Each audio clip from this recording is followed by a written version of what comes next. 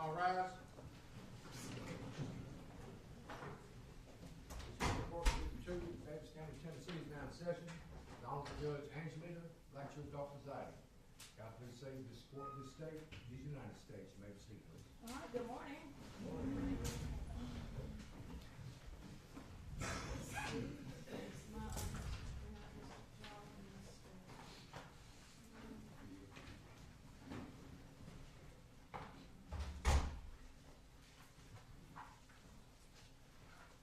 Are we ready to proceed in the matter this morning? Is there anything that the court needs to address before we get started? I have one quick question, Your Honor, and I should have brought this up last night and I just forgot.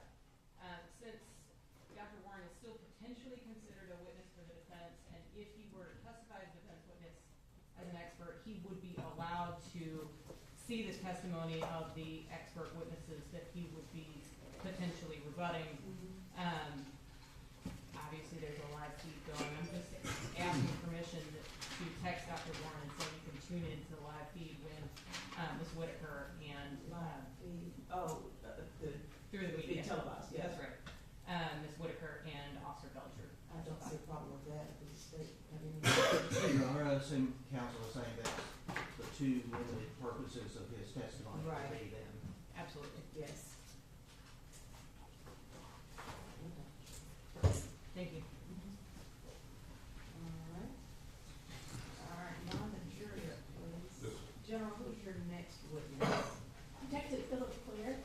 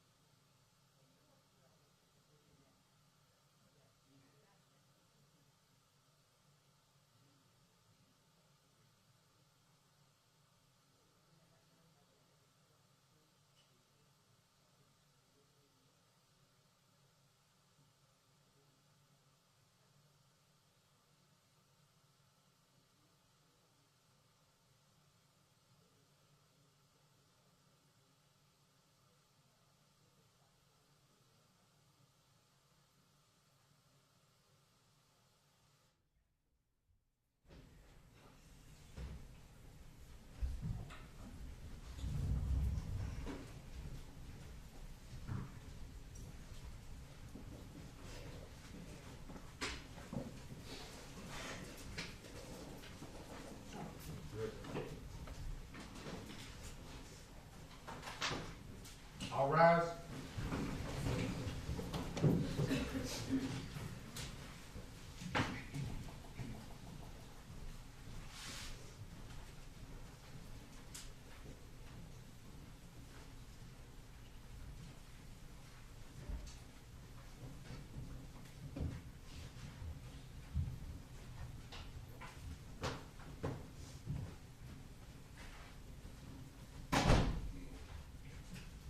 Okay, we may all be seated. Let the record reflect that the members of the jury here in the trial are all present. Good morning, ladies and gentlemen. Thank y'all for coming in. Now, we smoke flurries this morning, but I don't think that we're gonna have much of any more accumulation, so we should be fine today. I hope everyone's doing fine this morning, and you all adhered to my instructions last night about no research or anything of that nature. Very good, okay. All right, are we ready to proceed, counselors? Yes, Your Honor. All right, and if the state will call your next witness. Detective Philip Kler. Okay.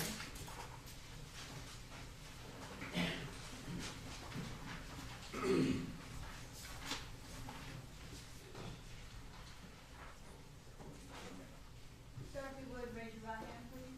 Do you solemnly swear or affirm that the testimony you give will be the truth, the whole truth, and nothing but the truth, so help you God? I do.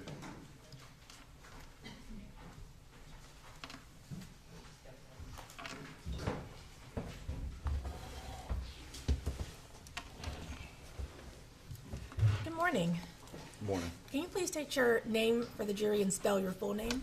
Philip Kler, it's Phillip, Kler. And where are you employed? Metro Nashville Police Department. Are you assigned to a particular unit or division? The homicide unit. And how long have you been assigned to that unit? Since its inception in October of 2020. And how long have you been with the Metro Nashville Police Department? Since 2001. And do you have similar duties and responsibilities as other homicide detectives that we've heard here today? That's correct. And were you employed in that capacity on December 11th of 2020? I was. And were you involved with assisting officers in executing a search warrant and an arrest warrant at 1500 Porter Road? I was. Can you describe your involvement in that? We sort of had a briefing about what was going on, the execution of the search warrant and the arrest warrant at that location. I was along with other group of detectives to stand by to assist when needed. And this was at 1500, or was the search warrant and arrest warrant for 1500 Porter Road, apartment K5? That's correct. Okay. And who was the arrest warrant for? Mr. Hill. And so while this was going on, just describe what you did during that time. Metro SWAT unit is the one who executed the search warrant, made entry into the house. Once Mr. Hill was in custody, they brought him out and detectives went into the house to search the house. And at some point, were you notified that a firearm was located? I was. Okay. And do you know where this firearm was located? It was underneath the bed where Mr. Hill was found sleeping during the execution of the search warrant. The bed was sitting on not like a box springs, but like a wooden platform. It was underneath the mattress closest to where Mr. Hill was sleeping. And once you got this information about the firearm, what did you do next? I went up there and recovered the firearm. Okay. And can you just describe exactly where it was located in that bedroom? You went as you walked into the bedroom, the bed was to the right, and the handgun was underneath the mattress closest to the door. And can you describe the make and model of this firearm? It was a black Smith & Wesson M&P Shield 40 caliber. And so once you found this firearm, what did you do with it? I rendered it safe, and I collected it, bagged it, and turned it into our property room. And was there any ammunition inside of the firearm? There was 8 rounds of live ammunition inside the. And it was 40 caliber ammunition? It was. And did you also collect that ammunition? I did. And where was the ammunition located? It was in the magazine with one in the chamber.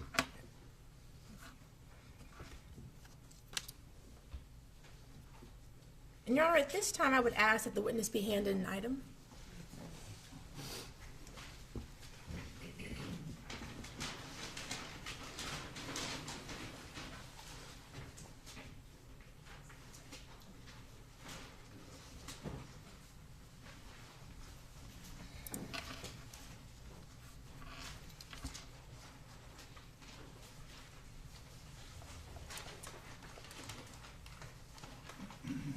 Detective, you've just been handed an item. Can you describe what that is? It's a black Smith & Wesson 40 caliber M&P, or Shield M&P 40 caliber. And is that the same firearm that you collected that you just testified about? It is. It's in the bag that I placed it in and sealed it with my initials and the date on it. Your Honor, at this time, I would move to make that the next numbered exhibit, and I ask for the detective to maybe just display it to the jury.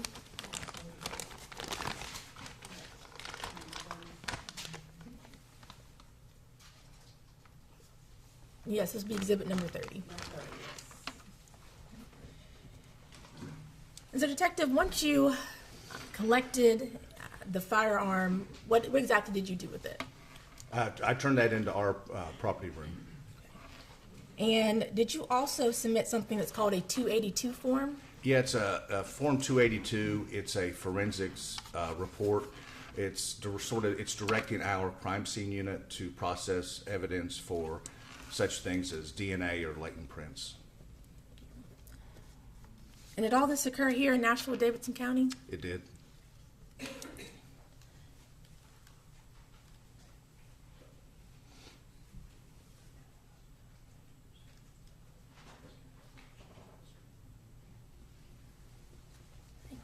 Thank you, Detective. That's all the questions I had. Ms. Sims?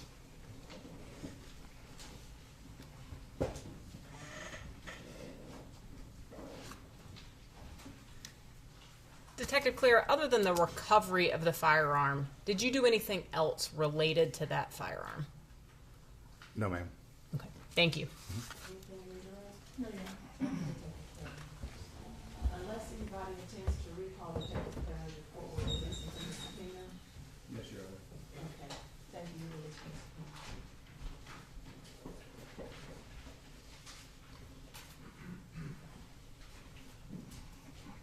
Okay, the state ready to call the next witness? Yes, Your Honor. Lisa Whitaker. Lisa Whitaker? And she will be needing exhibits 5 and 29. Okay.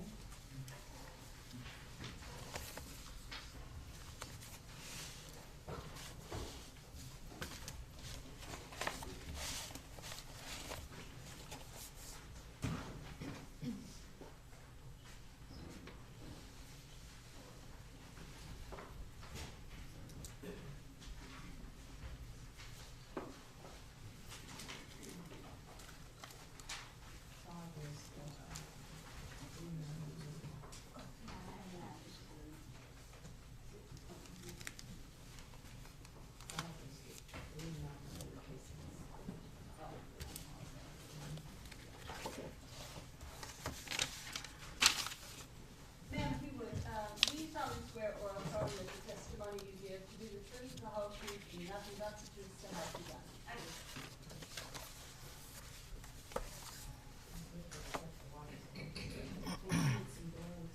do. I'll ask when we get to that. I don't anticipate her taking anything really out. But then again, she might need a pair of scissors.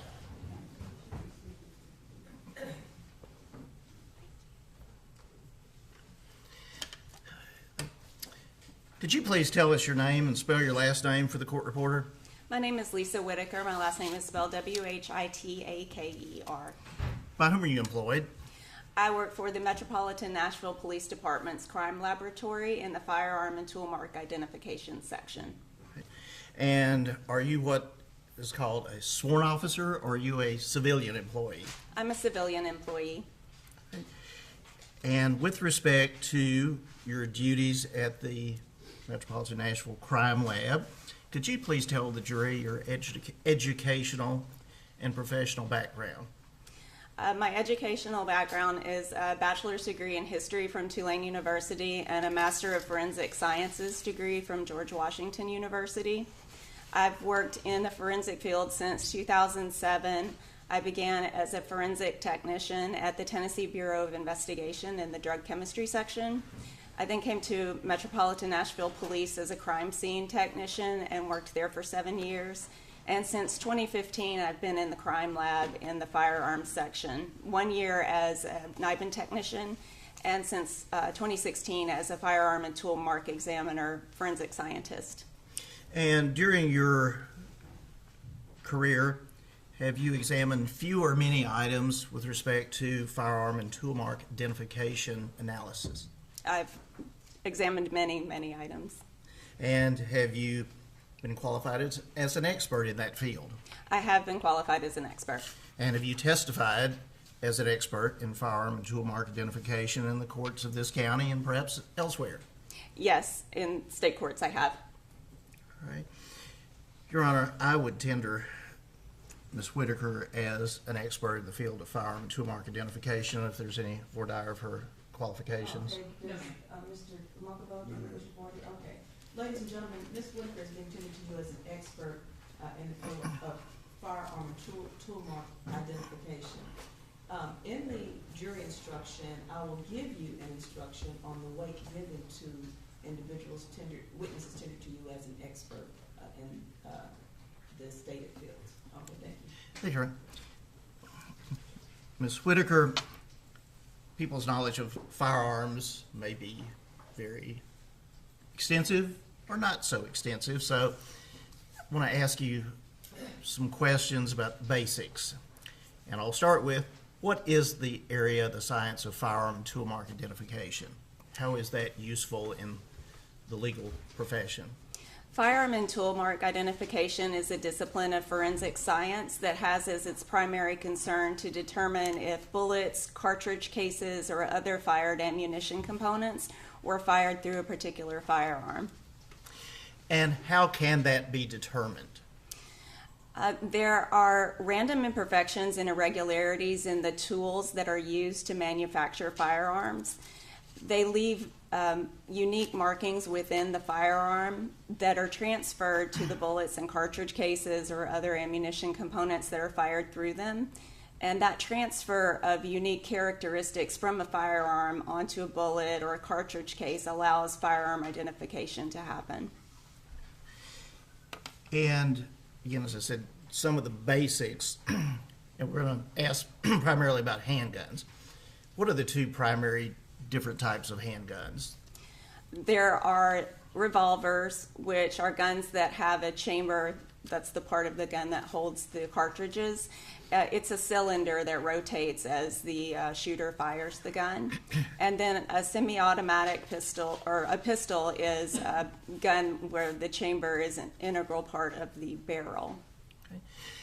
And you have in front of you our Exhibit 29, which is the box. With the court's permission, may she open that? And as you are looking at it and opening it, do you recognize that item? Yes, this is the Springfield Armory XD9 that was submitted to the crime lab. And is that a revolver or a semi-automatic handgun? This is a semi-automatic pistol. All right.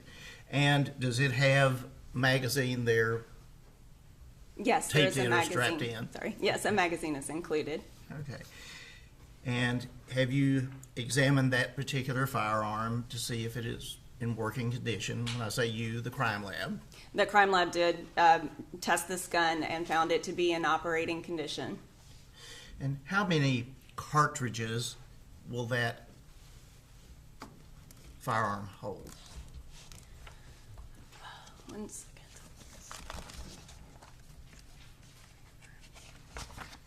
The magazine capacity of this magazine is 17.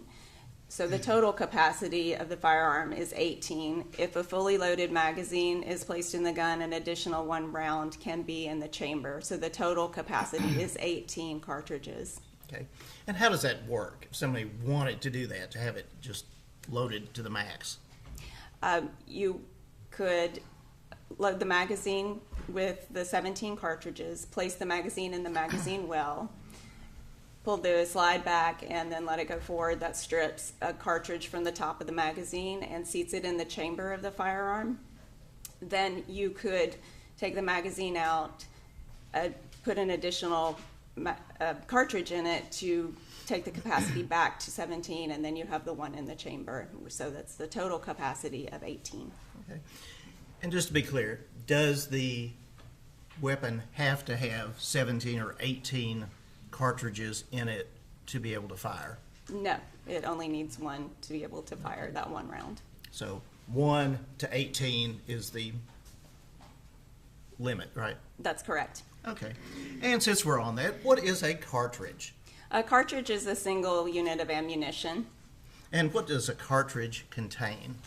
The cartridge is made up of the cartridge case, which holds all the components together, the primer material, the propellant, which would be the gunpowder, and a projectile, a bullet. And with this particular firearm, once the trigger is pulled and a cartridge is fired, what happens to that cartridge casing?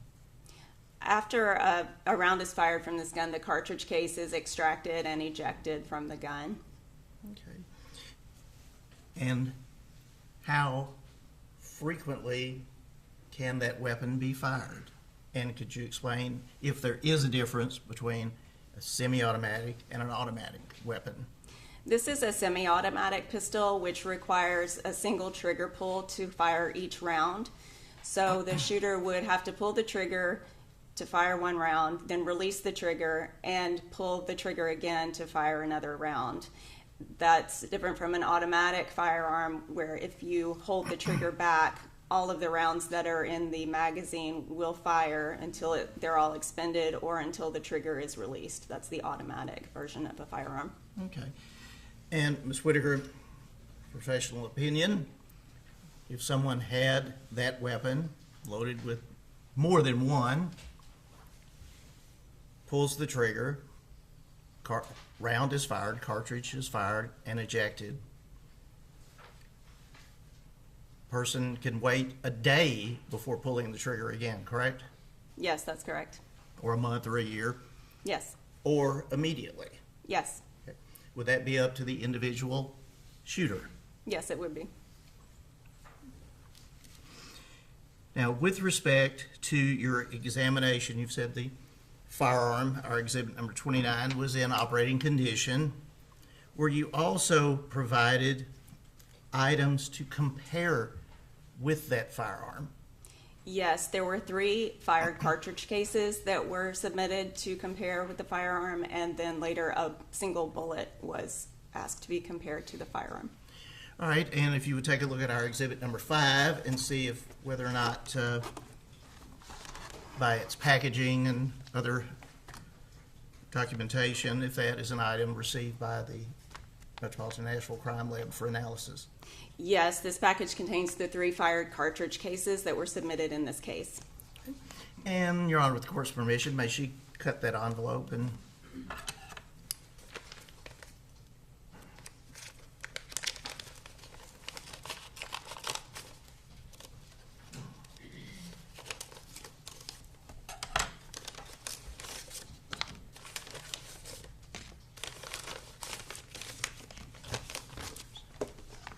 The cartridge cases were packaged in separate envelopes inside the main packaging. right? And were those identified as what type? Who was the manufacturer?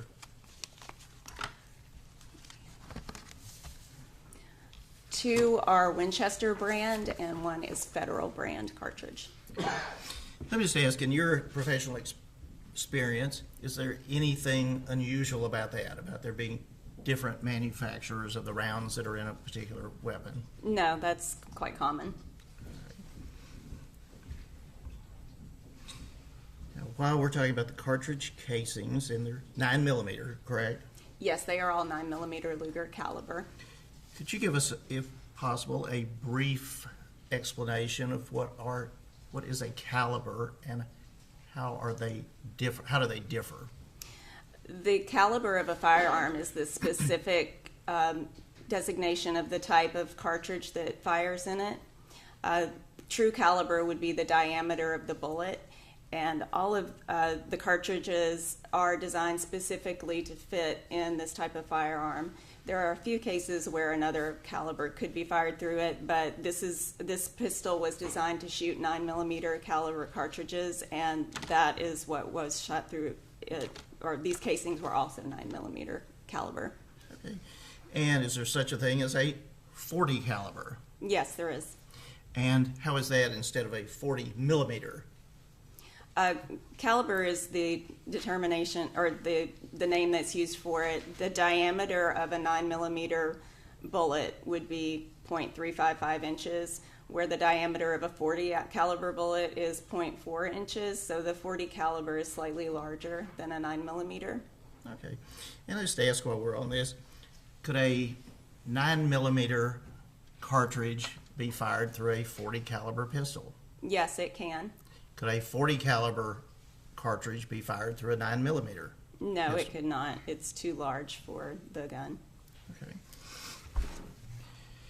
Now, we have the cartridges, we have cartridge casings. How can a cartridge casing be determined to have been fired through a particular weapon? In a firearm and tool mark examination, we begin by looking at the class characteristics of the cartridge cases. And these are the general measurable factors of the firearm that are included in the design. They're determined prior to manufacture. In this case, it would be the caliber, which is a 9mm. For the firearm, it has a hemispherical firing pin, so the cartridge cases also have a hemispherical firing pin impression. The breech face factors on this firearm are parallel lines in general. The cartridge cases also have parallel lines in general.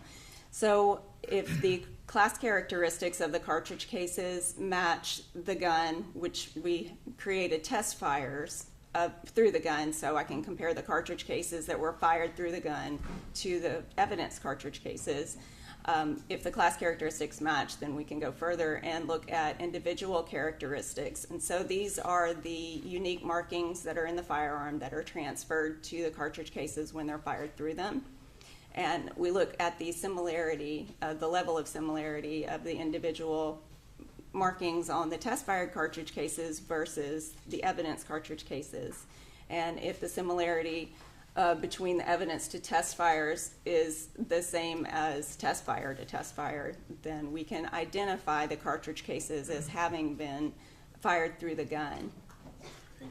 And let me just ask again, as hypothetical, when you talk about the original comparison and whether it matches, if you have a 45 caliber cartridge casing and a 22 caliber pistol, do you have to go much further than just looking and saying this cartridge case will or will not need further examination to see if it was fired through that 22? Right, so in that case, the class characteristics would be different. A 45 caliber is much larger than a 22 caliber, so I would not need to compare a 45 caliber cartridge case to the test fires from a 22 caliber firearm. Okay, so in this case, the class characteristics matched, so you go to the next step. Is that Yes, correct? that's correct. what I understand? Okay. Now, with respect to these two particular exhibits, do you recall when those approximately would have been received into the Metropolitan Nashville Crime Lab? The cartridge cases were originally submitted to the crime lab on December 4th, 2020, and they were received in the firearm and tool mark unit on the same day, December 4th, 2020. The firearm was received in the crime lab on December 10th, 2020, and into the firearm and tool mark unit on December 11th, 2020. As items are received into the crime lab to be processed, as detectives turn in their forms and their requests, are they put in order of when they come in and when they're being tested in a routine, orderly process? Yes, generally items are received with a request for a firearm and tool mark identification examination. They are usually put in a backlog and then they are taken out and processed in the order that they came in. Are there times, however, when a request is made for testing and analysis to be expedited. Yes, we do receive expedited requests. And was this one of those occasions? Yes, it was. And based upon that request, what, if anything, did the crime lab do, having received the firearm on December 10th, 2020? The firearm was received originally at 11:15 p.m. on the night of December 10th.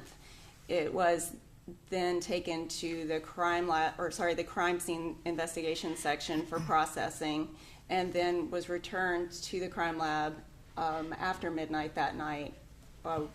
The primary examiner and myself were called in to work after hours to process this case. I was going to ask, does the crime lab run a 24-hour shift of examiners? No, we don't. We do get called in on rare occasions to work cases that have been expedited like this one. All right.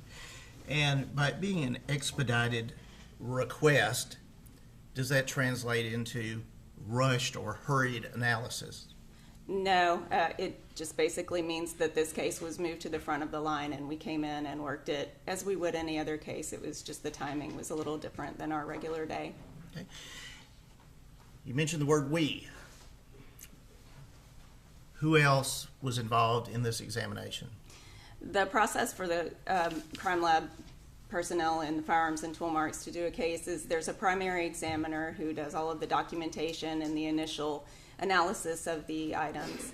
And then when they have results for their microscopic analysis, a verification is made by a second qualified examiner. In this case, I was the verifying examiner. Okay. And does that role alternate or switch out on occasion? Yes, it does. Where you might be the one doing the microscopic analysis and someone else would verify your work? That's correct. And vice versa? That's right. And is there anything unusual about that? That's not unusual. Okay. And if there is a disagreement, what happens? If there's a disagreement, we would take the disagreement to our technical lead for further discussion and resolution. Okay. Was there any disagreement in this case? There was not. Okay. And did you review and go over everything yourself? Yes, I did an independent analysis of the items of evidence and did my own microscopic comparison. I reached my own conclusion and then compared the results with the primary examiner. Okay. And just for the record, who was the primary examiner? Bridget Chambers was the primary examiner. All right. And was she a person who is also qualified as an expert in firearm and tool mark identification? Yes, she is. And has she likewise testified on many occasions? I believe so. Findings? All right. So, I want to ask what your independent opinion was with respect to an analysis of those cartridge casings and the firearm, the XD 9mm. I began this by comparing the evidence cartridge cases, those three items, to each other under the microscope. I evaluated the class characteristics, saw that they were the same, and then went on to look at the individual characteristics that were present on those. And I determined that they were identifiable to the same firearm. At that time, I didn't have test fires, so I could only say at that point that they were identifiable to the same unknown firearm. They had agreement of individual characteristics that were at the same level I would expect to see from cartridge cases that were fired in the same gun. Okay. You mentioned test fire. What's the purpose of a test fire? The test fire allows us to look at a cartridge case that is passed through a gun and compare it to evidence cartridge cases that are basically unknowns at that point. Okay. And was your opinion the same as to all three of the cartridge casings? Yes, the initial examination showed that they were fired from the same gun. Later, this was after midnight, so it would have been on December 11th, I was able to compare one of the evidence cartridge cases to a test-fired cartridge case and determined that the cartridge cases had been fired through the Springfield XD that had been submitted. All right. So all three cartridge casings have been fired through that pistol. That's correct.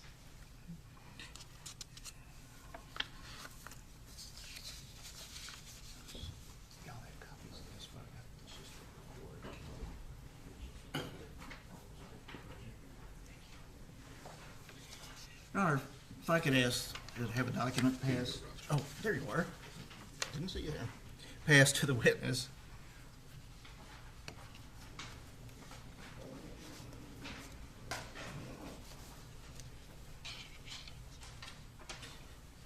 Ms. Whitaker, you're being handed a copy of it's titled Official Firearms Report from Metropolitan Nashville Police Department Crime Laboratory.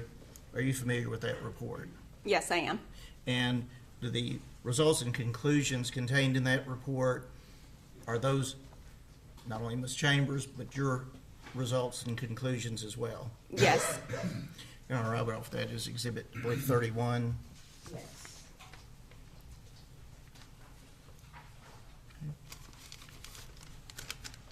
There you are. And if I could have one other item, counsel's been shown this, knows what it is, be passed to the witness. Okay.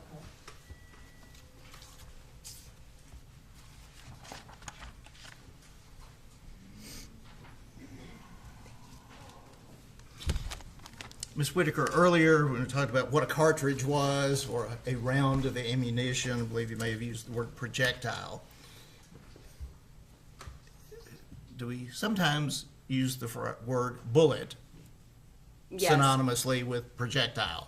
Yes, a bullet is a projectile, a type Okay. of projectile.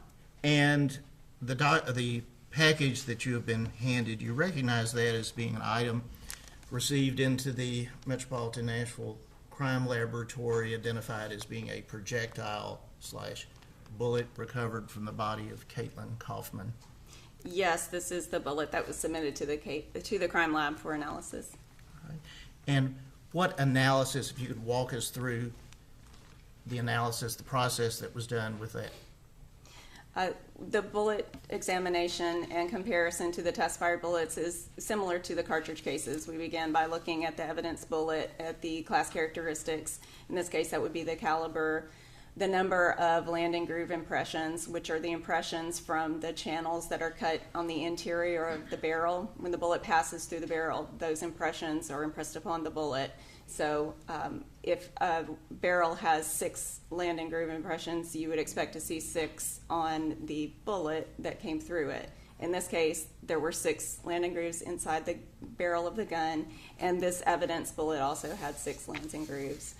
Those channels that are cut inside the interior of the barrel also have a twist to them, and in this gun, it's a right twist. The bullet also exhibited the twist that went to the right. So in this case, the class characteristics between the test-fired bullets and the evidence bullets were in agreement. So I looked further at the individual characteristics on the evidence item. Because of the damage, there was not enough individual characteristic agreement between evidence to test-fire bullets to say that it was fired through the gun. Also, there was not enough disagreement of individual characteristics to say it could not have been fired through the gun. Okay. Now, when you say damage, what do you mean by damage? In the condition that the bullet was received, the individual characteristics on the majority of the impressions that I would look at to look for agreement, there just wasn't anything there. They were obscured by damage.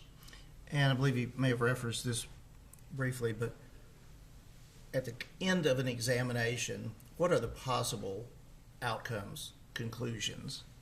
The range of conclusions would be identification, elimination, which would be something was not fired in a gun, inconclusive, which is the result of the bullet analysis where it can't be identified or eliminated, and then unsuitable. If there were no markings on the bullet at all that I could look at, I would say it was unsuitable. In this case, the result was inconclusive. Okay. So does that mean that it could have been fired through that weapon? It could have been. All right. It's not excluded. Right. I couldn't exclude it. But can't give an opinion that it was. Yes, I couldn't reach the conclusion that it had been, certainly, but yeah, it's inconclusive due to the damage. Okay. Here's the copies. And if I could have another document passed to the witness.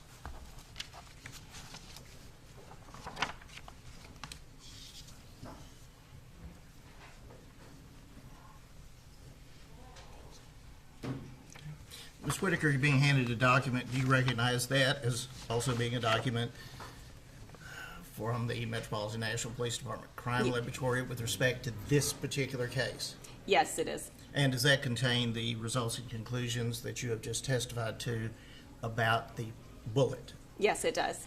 And are the conclusions, the results reached in that report by Ms. Chambers also your conclusion? Yes, it is. Your Honor, I would tender that as Exhibit 32. Okay.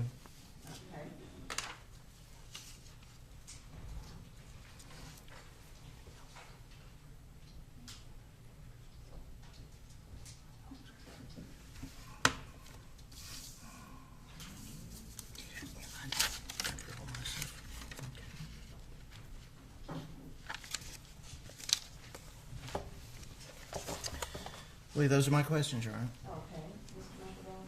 McElroy, Ms. Sims.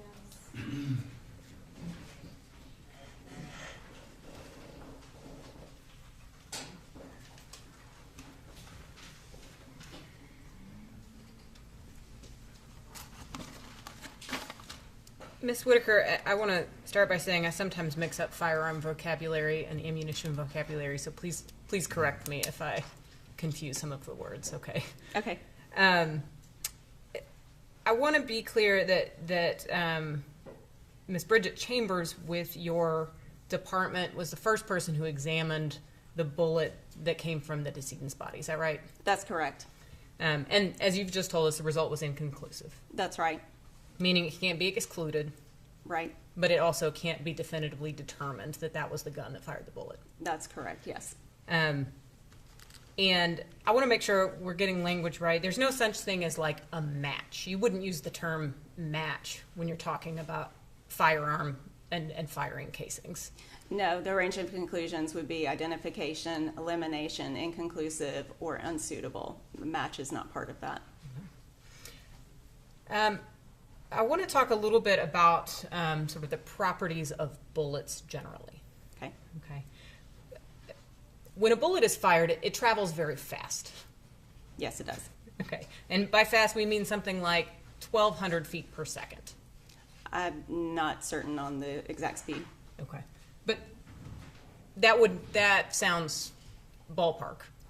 It sounds reasonable to Okay. me.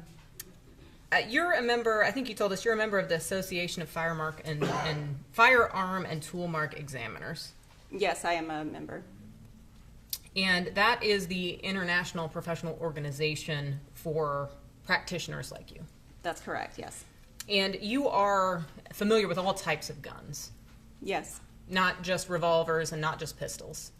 The majority of the cases that I work are semi-automatic pistols, but I do have some experience with other types of guns as well. Okay.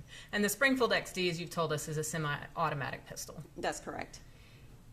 Now, you're familiar with automatic guns? Yes. As well. And an automatic gun would fire rounds with a single trigger pull. Yes, it's designed to do that. So if you hold the trigger down, it fires rounds in rapid succession. Yes. A semi-automatic does require a trigger pull for each round that is fired. That's correct. Now, Ms. Chambers calculated the trigger pressure on the Springfield XD as 4.75 pounds. Is that right? That's correct.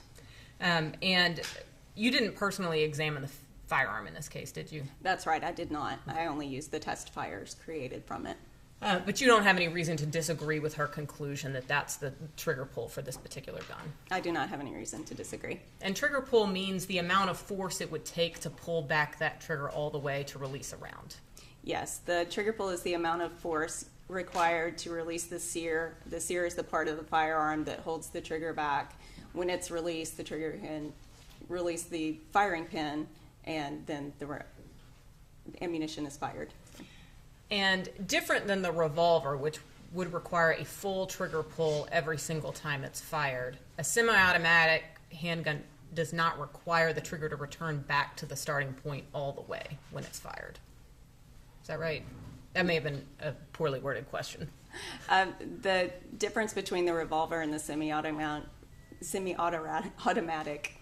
pistol is how the cartridges are held in the gun. So it's essentially the same. You have to pull the trigger each time you want to fire the gun, release the trigger, and then pull it again for a subsequent round to be fired. Okay. But the Springfield XD, the trigger does not have to return all the way to fully back to the original position. It can fire again from a half position. Is that right? I'm not familiar with that, no. Okay. So in order to pull the trigger on the Springfield XD, you've told us that takes 4.75 pounds of pressure. Are you familiar with the amount of pressure it would take to squeeze a Windex bottle, for example? No, I'm not. Okay.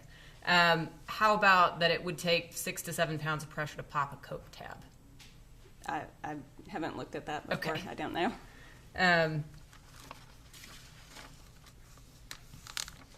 This trigger pressure, this 4.75 pounds of trigger pressure, is within normal specifications for this type of pistol. As far as I know, yes. Okay. And now folks may be more familiar with like the term Glock or Ruger. Are those the same type of pistol that we're talking about, just a different manufacturer? They are also semi-automatic pistols. Okay. And for example, a Glock, that is the type of firearm that police typically carry. Is that right? I don't know about typical. I believe this police department does carry Glock. Okay. And those guns would have similar trigger pressure as well? Roughly similar, yes. And they operate in the same way? Yes, they are the same semi-automatic type where you have to pull the trigger each time you would like it to fire. Are you familiar with a gentleman named Alexander Jason? No, I'm not. Okay. Are you familiar with a study he did titled Shooting Dynamics, Elements of Time and Movement in Shooting Incidents? All right, Jack, she says she's not familiar with the person. I can ask her whether she's familiar with the study. I'll allow that question and then we'll see. I'm aware that there's an article or, an article of that title, but I've not looked at it. Okay.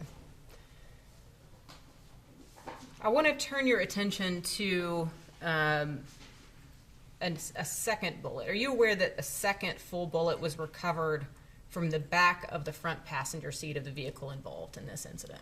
No. The only bullet that was received in the crime lab for analysis is the one here. Okay. So your lab was never asked to examine that second bullet? That's correct.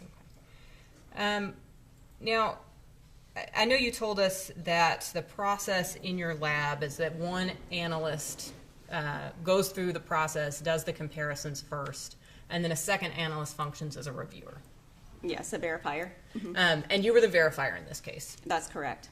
You did your own microscopic analysis. I did. Right? But as you've already mentioned, you did not need to test fire the gun yourself in order to do that analysis. No, I used the test fires that had already been created by the primary examiner. And you didn't even need to examine the gun in order to be able to make those determinations. No, the microscopic comparison would be bullet to bullet and cartridge case to cartridge case, so I didn't need to physically handle the gun in order to compare the cartridge cases or the bullets to the test fires. And as Ms. Chambers did her analysis, she created bench notes or case file notes that described the process that she went through. Yes. Those include pictures of those microscopic details, is that right? Yes, for the cartridge cases in particular, yes. Okay. And you could have examined those pictures as well to verify or determine her work. No, the verification process in our lab is to use the evidence items independently, and I would never make an identification based on photographs. And you verified Ms. Chambers' findings, though, based on your independent analysis? My results were the same as hers, yes. So even though you didn't produce your own independent report, you agree with that finding that the bullet was inconclusive? I did. And even though you didn't produce your own independent report, you agree with the finding that the cartridge casings were fired from the Springfield XD? That's correct. And if I could have just a moment, please, Your Honor.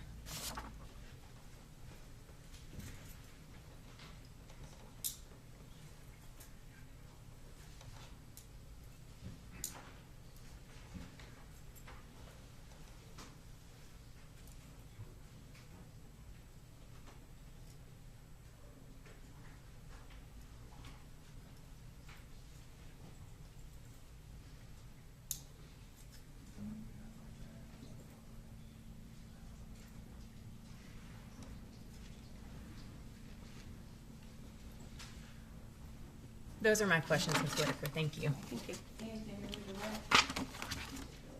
No, Your Honor. Okay, now, but she has some exhibits up there, obviously numbers 5 and 29 need to come back to the clerk, but there was the, The two documents. well, she has, I think you gave her the book as well, Yes. that was not admitted into evidence. I would ask that the next one exhibit. Okay. Now, then we have this, that was slide 33. And that was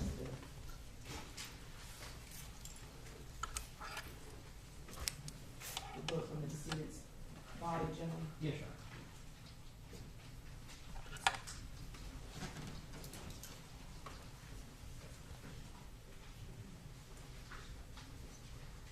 Okay, thank you, I'll just stay there. Thank you.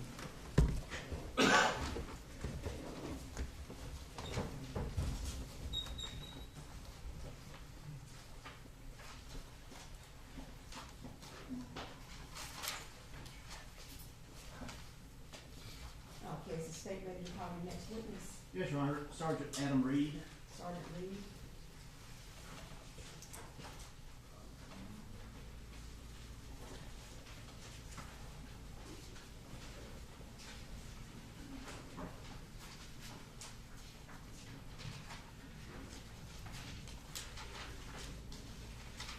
Sir, if you would raise your right hand, please.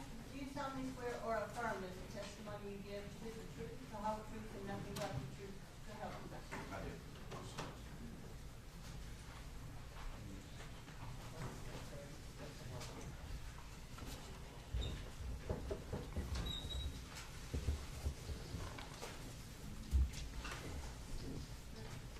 Sir, would you please tell us your name and spell your last name for the court reporter? It's Adam Reed. Last name is spelled R-E-A-D. By whom are you employed? The Metropolitan Police Department. And what are your current duties and responsibilities with the police department? I'm a sergeant with the homicide unit. How long have you been with the homicide unit? Since October of 2020. All right. And was that when the homicide unit was basically put back together, Yes, sir. created? All right. Yes, sir. And so were you working in that capacity then on December the 3rd, 2020? I was. As of that date, how long had you been with the Metropolitan Nashville Police Department? Been approximately 16 years. Okay. And what was the progression of your assignments from being hired up until December 3rd when you were with the homicide unit? I started out as a patrol officer. From there, I went to the flex unit and worked out North Flex. I've had time with North CSU, which is be considered a low-level narcotics unit.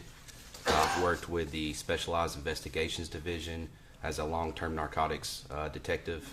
And then I went to the Major Case Task Force, which I was a detective there as well, which we investigated drug trafficking organizations. From there, I was promoted to sergeant, where I was sergeant over the patrol unit. From there, I went to the Madison Flex unit as sergeant in that unit. And then I went to the Juvenile Crimes Task Force, where I was a sergeant there as well. From there, I was moved to a sergeant position at Madison Investigations. And from there, I went to the homicide unit as a sergeant, which is where I'm currently at today. And so as a sergeant with the homicide unit, what are your particular duties above and beyond a detective in that unit? I oversee approximately 7 detectives. I see the day-to-day activities, and I overlook the homicide investigations that come through to my 7 detectives. I would consider it as, I would guess the best way to describe it would be low-level to mid-level management. On December the 3rd of 2020, did you become aware of the incident that had occurred on I-440 involving Caitlyn Kaufman? I did. Do you recall approximately when you learned of that incident? I became more involved and just assisting with anything that at the time Detective Dickerson needed.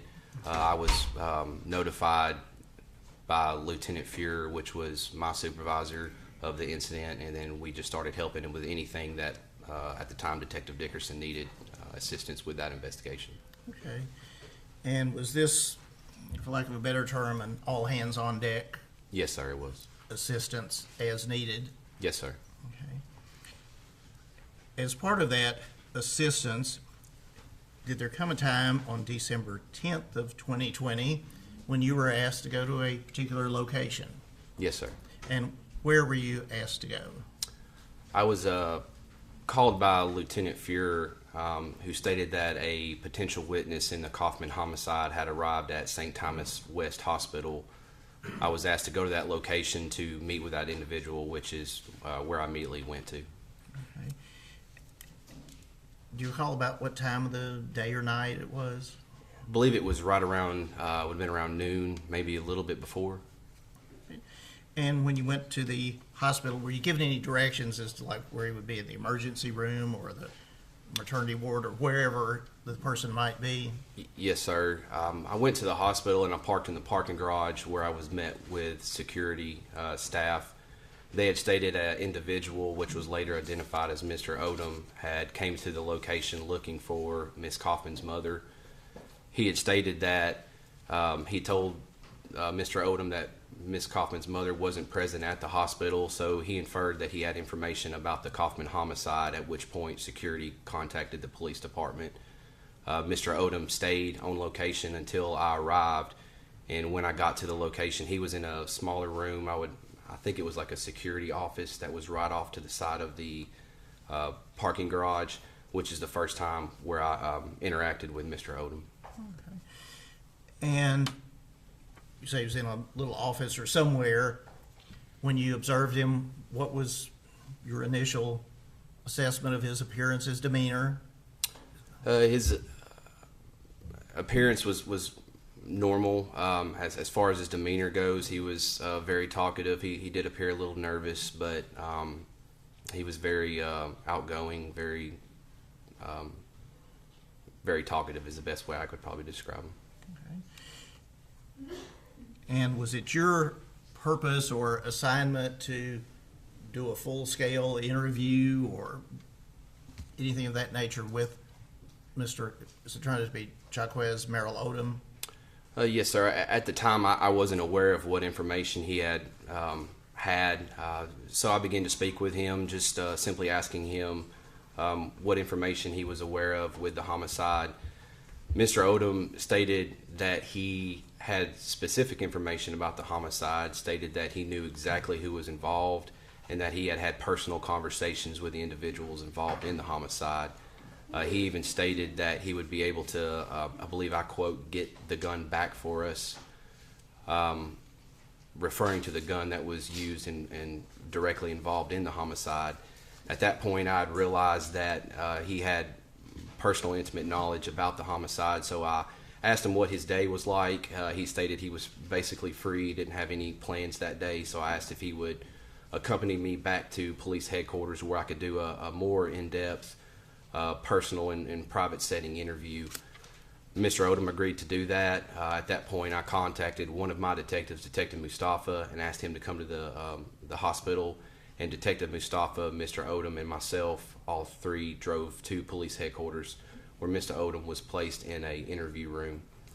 Along the way, I did contact Sergeant Dickerson, which was Detective Dickerson at that time, stated him who I'd encountered and the information that he was claiming to have knowledge of, and Detective Dickerson immediately came to police headquarters to conduct the formal interview. Okay.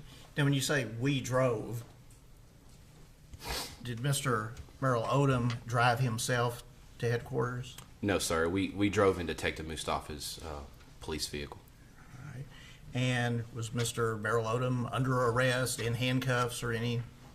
Absolutely not, no. Okay. And did he go with you agreeably, willingly?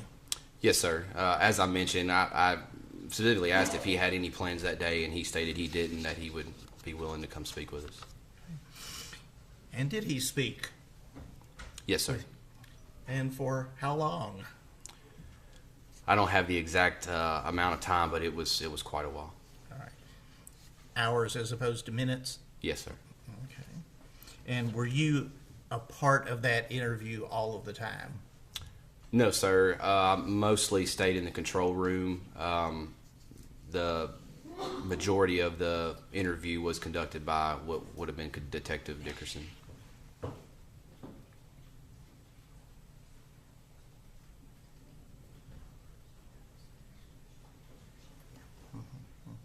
And during the time that you monitored, you say he was there for several hours.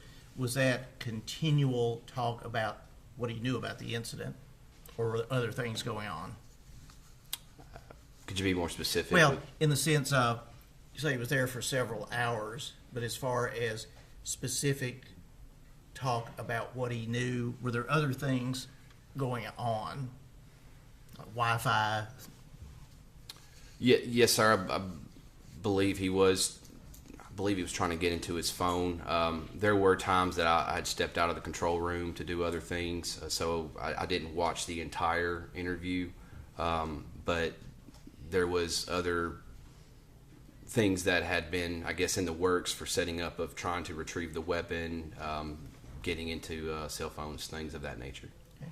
I'm just saying, as far as continuously 6 hours of interrogation or interviewing. Oh, no, we weren't 100% 6 hours straight. No, Okay, that's all, man. Anything else?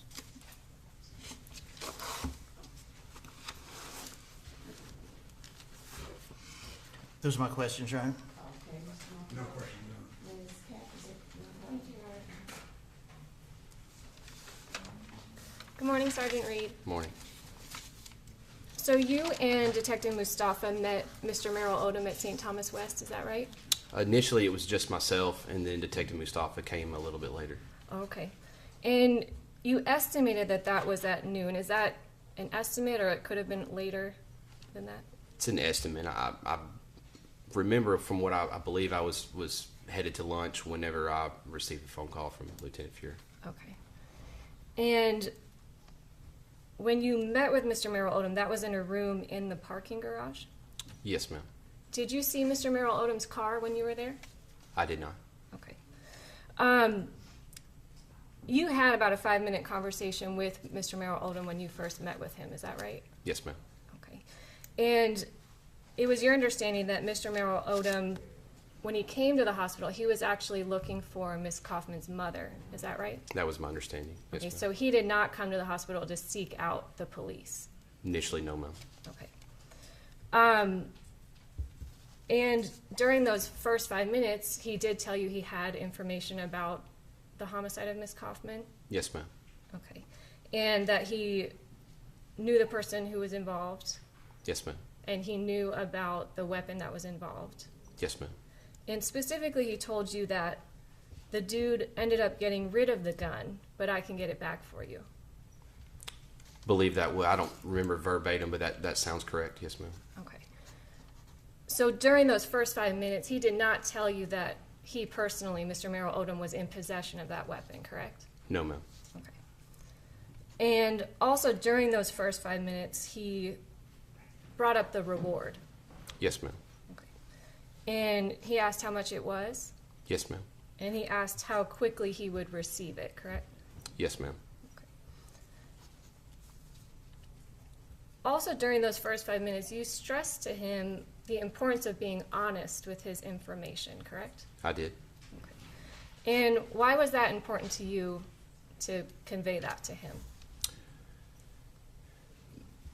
To me, I try to convey that with all my investigations. Obviously, if we're given false information, then that's information that we have to, I guess you will say, vet and look into. That takes us time away from the investigation, which we could be looking into accurate leads. I just wanted to make sure that he was aware that, this, we just need to be truthful with us at every time, which he assured me he would. Okay. And yet, during those first 5 minutes, he wasn't exactly truthful, correct? In which sense, ma'am? That he told you that this person had gotten rid of the gun rather than telling you he himself was in possession of it. He stated he could get it back. From what I remember, I don't remember verbatim, but he did not tell me he had the weapon with him. Okay. In your experience, have you ever had situations where someone with information was not completely truthful with you at first? Yes, ma'am. Okay. And have you had situations where even if somebody has relevant information, they're maybe protecting themselves to the extent they can and not coming out with everything right away? I'm sorry, I don't understand the question. Judge, I want to object to one of the question. How's the status of form of the question? I'll rephrase, thank you. It was important to you to get accurate information from Mr. Merrill Odom, correct? Yes, ma'am. Because if he did not give you truthful information, it could mess up your case, correct? It would just make it more difficult to investigate. Okay. And you personally, along with Detective Mustafa, transported Mr. Merrill Odom to the precinct for further questioning? Yes, ma'am. During that car ride, did he tell you that he was in possession of the weapon? No, ma'am.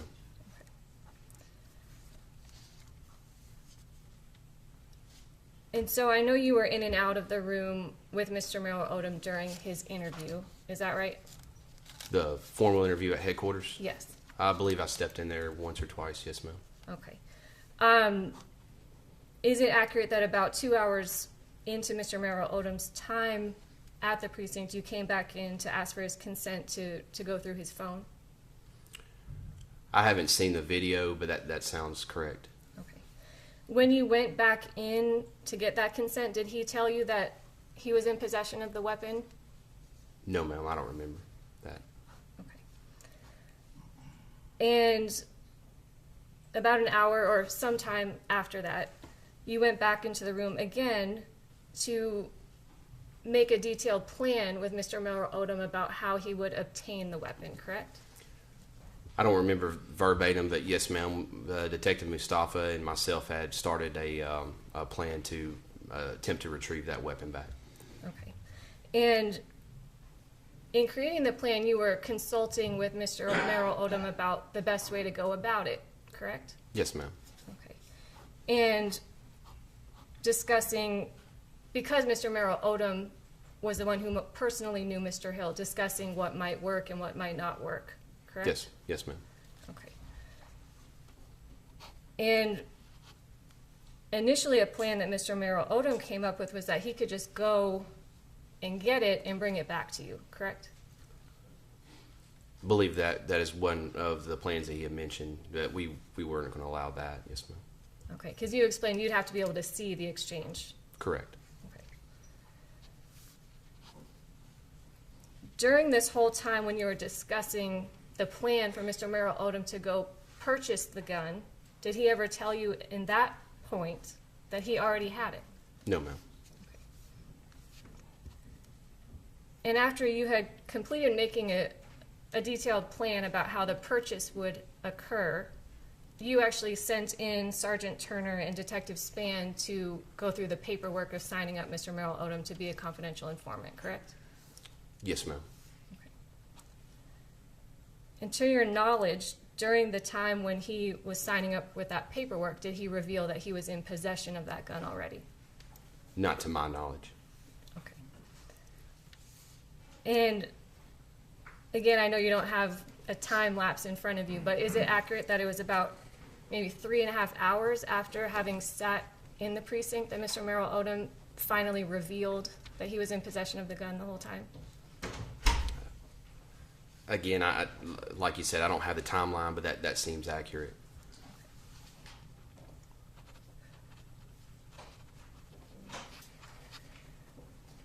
And so at that point, you and your team's understanding of Mr. Merrill Odom's story changed, correct? In the sense of dealing with the weapon? Yes. Yes, ma'am. Okay. And you had to take more steps to verify what was true and what was not true. Regarding the weapon, yes, ma'am.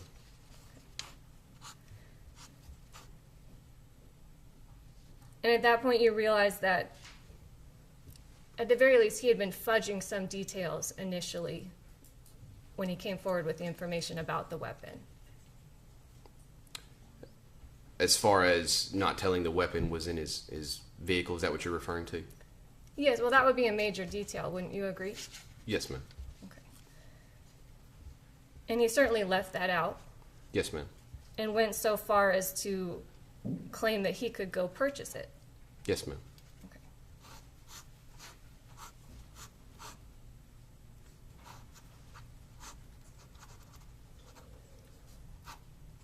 And what Mr. Merrill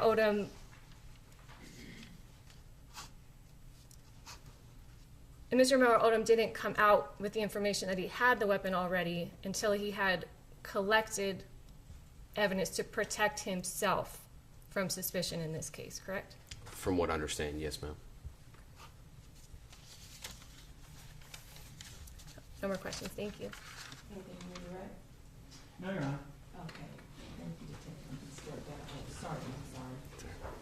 Unless anyone intends to recall Sergeant Ray, we're going to listen from his subpoena. Not at this moment, just because we would like to hear from Mr. Odom's testimony first, Okay, in case we need to recall him. okay, please just step out, you are not released from your subpoena. I think he may be close. Okay, thank you. All right. Remember, the state's next witness is Jacquez Odom, which I believe that we might need to have a short jury out before he's called. Okay. Ladies and gentlemen, we're going to take care of some matters, allow you to take a break, stretch your legs, get some water or something. Remember, don't discuss the case among yourselves or do any outside research during the break. Thank you. All rise.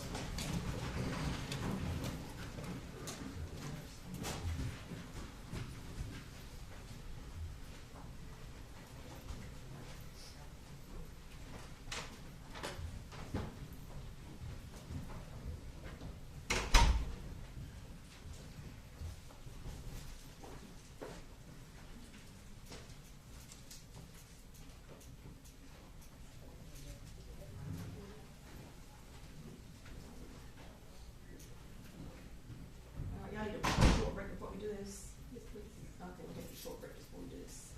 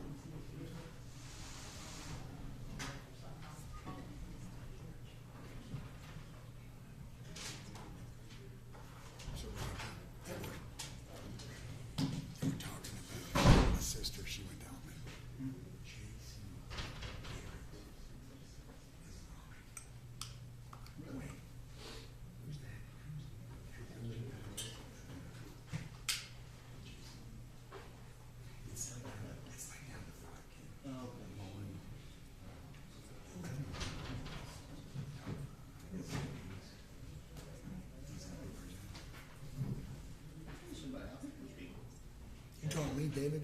Jason, this one too. Why are you trying to put us with a bunch of UT people? We're not Phil Put that on Fulmer. NCAA fraction. For us. Yeah, it's so sad what happened to Pruitt. I mean, just, but first of all, he wasn't a head coach material, but come on, man. What's the update on that? Y'all gonna be okay? Nothing,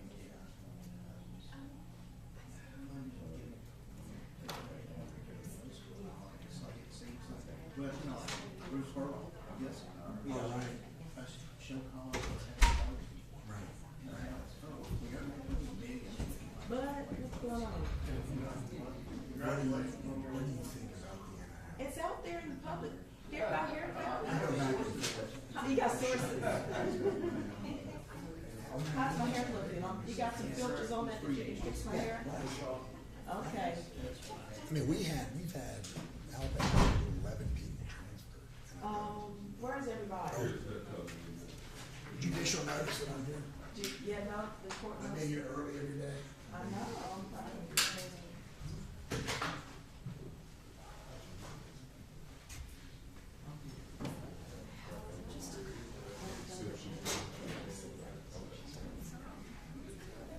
And if she needs a couple of minutes, that's fine.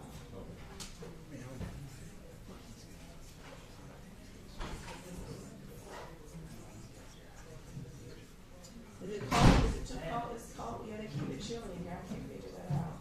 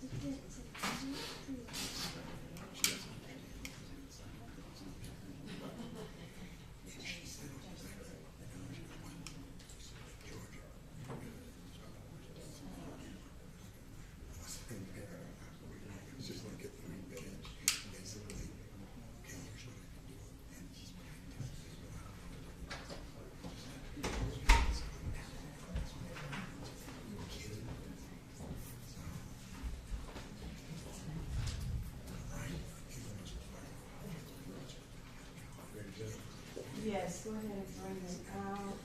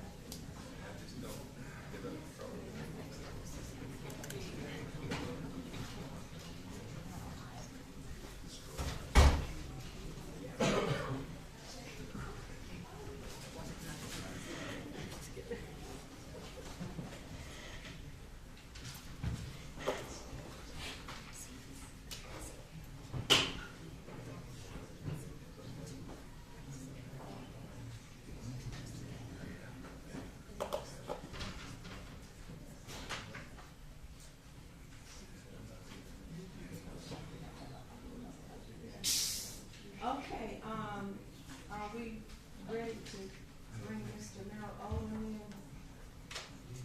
Yes, Your Honor, I believe we are. Okay.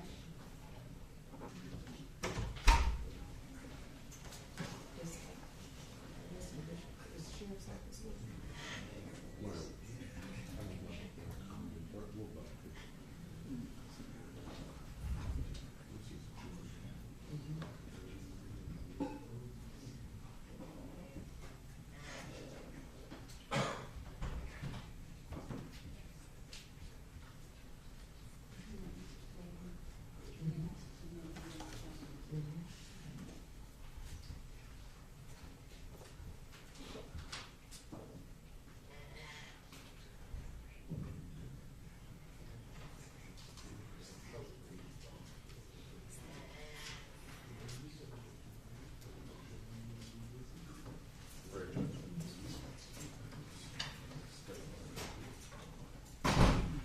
Merle Odom, if you raise your right hand, please. Do you solemnly swear to tell the truth, the whole truth, and nothing but the truth to help you God? Yes, sir. Yes, ma'am. Just have a secret.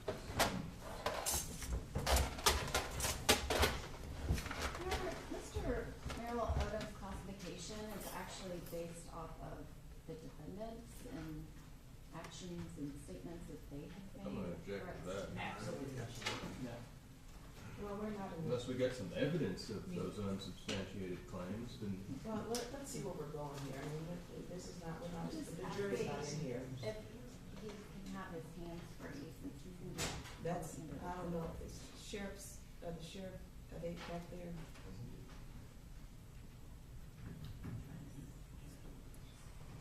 Well, let's get to this first, and we'll address that in just a few moments. Your Honor, the state's requesting the jury out. I don't know if Your Honor wants to clarify that reference on page 23, just to be certain that Your Honor was kind of questioning about what he was referring to and who was saying what. Okay, do you wish to hear him on that point? You probably have a better I'm happy to. understanding of that. Mr. Merrill Odom, I told you that there were some issues the court might want to address before you testified. One of the statements that you made to Detective Dickerson on December 10th of 2020, he asked you at one point, he said, what did Duty say? What was Duty like, dude? And your response was, Duty was like, Duty, he was stoned on drugs. He was like, fuck it, like she shouldn't have did that shit type shit. So the question is, when you were referring to the person being stoned on drugs, were you referring to James Cowan, the person you know as Duty? Yes, ma'am. And the person that said, fuck it, like she shouldn't have did that shit type shit, were you referring to Mr. James Cowan? Duty said that? Yes, ma'am. And when Duty said that, was Mr. Hill there? Yes, ma'am. Okay. Okay. All right, now I guess there are other issues that the court needs to, we need to flesh out in the court's order that was filed, I believe, on January 4th in response to the defendant's, motion for hearing on this bill. I mean, we pretty much fleshed out all of that, and the ruling indicated that the defense may inquire into the charges for which Mr. Merrill Odom was adjudicated a delinquent only, but the remaining charges that the defense had listed, and I gave reason, could not be inquired into. Obviously, whether or not that inquiry can be made, it's going to obviously depend on the manner in which he testifies. But is there anything else that we need to address as it relates to that issue while we have Mr. Merrill Odom here? Judge, I would like to address one thing. The defense requested a subpoena related to Mr. Merrill Odom's various different, paperwork related to his history. And we had his Davidson County juvenile history. We were not aware of any out-of-county juvenile history, but within that paperwork that was part of that 17D subpoena, there was an additional 2 convictions from Sumner County. There's an attempted burglary and a possession of stolen property from November 28th of 2016. And he was found delinquent on that. Okay. And so they received all of the same information. Okay. It was their request.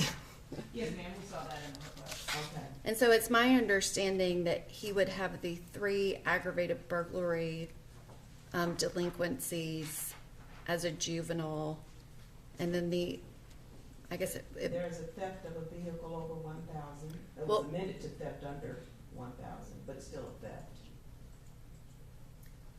Let me double check that. And then I'm looking at what was provided in the defendant's supplemental filing. I don't have the actual record. Well, and I guess that's I knew that there were 3, and that's the misstatement. They have an additional aggravated burglary where he wasn't adjudicated delinquent. I have a copy of his juvenile history right here, and that adjudication was dependent neglected, not delinquent. I show 3 aggravated burglary. This is just Davidson County record. Not, I don't have. This is the first I've heard about the out-of-county record. Right, I'm talking about This is Davidson County record. I show, and this is on the supplement that was filed by the defense. I show 3 aggravated burglary delinquent adjudications. I show an adjudication for theft. It was charged as theft of a vehicle over 1,000, but admitted to theft under 500. And then I show a charge of theft over 10,000, but admitted to joyriding. Those are the delinquent adjudications that I see. And that's on the spreadsheet that Ms. Sims provided, correct? Yes. And that's his actual juvenile record. In the first aggravated burglary, it's not a delinquent adjudication. It is a different type of juvenile adjudication, which is my understanding is not the equivalent of a guilty conviction as a delinquent adjudication is considered. So that one ag burglary should not be inquired upon. Are you referring to what's on page 2 at the bottom? Yes, the one that is not highlighted. Oh. There's an aggravated burglary that is not highlighted, and it says dependent and neglect, I believe.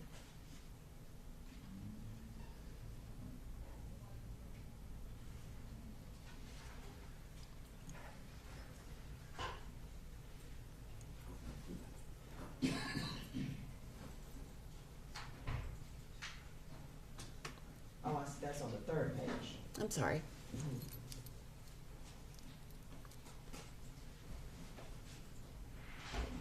Do you have his juvenile record?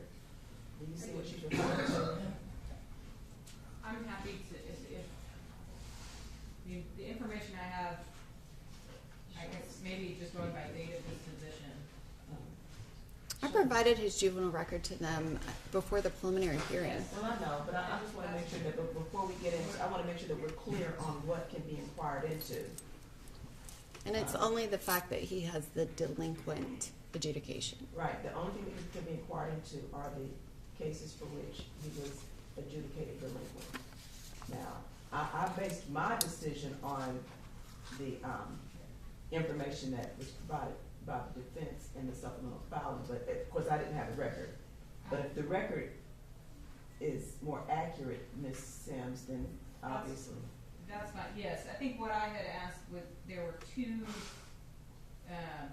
what I thought were 2 delinquencies, but I understand the state's position on dependent neglect. But both of those were from December 16th. Date of disposition would have been December 16th of 2013. So I'm in agreement that I would then inquire only about one of those aggravated burglary convictions with the date of disposition of December 16th, 2013. And then the other ag burglary conviction with the date of disposition of 4/21/2015. I don't have an issue with that. Okay. And then the theft with the date of disposition of July 9th of 2015. The joyriding disposition of April 24th, 2017. I also have an evading arrest with the same disposition date, 24/24/2017. I don't know how evading. That's not a crime of dishonesty. And is joyriding a crime of dishonesty?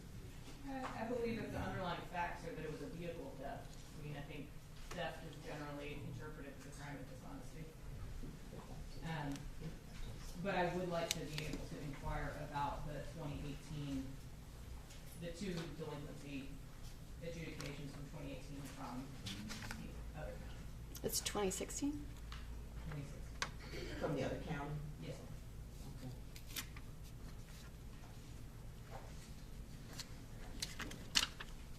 I mean, I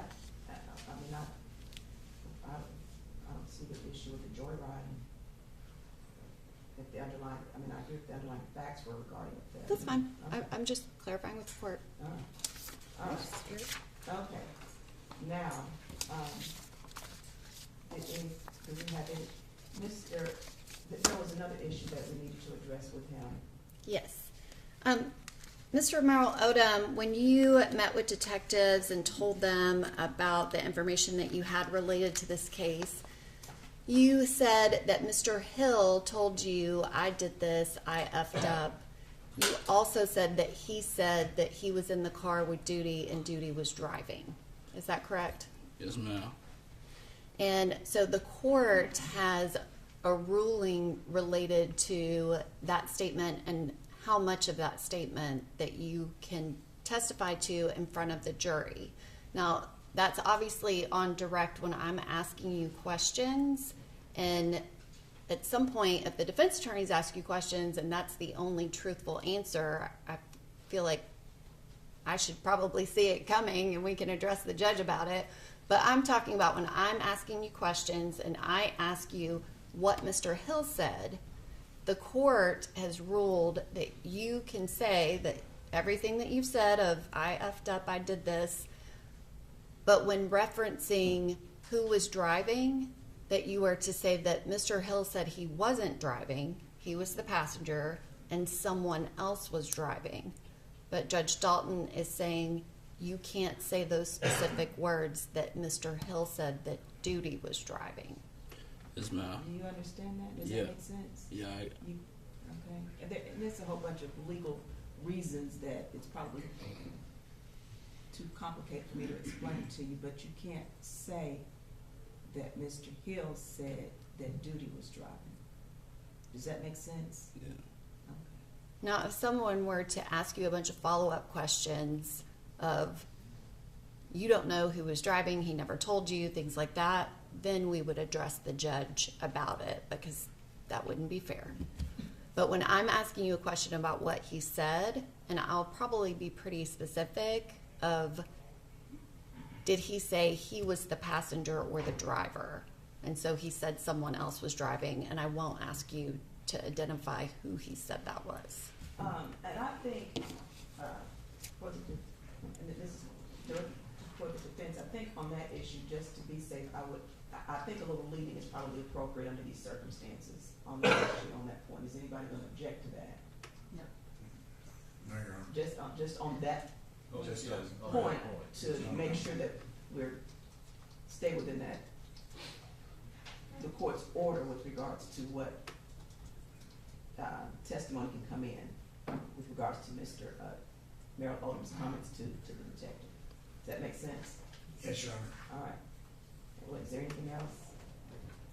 I mean, so in a similar vein, my understanding of the court's ruling related to any gang information is that Mr. Merrill Odom will be allowed to testify that he knew Mr. Hill to be a member of the 9/8 Mafia Crips, that he believed that the person he knew was Duty was a member of the 9/8 Mafia Crips, and that is it. Yeah. And I want to be clear. That was my understanding, that that's what the state agreed, that it was just going to be very limited information with regards to references to gang affiliation, which is going to be very limited for Mr. Merrill Odom to explain how his familiarity with Mr. Cowan. Which the question would be, did you know whether or not they were close friends? Do you know what their friendship was based on? No. And the friendship is based on both being members of 9/8 Mafia Drug Gang.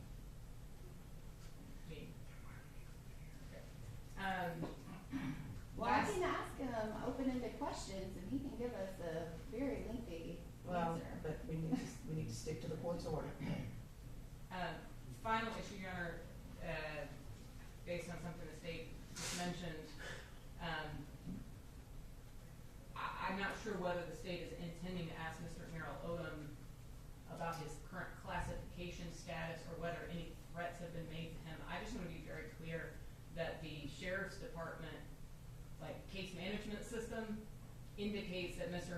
Merrill Odom's classification is because his name was released in the news media, and they moved him into solitary confinement for that reason.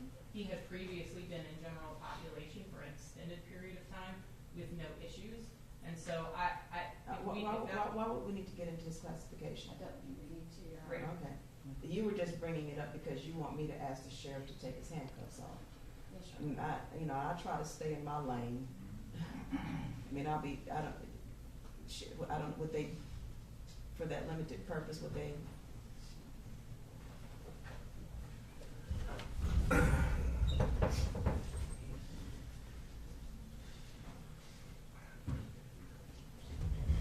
right. Good afternoon. On Tuesday, we met with Mr. Merrill Odom Tuesday last week, and Tuesday afternoon, we found out that Sergeant Reed had a 5-minute audio clip of when he first encountered Mr. Merrill Odom at the hospital. Mr. Merrill Odom has not had an opportunity to listen to that, and based off of the defense's request to keep Sergeant Reed under subpoena, I would ask that he be allowed to listen to it before any questions would be asked about it. Okay, you have it ready? I do.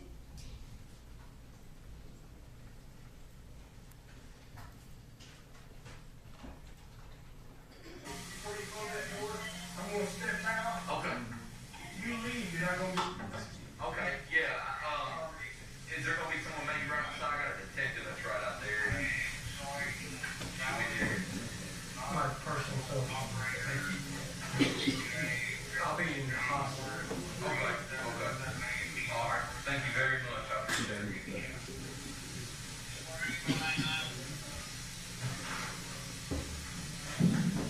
This.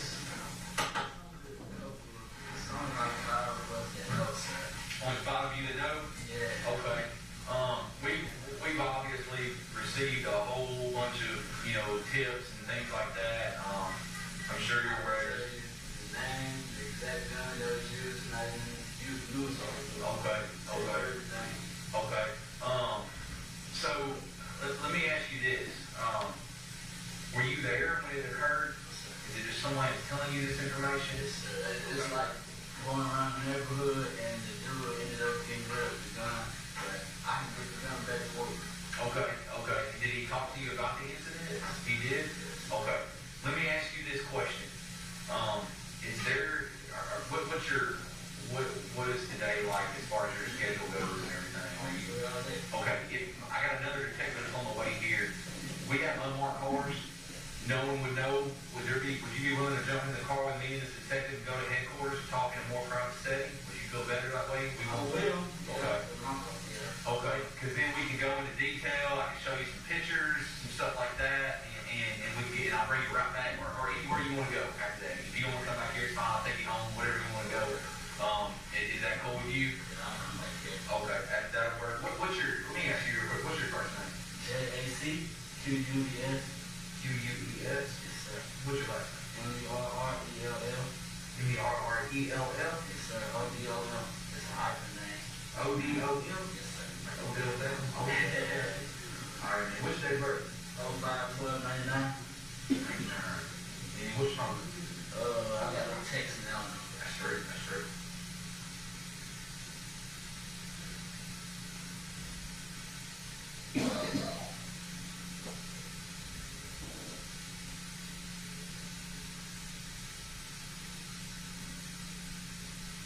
Do you work here? No, sir. I've been reading at the news article, and I've been knowing, and then, I'm trying to get back to Chattanooga, so I got a daughter in Chattanooga, and they said it's like a reward. Yeah. And you're right now, you're the first one up. So, yeah, if everything's truthful and comes through, it'll be yours, okay? 615-640-7587. 7587? How'd you know to come here? Because this is where she worked. I was trying to get in touch with the mom. I was going to talk to mom face to face. I got you. Okay. And they was like, mom won't be able to come unless the detectives come. I was like, they can come too, Yeah. I got no problem. I just want to talk to mom face to face. And they was like, she's out of state. I'm not going to make her come way back here. Yeah. I'm going to talk to her. Well, man, I can tell you this. I've been doing this 16 years. I'm not going to do you wrong. It ain't like that. I just need you to, be completely honest. Don't obscure anything, because if there's anything that, that you're not truthful about, obviously we would find that out, and it hurts the case. Does that make sense? I already know. So, if you just don't know the answer to it, if we ask you a question, just tell me, I don't know the answer. What you do know is great. But I tell you what, we'll go on down there. It's not far from here. My other detective will be here in a second. We'll get in there, get your quick statement, get the information. We'll get you right back here where we need to go. Is that cool? How long would it take for the reward? Well, I'll gotta look into the information that you give us. But as long as the information is legit, everything pans out, and then it'll be fairly quick from what I understand. Okay, it's not nothing that's going to be a long time. But definitely the reward is there. I can tell you 100% that is there. How much is it up to? 16,000 right now. 16, and last I heard there might be some more coming. So okay, so but Just trying to get away. right, well, but It came down to it. yeah. They did that shit. Well, it's wrong. It's wrong. It's wrong. Yeah. And I mean, you got to look at it as you can't be motivated by the reward and just give us information on what you think is going to help you get the reward. You got to be honest with us. Always. Good deal. Good deal. Okay. Well, let's go on back in, and I'll get you over there. Turn this off. Do you have any questions for me or anything right now? Okay. That's it, Your Honor. Okay, is there anything else? No, I think so. I do want to clarify, we said the thing about he couldn't say that Duty was driving the night at the time that Caitlyn was shot and killed, but he can say that he's seen Duty driving that car before that or after that. That, you're asking me if, He had seen Mr. Cowan driving the car before that if and it's after. based upon his own personal observation, I don't see why not. Yes, so the only thing that we're restricting is just at the time of the shooting, he can't say that Hill said Duty was driving. Yes. Okay. Let's see, we need to have him step back and tell him, I'm gonna, ask the sheriff to get under his handshake.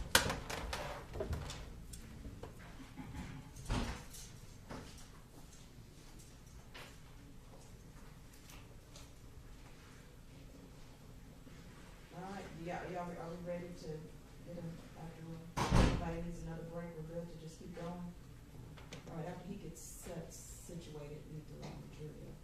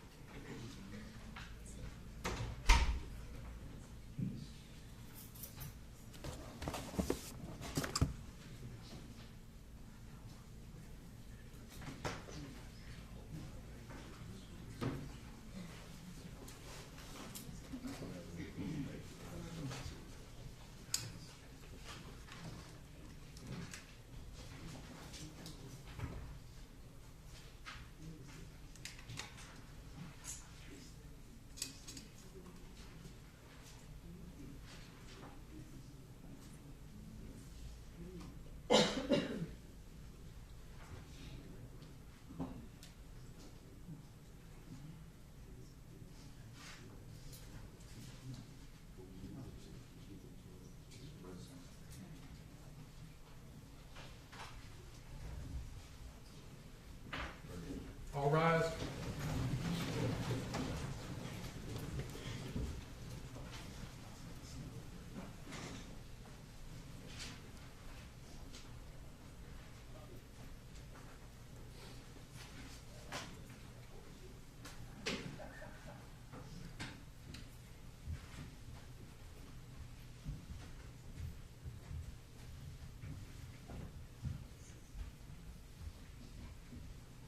Okay, we may all be seated. Let the record reflect that the jury hearing this trial is back in the courtroom after that break. Thank you, ladies and gentlemen. Is the state ready to call your next witness? Yes, Your Honor.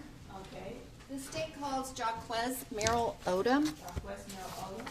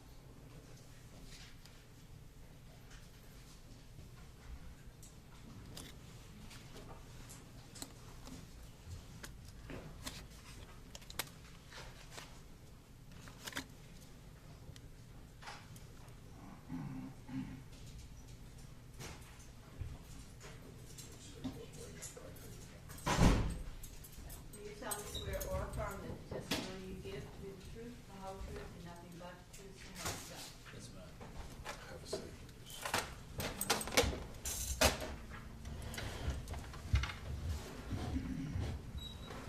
Mr. Merrill Odom, could you please state your full name for the record? Jacquez Odom. And could you spell your name for the court reporter? JACQUESMERRELL-ODOM. And Mr. Merrill Odom, how old are you? 23. And were you born in Nashville? Yes, ma'am. Have you lived here all of your life? Yeah. Yeah. Pretty much. Yeah. Can you speak up for me just a little bit? Yes, ma'am. I'm soft spoken. That's okay. Do you know Mr. Devaunte Hill? Yes, ma'am. And how long have you known him? Now about 13, 14. When did you first meet him? He was in the apartments. My auntie was moving into the apartments. He helped us move in. And have y'all maintained a friendship from that time when you were younger up until the end of 2020? Yeah, we was cool, and we had like lost contact for a little bit, but I started coming back around. And so in December, I guess November, early December of 2020, were you and Mr. Hill friends? Yeah. Did you talk to him on a regular basis? Yes. And do you see Mr. Hill in the courtroom today? Yes, ma'am. And can you point him out and describe where he's seated? Dreads, gray vest, white shirt, seated next to a guy with the orange tie. And back in late November, early December 2020, did you know where Mr. Hill was living? Yes. And where was that? Panorama Apartments. And do you know the address of Panorama Apartments? 1500 Porter Road. And does that apartments, does it have any nicknames? Zone. The Zone? Yeah. Just people sometimes call it PA? Yeah. And is that just kind of local, two different names that people might refer to it? So if they say I'm going to the Zone or I'm back at the Zone, that would PA, be yes, ma'am. Panorama. And did you know exactly what apartment that he lived in? I believe K5. And back again, we're talking the end of 2020. Did you spend any time over at Panorama Apartments? Yes, ma'am. And now, did you yourself live there? No, ma'am. How often would you say that you were over there? A lot. So, several times a week. Would that be correct? Yes, ma'am. And when you went over there, did you typically hang out with Mr. Hill? Yes, ma'am. And did you have other friends that hung out there? Yeah. And I want to ask you about Mr. James Cowan. Do you know that person? I mean, not as well as I know Mr. Hill, but yeah, I know him. And back in 2020, did you know Mr. Cowan's full name of James Cowan? No, ma'am. How did you know him? I know him as Duty. And did you only know him by that nickname? Yes, ma'am. And back in December of 2020, how long had you known the person that you knew as Duty? A couple months. And did you know whether or not he and Mr. Hill were friends? Yes, ma'am. Did you know the person you knew as Duty? Did you know him well? Not as well as I know Mr. Hill. And what was your understanding of the basis of Mr. Hill and Mr. Cowan's friendship, of how they were friends? Through the gang that they were in. And what gang was that? 9-8. And 9-8, what does that refer to? Crip. And you just said Crip?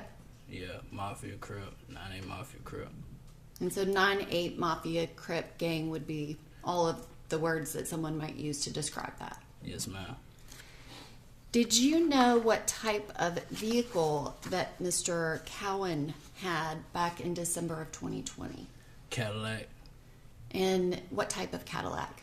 It's a Cadillac truck, like a SUV. It was gray, black tints, black rims. And had you seen Mr. Cowan in that vehicle? Yes.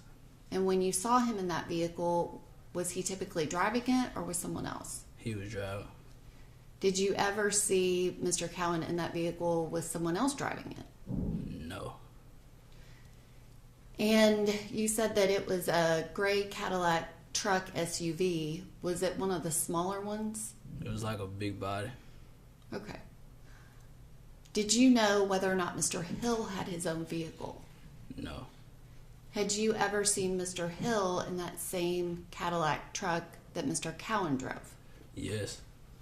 And how often did you see him in that truck? I mean, Which I'm saying truck. You've said SUV. So SUV and truck, we're referring to the same type of vehicle. I mean, whenever like they're together, he'll be in it, but like about it. So you had seen Mr. Hill in that Cadillac SUV truck with Mr. Cowan? Yes. But Mr. Cowan was always the driver? Yes. And specifically, I want to draw your attention to the time frame of that Thursday, December 3rd of 2020. Now that Thursday, December 3rd, 2020, the day that this incident happened, did you see Mr. Hill or Mr. Cowan that day? No. Did you see them several days later? Yes. And what day was that? Probably Sunday. And so if December 3rd was a Thursday and you saw them on Sunday, would that be December 6th? Yes, ma'am. And can you describe that December 6th, the first time that you saw either of them? I was sitting in the car smoking. They pulled into the apartments. Hill got out the car, hopped in the car with me. We was talking for a little bit. We just chilling, talking. He told me that he had to get rid of the gun, the XD9. He didn't say like why he had to get rid of it right then and there. We were just talking. I told him I'd get rid of it. I traded him my gun. He got out the car. I left.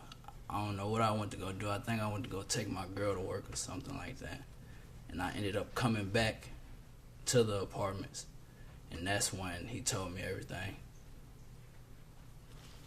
Which you said that you were sitting in the car smoking. What type of vehicle did you have? Chrysler 200. And what color was it? All white. And where were you when you were sitting in your car? I was back then, like in front of his building. And so you said in the front of his building. Are you referring to Mr. Hill's building? Yes, ma'am. And so that would be at Panorama Apartments. Yes, ma'am. And where was Mr. Hill when you first saw him? Was he in a vehicle? Was he outside? He was in the Cadillac and hopped out of the Cadillac and came and got in my car.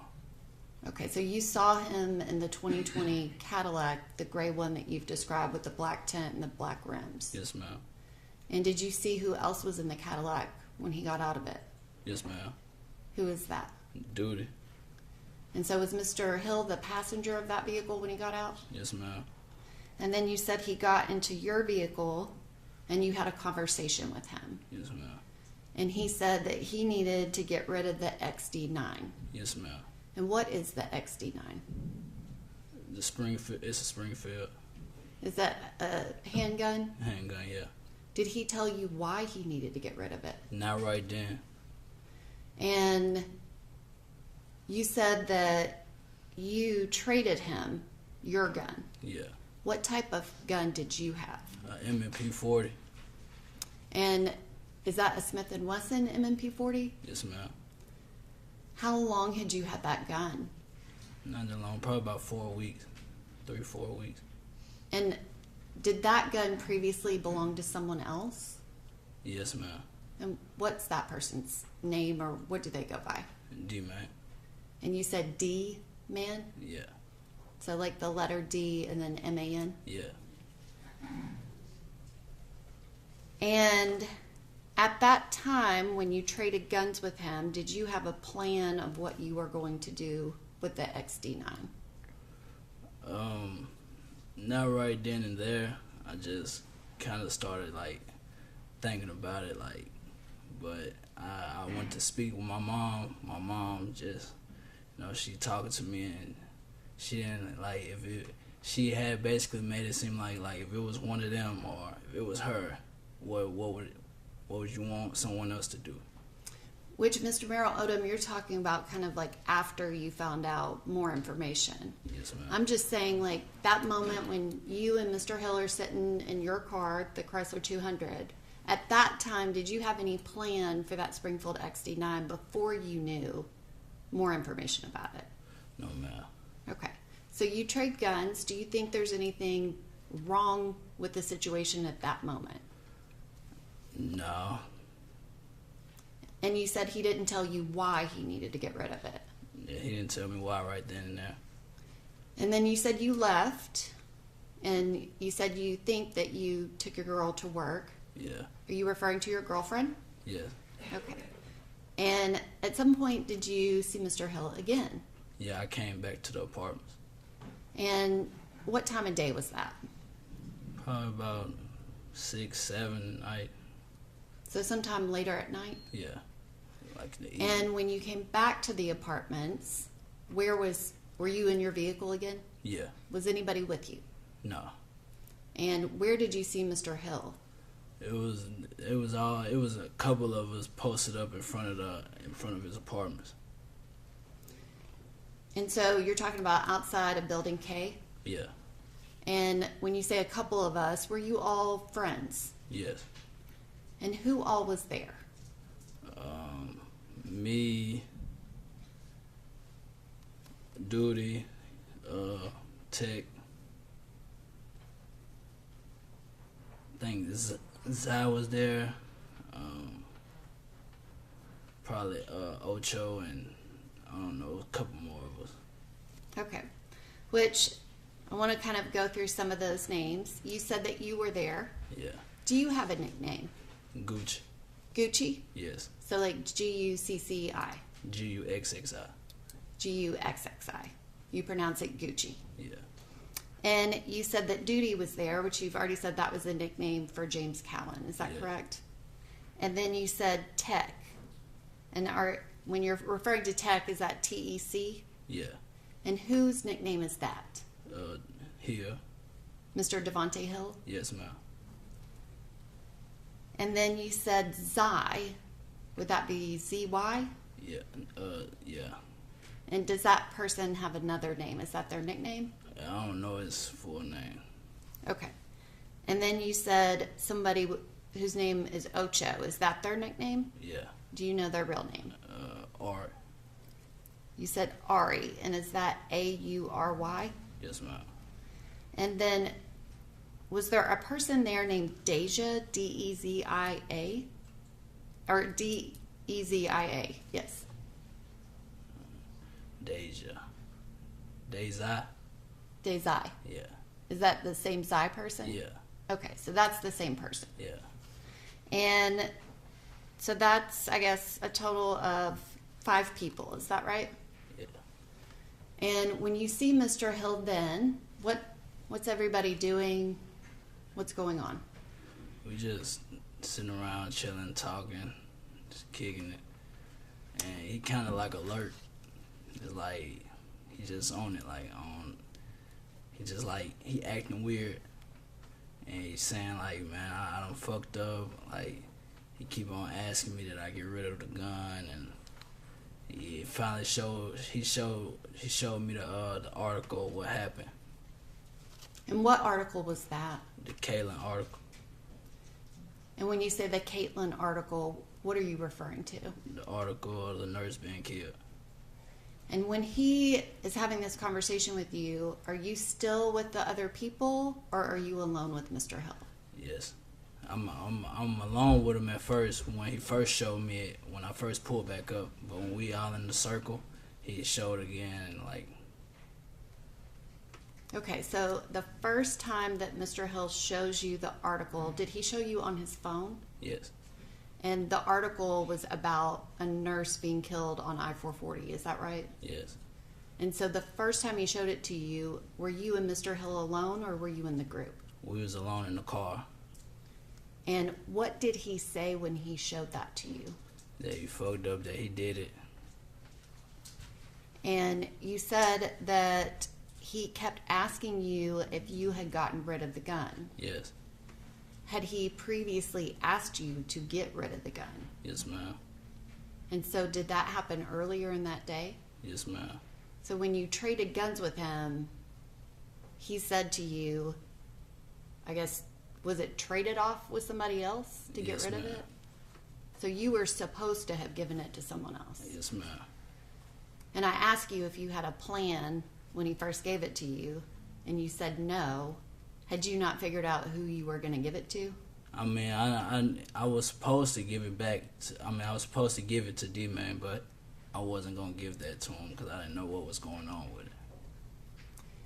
And so at that point, when Mr. Hill asked you if you'd gotten rid of it, what did you tell him? I told him that I didn't get rid of it yet, that I was going to. And then he told you that he had messed up, he did that. Yeah. Did he tell you what gun he used to do it? The XD9. And what was your reaction to that? I wanted to give it back, but he said that it would be all right, get rid of it. That it would be all right. And So did you ask him to undo the trade and get your M&P 40 back? yeah, kind of, yeah. And did he agree to do that? No. So then you said that he said something again, and you were in the group. Yes, ma'am. Which, before we get to that, I want to kind of go back to when just you and him are together. He said, I did that, I effed up. Yes, ma'am. Did he say that he was in a car when he did it, or a vehicle?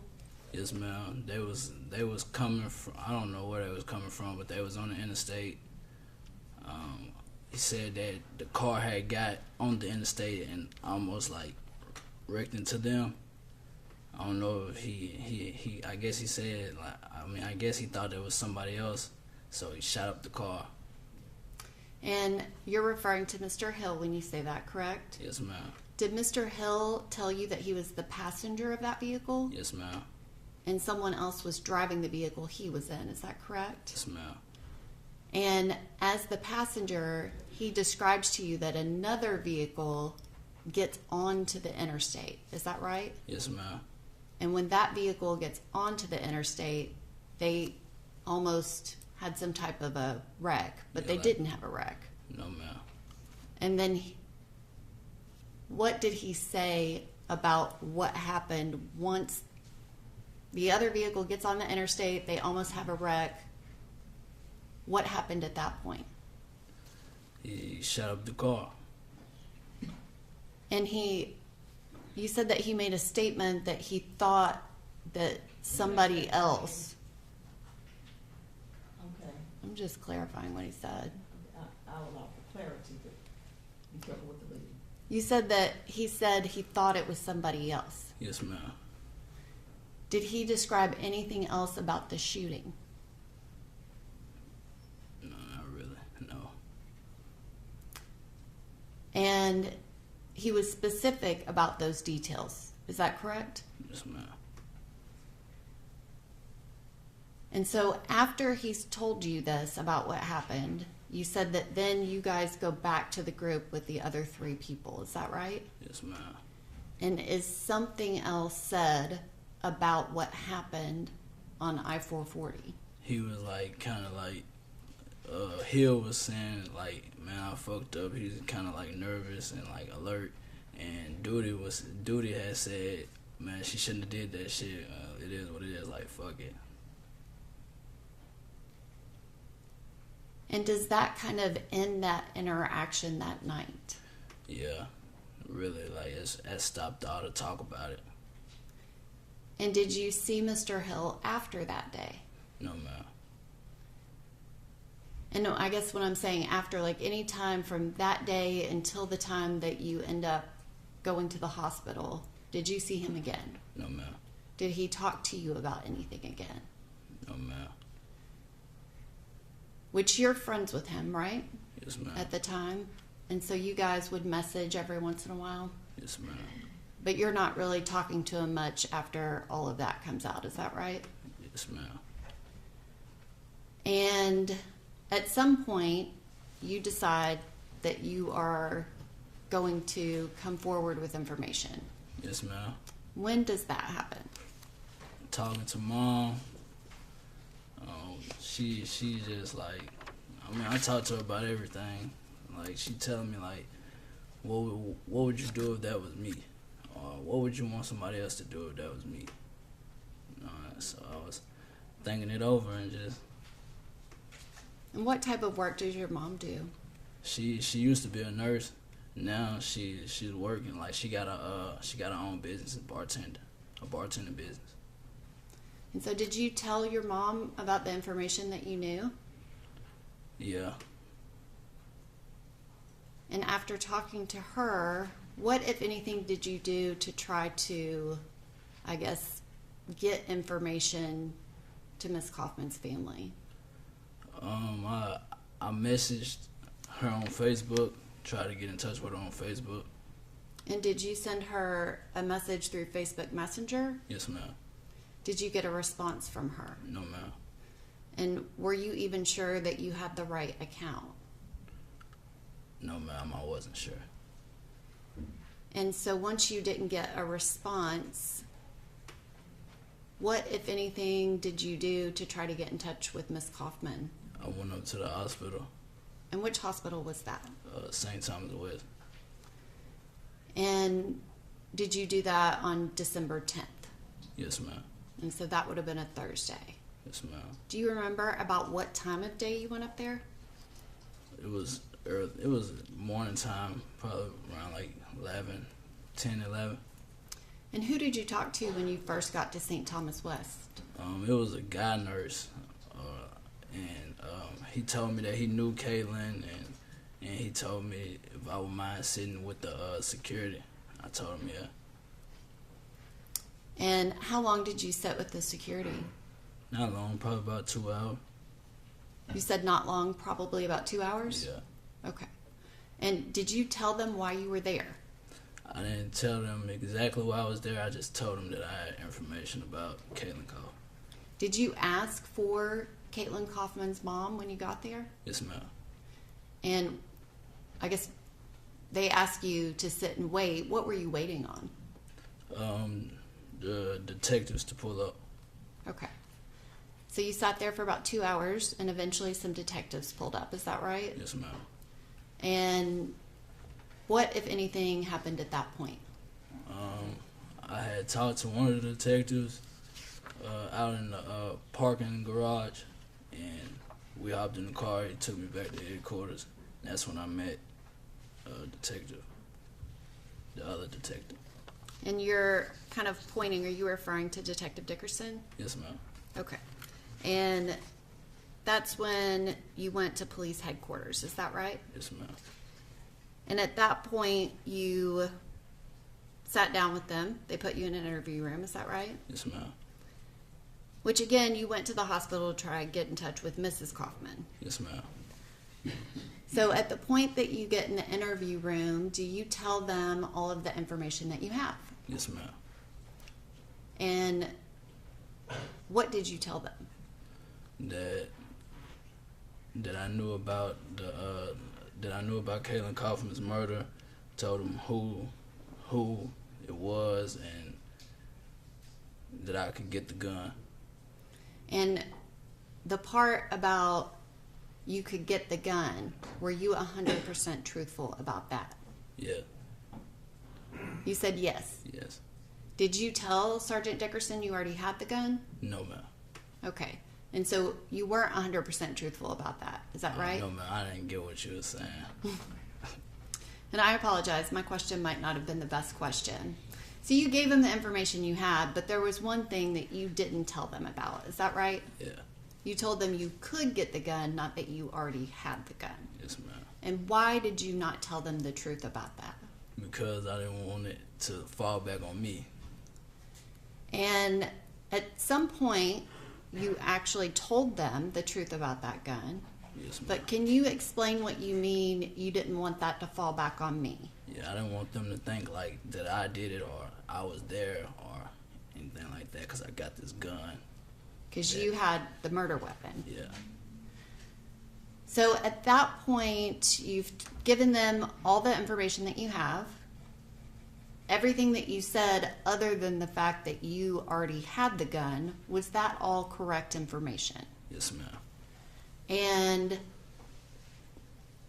I guess because you told them that you could get the gun, did they start coordinating so that you could purchase the gun? Yes, ma'am. And did that take a while? Yes, ma'am. And I guess you said 2 hours wasn't very long, but was it around 3 hours or so? Yeah. And during that time that they're coordinating this, what was your plan if they actually set up this gun buy when you already had the gun? To be honest, I don't know what my plan would have been, but my plan was to get him to admit to what he done while I was there. Okay, so they told you that you were going to be recorded, is that right? Yes, ma'am. And so you thought that you could at least get him to make some statement. Yes, ma'am. But something happened to where that gun purchase didn't go through. Can you explain what that was? I told him that I had the gun. I was texting Hill, and Which, let me kind of stop you there and go back a little bit. At the time, back in December 2020, what type of phone did you have? iPhone 7. And did you have carrier service with a cellular company? No. And so if you wanted to call someone or text someone, how were you able to do that? Wi-Fi. When you were at the police department, those first 3 hours or so, were you able to connect to any Wi-Fi signal? No, ma'am. So you were not able to message anyone or call anyone? No, ma'am. Did you ever ask them for a Wi-Fi password? Yes, ma'am. More than once? Yes, ma'am. And at some point, did one of the detectives finally give you a hotspot Wi-Fi password? Yes, ma'am. And as soon as you got that, what did you do? I text Hill And why did you text Mr. Hill? so that I could tell them that I had the gun. So that you could tell Mr. Hill you had the gun? The detective. You wanted to tell Detective Dickerson that you actually had the gun? Yeah. And so why did you need to text Mr. Hill before you told him that? To get him to admit to what he done in the text message and admit that I wasn't around when he done it. So when I did turn over the gun, nothing would fall back on me. Okay. So you sent messages to him. And were those messages, I mean, you sent them from your actual phone in police headquarters? Yes, ma'am. And did you send them through an SMS text or was it through a social media messenger? Instagram. Through Instagram Messenger? Yeah. And did Mr. Hill respond back to you? Yes, ma'am. And then at that point, what did you do when he responded back? I told him that I had the gun, showed him the messages. And so you showed him the actual messages Yeah. that you sent to Mr. Hill and the ones that he sent back. Yes, ma'am. And did you also tell him that you had not told him the whole truth, but that you already had that gun? Yes, ma'am. And what happened at that point? They went and got the gun, tested it for ballistics. Did they want to talk to you a little bit longer first? Yes, ma'am. Could you describe Detective Dickerson's mood when you told him that you had the gun? He was kind of like mad about it. Like that I didn't say it at first because it could have went by way faster. Because you had been there for several hours. Yes, ma'am. At the point that you told him that you had it, did you tell them exactly where it was? Yes, ma'am. And where was that? Inside the glove compartment of my car. And why was that Springfield XD 9mm gun in the glove compartment of your car? Because I was going to turn it over to Caitlyn's mom. So when you went to St. Thomas West that day, your intention was to say, this is the murder weapon? Yes, ma'am.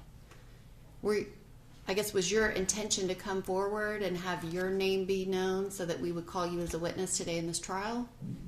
No, ma'am. Were you hoping to keep your name out of it? Yes, ma'am. And so that Springfield XD 9mm handgun that was in your glove box, Was it loaded or unloaded? It was unloaded. And is that something that you did? Yes, ma'am. Where were the bullets that had been in that gun? Inside the glove department. And is it possible that they might have been in the center console? Yes, ma'am. Okay. That's what I call my glove department. Okay, so the glove compartment would be in front of the passenger seat, something you might pull down towards you, but you're talking about the center console. Yeah.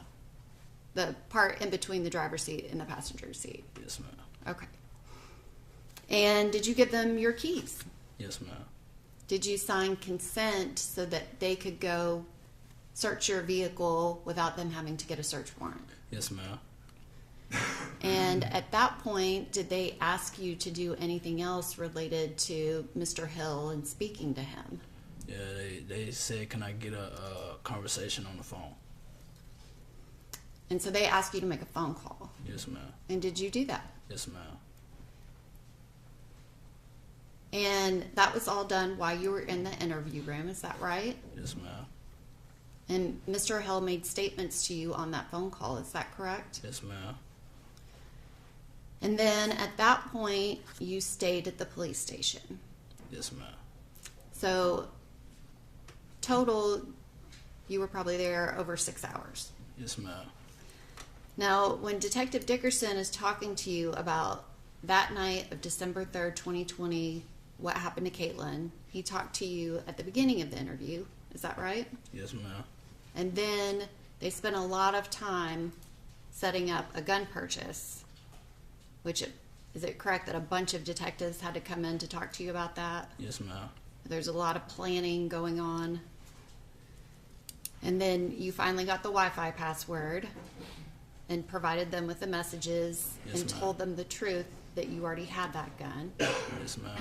And at that point, when you told them you already had the gun, they went back over kind of what happened and asked you about what Mr. Hill had said about December 3rd, 2020. Yes, ma'am. But that whole 6 hours that you're in the interview room, they're not asking you questions about Mr. Hill the entire time. Is that right? No, ma'am. And did you provide them with the details based off of the questions they were asking you? Yes, ma'am. Did they ask you every single question that I've asked today about where were you sitting, what car were you in, all of those specific details, or did they ask you a little bit more generally? Yeah, they asked me where was I at and what was my car, and yes, ma'am, they asked me all that. But is it fair to say that I've asked a little bit more detail today? Yes, ma'am. And that night, you were allowed to leave the police station, is that correct? Yes, ma'am. After that day, did you continue to communicate with Sergeant Dickerson? Yes, ma'am. And did you communicate with him regularly? Yeah, I would say. And at some point, you were subpoenaed to come to a preliminary hearing related to this case. Yes, ma'am. And that would have been on January 12th of 2021. Yes, ma'am. And so it wasn't in this courtroom, it was a different courtroom in this building. And that was approximately a month or so after that interview that you had with Sergeant Dickerson. Yes, ma'am. And when you testified on that day, were you given the opportunity to review that recorded interview that you had with Detective Dickerson on December 10th of 2020? No, ma'am. And did you have as clear of a memory about exactly what was said? No, ma'am. When you testified at the preliminary hearing, did you tell the truth based off of your memory of what you were sure that you knew? I mean, yeah, I would say, no, not, because I didn't know like exactly what. It was a while when I had did when I had did the prelim. And so at the preliminary hearing, is it fair to say that your memory wasn't as good? Yes, ma'am. Because it had been a month since any of this had happened. Yes, ma'am. When you testified at the prelim, were you trying to tell the truth to the best of your ability? Yes, ma'am. Now, prior to today, last week, were you able to review at least the relevant portions of that 6-hour interview with Detective Dickerson? Yes, ma'am. And did that help to refresh your memory so that you could testify about all of those events here today? Yes, ma'am. And since then, were you able to review your preliminary hearing testimony? Yes, ma'am. And do you agree that some of the things you were not as detailed on as you were on December 10th, 2020, when you met with Detective Dickerson? Yes, ma'am. I kind of rushed it, trying to get out quick. Did you want to be in court on that January 12th, 2021? Not that day, but I kind of like. I mean, I've been locked up 2 years, so like, I done had a whole lot of conversation with mom and my girl, and it's just I got a whole different mindset about it. And I guess at the preliminary hearing, were you trying to tell the truth to the best of your ability? Yes, ma'am. But there were a couple of things that are different than what you said today. Yes, ma'am. But what you said today is what you told Detective Dickerson initially. Yes, ma'am. And you specifically referenced earlier that Mr. Hill said that it was when the other vehicle came on the interstate and they almost wrecked. Yes, ma'am. And you also made a reference to when they were coming on the interstate that they were merging. So it was when that vehicle was coming onto the interstate and merging. Yes, ma'am. Now, when you went to the hospital on December 10th of 2020, what, if anything, did you know about reward money? I didn't know exactly how much it was. I knew it was something, but I didn't know exactly how much it was. So you knew it was some amount. Yes, ma'am. Did you at some point find out that it was more than what you thought it was? Yes, ma'am. And was it substantially more than what you thought it was? Yes, ma'am. And so after you testified at the preliminary hearing on January 12th, 2021, yes, ma'am, did you actually receive reward money for being the person that came forward with information that led to the arrest of the people responsible for Caitlyn Kaufman's murder? Yes, ma'am. And did you receive a sizable amount of money? Yes, ma'am. Was it over $50,000? Yes, ma'am. And since that time, obviously, you said that you've been in custody. Yes, ma'am. You're here today testifying. Can you explain why you're here today testifying? Because, I mean, like, I didn't feel right having that weapon. I didn't feel right knowing about it and not saying nothing about it and not doing nothing about it. I wouldn't want it to happen to none of my family and nobody do nothing. I wouldn't want my mom to lose somebody and nobody do nothing, or lose me and nobody do nothing. And she just got to sit there and just take it. Judge, if I can have just one moment.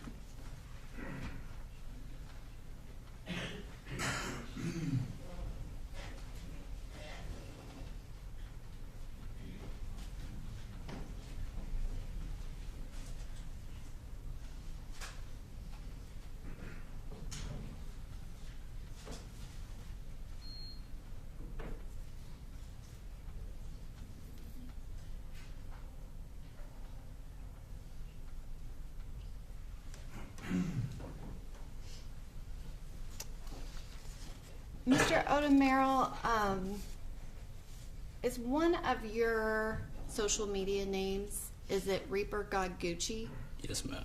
And is that also one of your rap names? Yes, ma'am.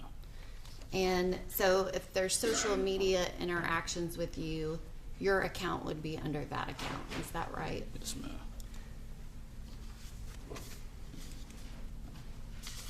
And do people sometimes call you Jay? Yes, ma'am. Would it make sense if Mr. Hill had you saved as GOJ Assassin in his phone? Yes, ma'am. But is that a name that you use? I mean, it's an Instagram name too. It's in my bio. Okay, and so that is an account that's associated with you. Yes, ma'am.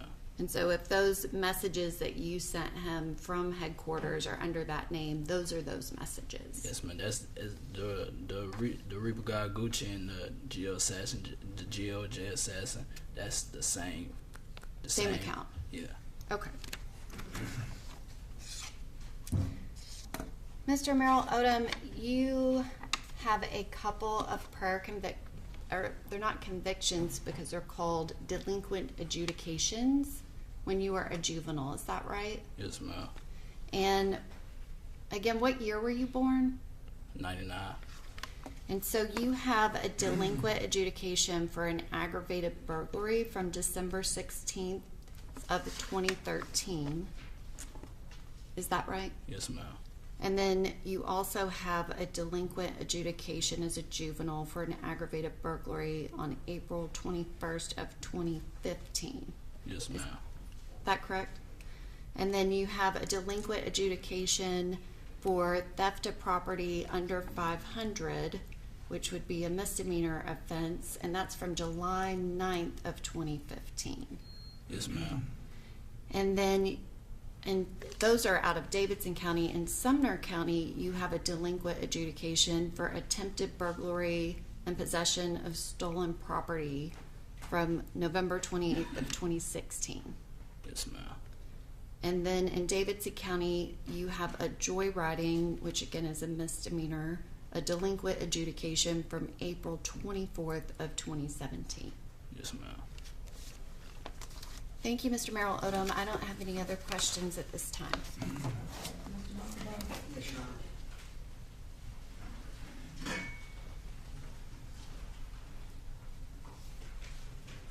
Good morning, Mr. Merrill Odom. How are you? Good morning. I'm good. Just wanted to clarify a few things. You were asked on direct about your statement to Detective Dickerson. You had said to Detective Dickerson that at first time that you would encounter Mr. Hill was that you were alone in your car. Is that right? Yes, ma'am. Okay. I mean, yes, sir. And that's when he showed you the article and said, don't need to cuss you out, but I fucked up, I did this.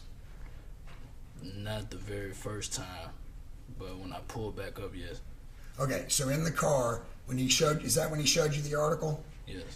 And he said, I fucked up, I did this? Yeah. When he showed you that article, did he say, we fucked up, we did this? He didn't say that, did he? No.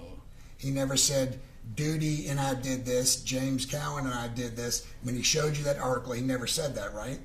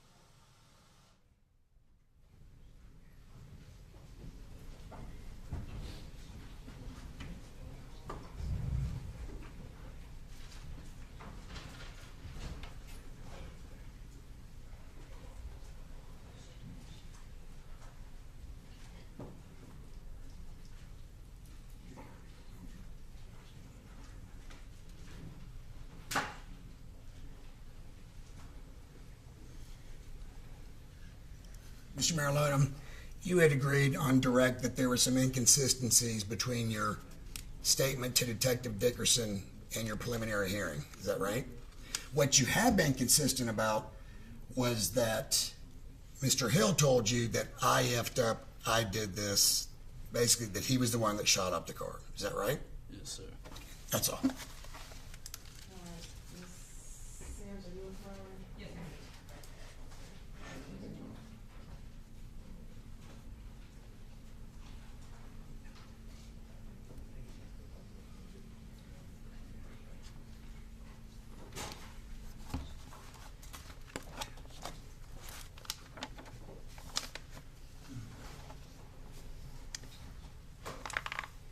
Mr. Merrill Odom, you told us you have a whole different mindset about things today, right? Yes, ma'am. Speak up for me. You inside. Yes, ma'am. Speak up your throat just a little bit. There you go. That microphone. Thank you. Go ahead, Sims. Because you're here to do the right thing today, Yes, ma'am. and you're always honest. Yes, ma'am. I want to talk about basically now 4 different times you've talked about what happened, okay? And I want to break those down into the 4 different stories, all right? So let's start with the first kind of half of when you're talking to the police, okay? So the first half of that 6-hour period that you're with the police, that's the part of the time where you're not telling them that you have the gun, right? Yes, ma'am. And so you're telling them lots of things about the conversation that you heard, right? Yes, ma'am. That's when you tell them that there are a bunch of people out there, all these people that we've heard you mention, right? Yes, ma'am. That Mr. Hill had been showing the gun around, right? I didn't say that. Okay. That Mr. Hill had been talking about needing to get rid of a gun, Yes, ma'am. right? That he was trying to get somebody to buy the gun. Yes, ma'am. Okay. That didn't happen, right? Yeah, it did happen. Okay. So, all right. So you're telling us today. Well, let's go back to what you just told the jury today. You told the jury today on this Sunday, right? We're talking about Sunday, December the 6th, Yes, ma'am. right? Mr. Hill and Mr. Cowan pull up in the Cadillac, right? Yes, ma'am. Mr. Hill gets out, right? Yes, ma'am. Mr. Hill gets in the car with you, right? Yes, ma'am.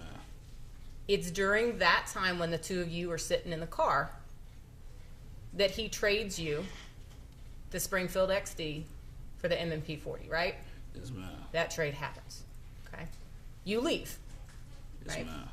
You come back to Panorama sometime later that night, right? Yes, ma'am. And that's when Mr. Hill is supposedly showing everybody this article, right? Yes, ma'am. That's what you told us today, right? Yes, ma'am. That's what today you're telling us is the truth, right? Yes, ma'am.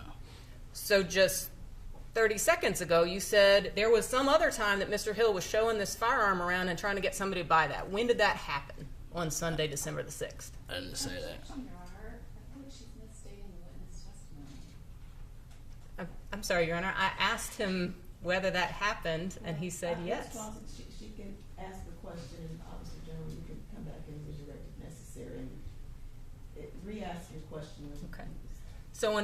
So we've just talked about the truth about what happened on Sunday, December 6th, that you're telling us today, right? Yes, ma'am. That gun trade happened, Yes, right? ma'am. Before you ever knew anything about Caitlyn Kaufman's death, right? Yes, ma'am. And now you're telling us that at some point during the day, Mr. Hill was also trying to sell that gun. Yes, ma'am.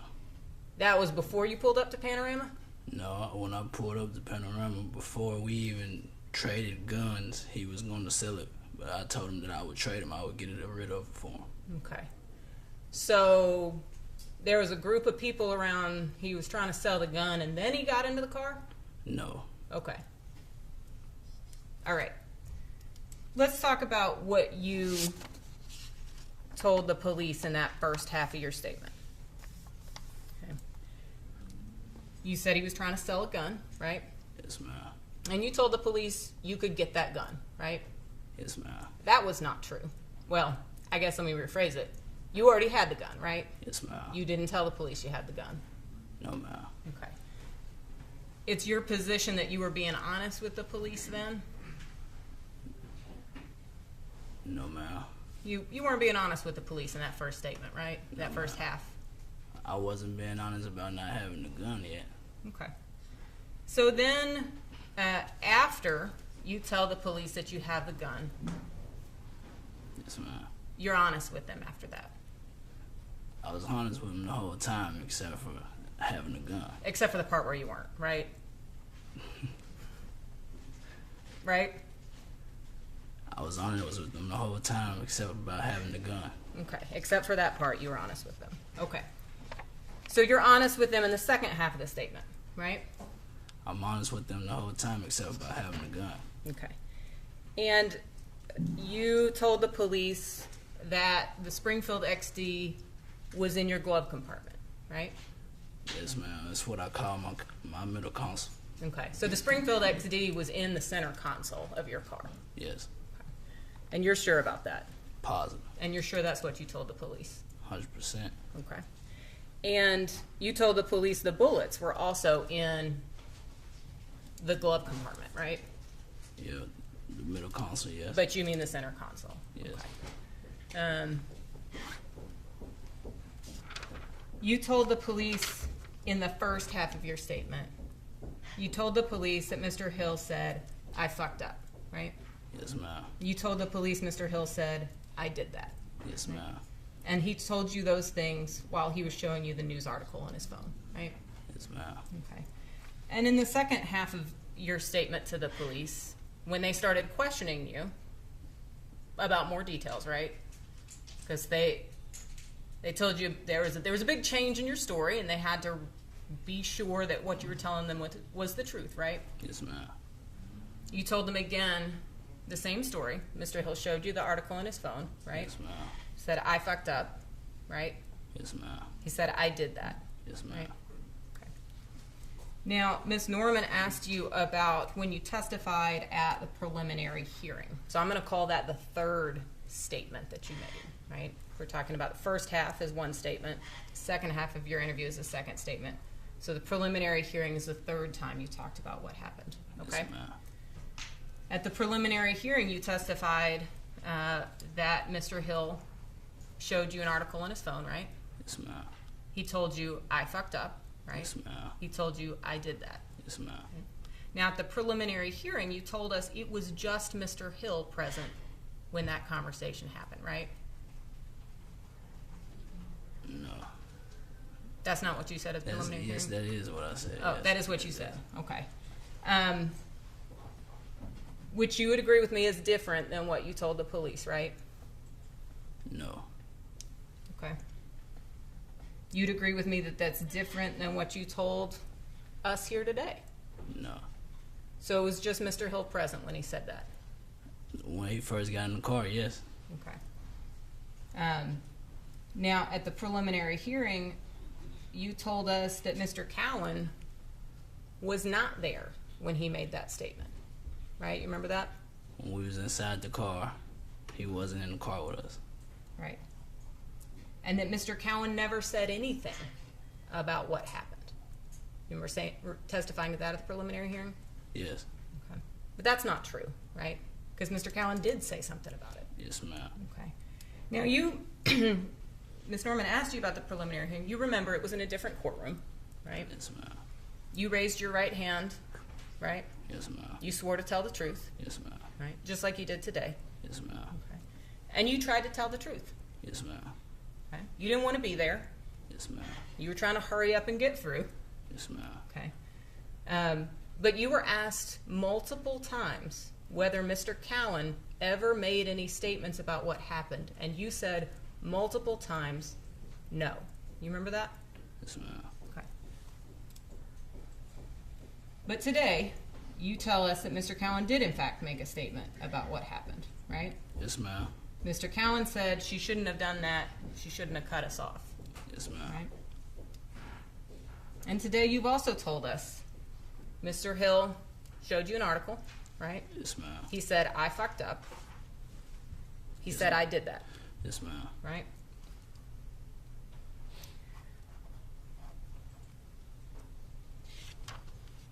I want to talk now about the meeting that you had with Sergeant Dickerson and with Miss Norman last week. Yes, ma'am. Miss Norman asked you about whether you got a chance to listen or read a transcript of your police interview. Did you listen to it or did you read it? I listened to it. Okay. And what about the preliminary hearing? Did you listen to that or did you read a transcript? I listened to that too. Okay. And that helped you remember what had happened, right? Yes, ma'am. Okay. So the preliminary hearing happened about a month after you talked to Detective Dickerson, right? Yes, ma'am. Okay. You would agree with me that your memory would have been better a month after this happened than now 2 years later, right? No. No? You remember new things now? I remember because a month after that had happened, within that month, I was doing drugs, I was doing everything, and I've been sober for 2 years. I haven't been doing no drugs. My brain is back. Okay. So you were high when this conversation happened with Mr. Hill? No, I was well. Yeah, I was smoking. Yeah. Okay. You're smoking weed, right? Yeah. Using cocaine? Yeah. Using Xanax? No, not at the time. Okay. So you were high on weed and cocaine when you had this conversation with Mr. Hill? Yes, ma'am. Okay. Mr. Hill was also smoking weed, right? Yes, ma'am. He was also using cocaine? Yes, ma'am. Okay. And you told us that during this conversation he seemed nervous. Yeah. Right? He was upset or kind of agitated, right? Alert. Alert. Okay. He was concerned. Yeah. Right? And he wasn't out there bragging, trying to tell everybody about it, right? I mean, it wasn't like a brag, just kind of just like showing. He was trying to. He was nervous about what was going to happen, right? Yeah. Okay.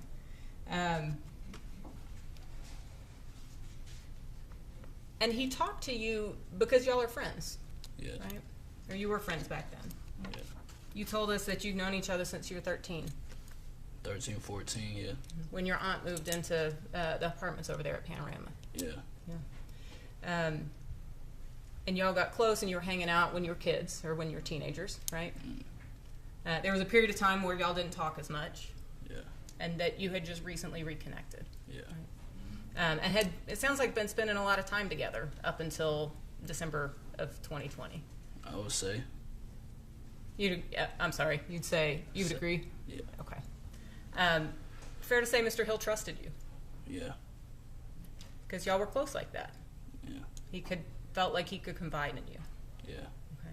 And that's probably the reason you felt like he could trust you with this information about what had happened. Yeah. Right? And go to you for help to try to figure out what to do with that gun. Yeah. Yeah. Now, I know you mentioned you didn't really know Mr. Cowan that well. You'd only known him a couple of months before this, right? Yeah. Y'all didn't have that same type of relationship. Nah. You weren't close like you and Mr. Hill were. Nah. Mr. Cowan would occasionally hang out over at the apartments, right? Yeah. And when he was there, he was usually with Mr. Hill. Yeah. Because they were close, right? You told us that you knew both of them to be 9'8". Yes. Okay. You're not 9'8". No. Okay. You're actually Treetop Pyru, right? Yes. That's a sort of subset of the blood gangs, right? Yes. I want to talk a little bit now about the trade that happened. Okay, so we go back to that conversation in the car where you and Mr. Hill trade guns. Okay. you remember Mr. Hill telling you that he needed to get rid of that gun. Yes. And you offered to trade the M&P 40 that you had, right? Yes. The Springfield XD is a better gun than the M&P 40, right? Say yes. Yeah. So that was a good trade for you. I mean, yeah. And even though he said he needed to get rid of it, you didn't ask him any questions about why he'd be trying to trade a better gun for, like, not as good of a gun, right? You just said, all right, cool, right? Make sure you answer that. Yes. Okay. And when he told you that you needed to get rid of it, that happened in that same conversation, right? Yes. Okay. That wasn't like something he called you up before you came back that night. Like, that happened in the same conversation. Yes. Okay. I want to talk to you a little bit now about how you come, sort of how you come forward here, right? We've heard about sort of how you tried to get in touch with Ms. Kaufman over Facebook, right? Yes. And you end up at the hospital after talking to your mom, right? Yeah. Okay. Now, you did know that there was a reward the time you went to the hospital, right? Yes. You didn't know how much it was at that point. No, ma'am. And you went to St. Thomas on December the 10th of 2020, is that right? Yes. And that would have been the same day then that you talked to detectives, saw Sergeant Reed at the hospital, and go back to the precinct, right? Yes. That morning, the morning of December the 10th, you searched 11 times on your phone for the amount of the reward money related to the case, right? Yes. And that was the day the reward jumped from $16,000 to $66,000, right? I'm not sure. It didn't say. Okay. But as Ms. Norman asked you, you were paid over $50,000 in reward money, right? Yes. Fair to say that you were hoping that you could give information to the family and not get involved in this whole court process, right? I mean, I knew I was gonna get involved either way it goes. Just I didn't want to be the main. Okay. You were hoping there was some way you could get that reward money without having to be the main person bringing forth information. Yes.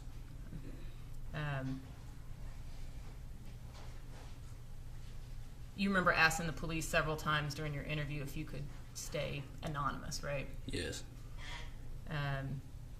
And part of that was, I mean, you didn't want to turn in your friend, right? I mean, that's not. It's not true. Okay. Once you start talking with the police, I mean, you wanted the police to believe you, right? Yes. Yes. Yes, because you didn't want to get charged with a shooting, right? Yes. And that's why you didn't tell the police that you had the gun until you were sure they would know that you hadn't done it. Yes.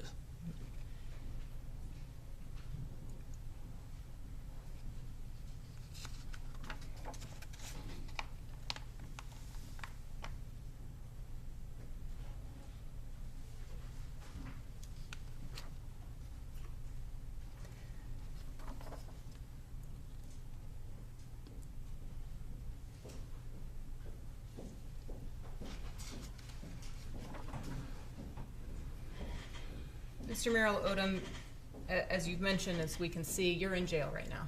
Yes. Before December of 2020, you had some pending cases. Objection, Your Honor.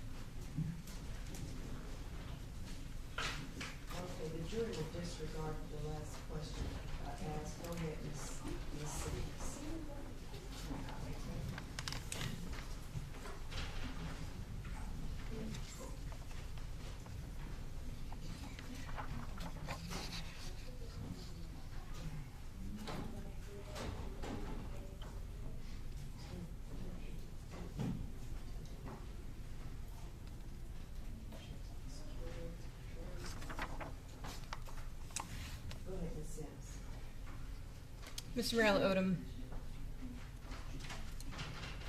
Mr. Odom, you've told us now, I think, 4 times in both of those parts of your police interview, your statements, or your testimony at the preliminary hearing and your testimony today. All 4 of those times you told us Mr. Hill said, I did that, right? Yes, ma'am. He said, I fucked up, right? Yes, ma'am. And he made reference to being, that there was some sort of road rage or being cut off in a car, right? Yes, ma'am.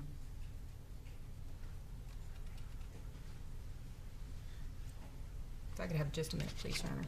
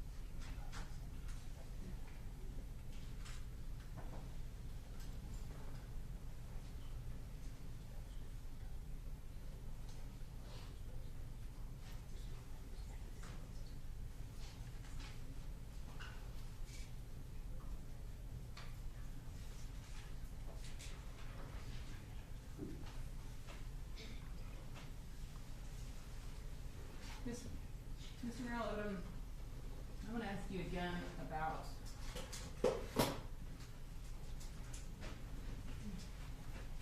the situation at the preliminary hearing. And I just want to be really sure that I understand what you're telling us here today. You told us today that the reason your preliminary hearing testimony was different is because you didn't have a chance to listen to your police interview. Is that right? Yes, ma'am. So a month after this happened, you had forgotten. About a lot. Okay.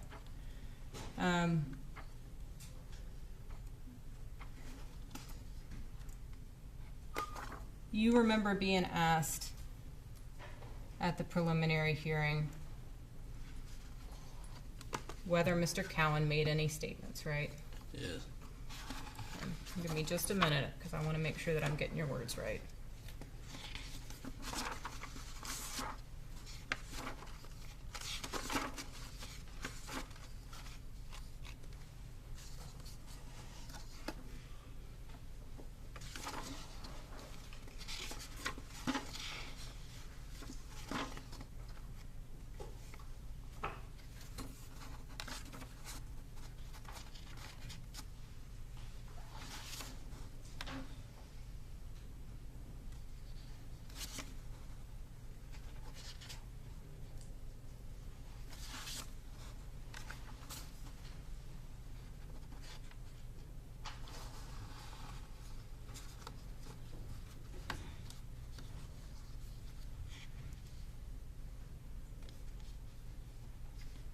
All right.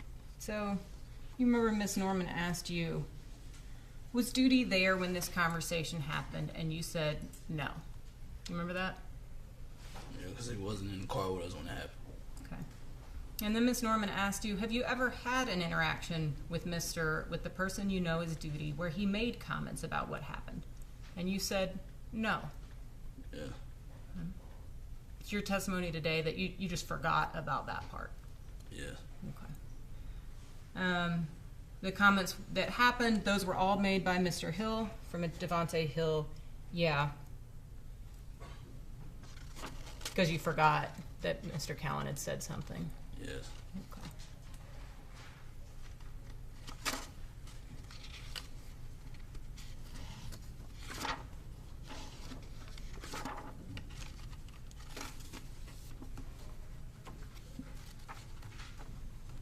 I think you said it again, so let me just double check.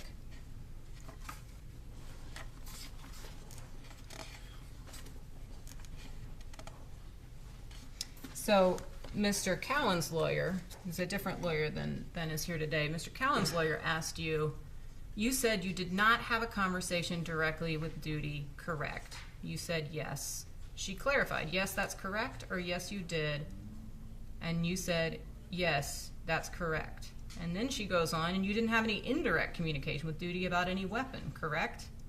And you said, yes, sir, I mean, yes, ma'am. And she goes on, and Duty has never made any statements to you involved about this case at all, correct? And you said, no, ma'am.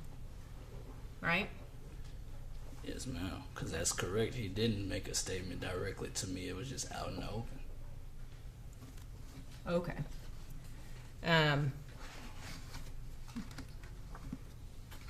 But it's your testimony here today that Mr. Cowan did make those statements to you, right? No. I'm saying that he said what he said, but it wasn't directly to me. Oh, okay. And you didn't understand Ms. King's question at the preliminary hearing to mean that she wanted to know if there were any statements he had made. You didn't understand that question. Because she asked, the way she asked made it seem like was it directed to me. Okay. And we didn't have a conversation directly. Okay.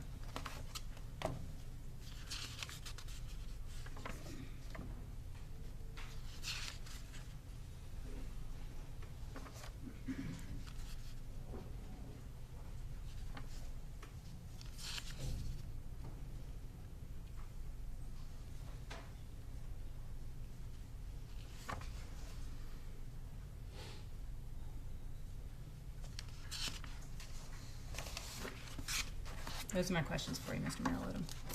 Is there anything I redirect? Very briefly, Your Honor. Mr. Merrill Odom, you testified on direct and actually on cross-examination that you had more than one conversation with Mr. Hill, correct? Yeah. And in those conversations, Mr. Hill admitted he was the person that killed Caitlyn Kaufman. Yes. And the only thing that you know that Mr. Cowan said related to this entire incident is that one comment that he made when it was the group of you. Yes. That she shouldn't have cut them off, cut us off. Something about she shouldn't have cut off.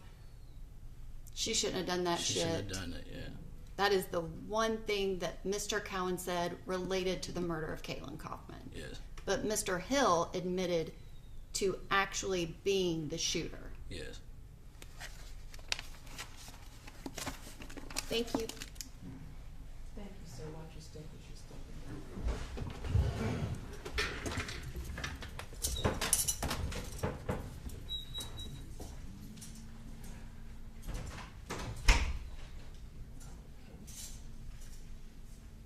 All right. Let me see counsel up here for just a second, please.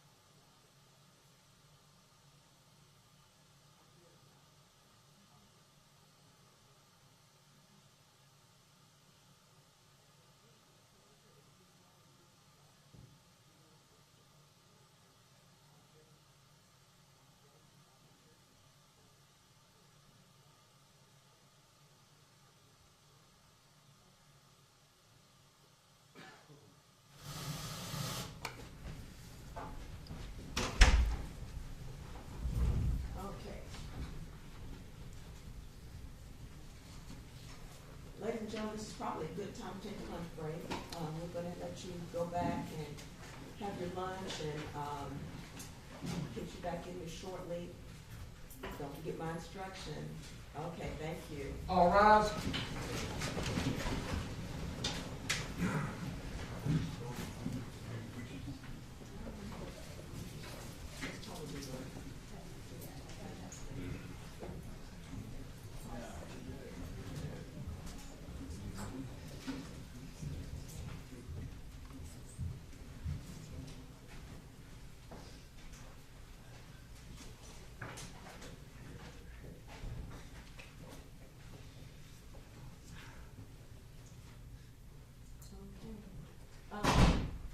Since they don't have to, go Let me see. to get lunch, do y'all think that if I said 12:35, that'll give you 45 minutes, is that enough time for y'all to do what you need to do, or do you need a full hour?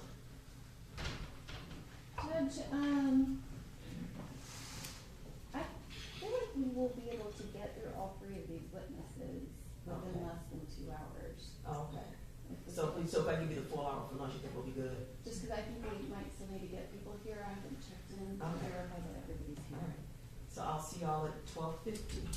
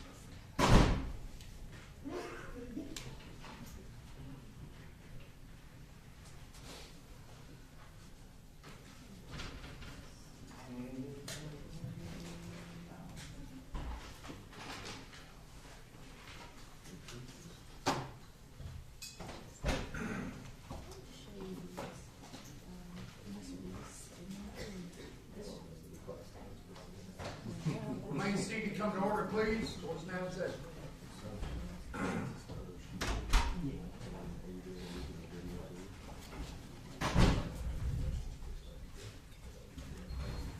Let's see, where is Mr. Munkabo and Miss Sarah? Mr. It says he's not the keeper. Miss Cap, Miss Cap, Mr. Romar is here. I'll tell you in a moment. Come on now. Are the church back there? I got Georgia and, You have Georgia? I got Georgia and Miss Caps. Okay, well, tell me I'm ready. Mr. Munkabo out there? Right, offer a Diet Coke. He's on the hunt. I don't know why they bring him. I told him to keep it in the That's when refrigerator. he gets rain, he's happy to eat it all the time. I know, exactly, that's right.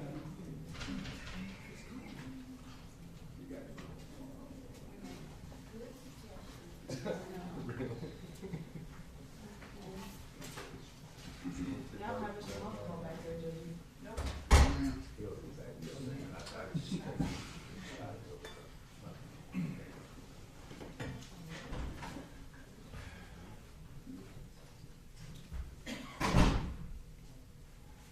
I did say 12:50, didn't I?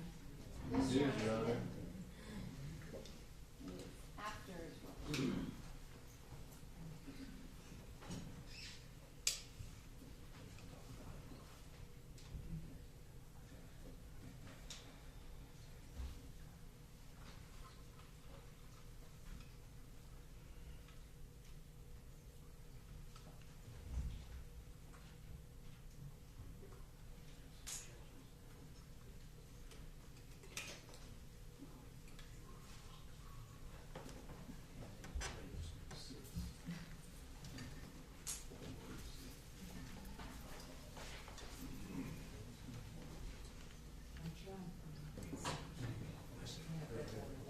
Would you like me to text Mr. Buffalo? I think somebody, I think they just texted him, I don't know.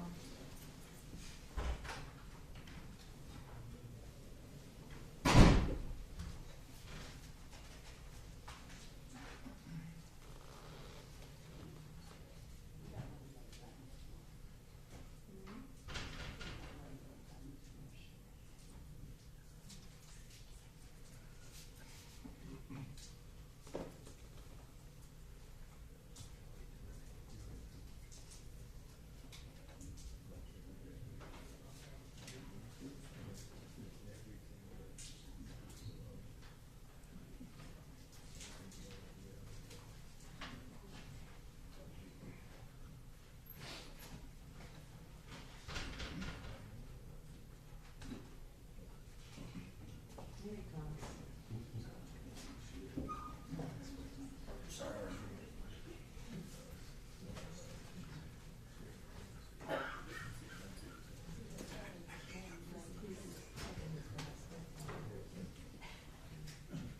Ron? I know, that's what I Bill and Ron's trying to get their picture. I just wanted you to have looked at these photos. They're the beautiful processing. I'm not sure if you care, but Belchers are not witness, and it's his processing. Based off of your Didn't we series. see? Didn't we? Okay, yeah. You're good. There's And then nothing. his report from the. Yeah. Hey, Ron. So, this is from the violations and for the year. Okay. Okay. All right, we ready? Okay, lock the jury up. Oh, they're not in it yet. No. That was mine, but. You just practice.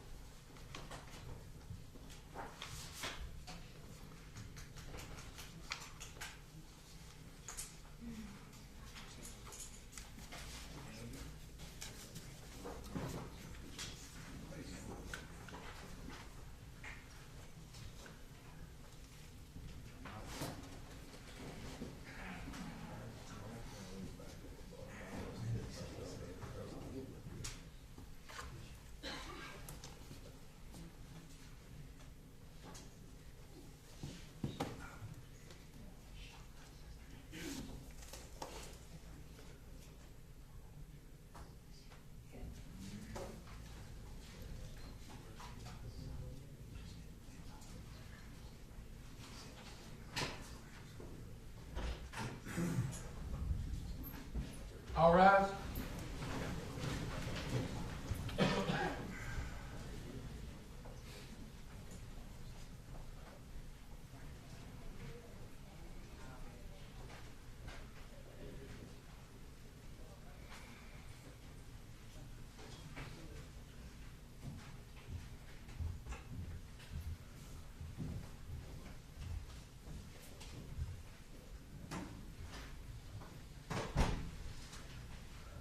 Okay, we may all be seated. Let the record reflect that the jury hearing this trial back in the courtroom. Reconvening after lunch, and I believe the state is prepared to call your next witness. Yes, Your Honor. The state's next witness is Officer Doug Belcher. Mr. Belcher.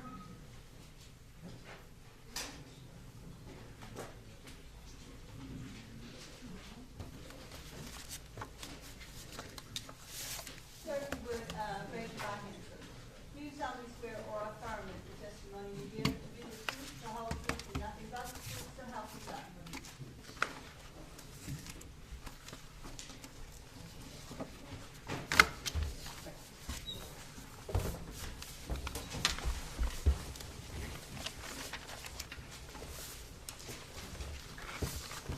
Officer Belcher, could you please state your name for the record? Douglas Belcher. And you are employed with the Metro Nashville Police Department, is that correct? Correct. And are you a crime scene investigator? I am. And do you work with Daniel Connor as well as Mark Rosenfeld? I do. And is it fair to say that anytime that there's a crime scene, someone goes to the scene, but when there are items from that scene taken back to the lab for processing, it's usually a different person that processes that item? Yes. And were you involved in processing any of the items from the investigation into the homicide of Caitlyn Kaufman on December 3rd of 2020? I was.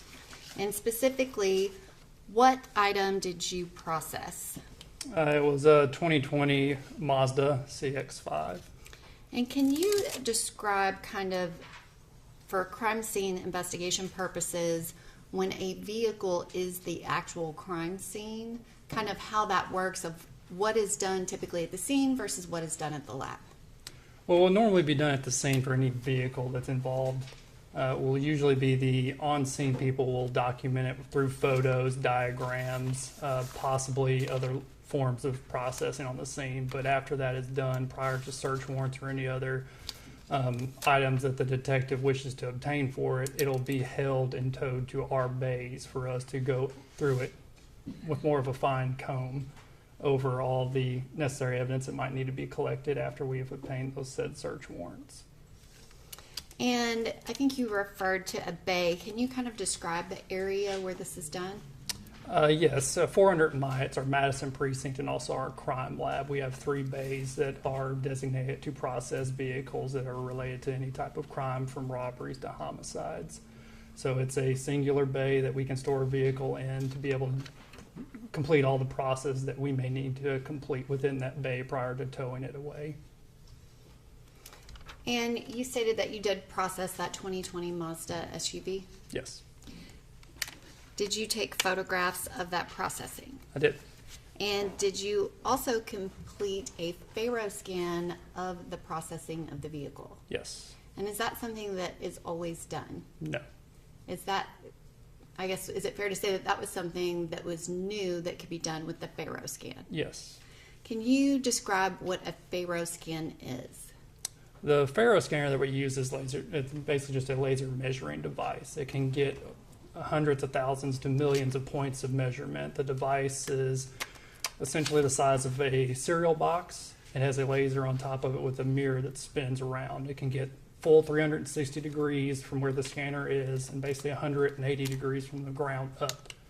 The direct spot under it is where the tripod is. It will not catch that information.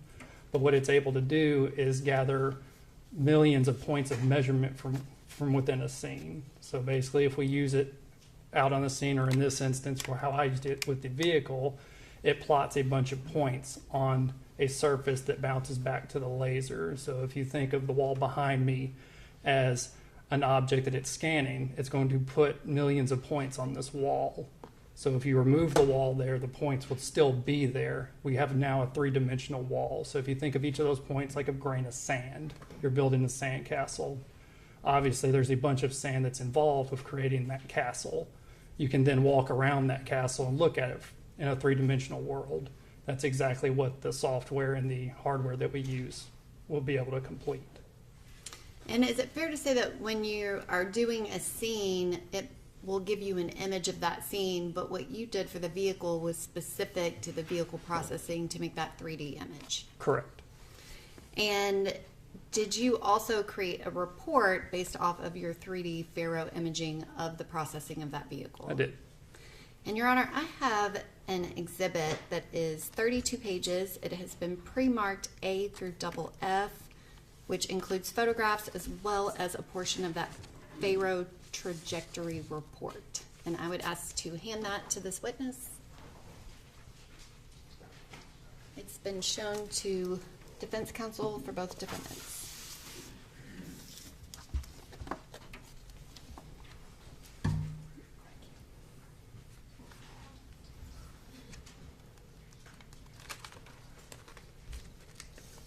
Do you recognize those images? I do. And do those include photographs as well as a portion of that Faro trajectory report that was created from the 3D processing? It does. Your Honor, at this time, I would ask that that be introduced as the next numbered exhibit. I think it's 34, A through F. Thank you, Your Honor.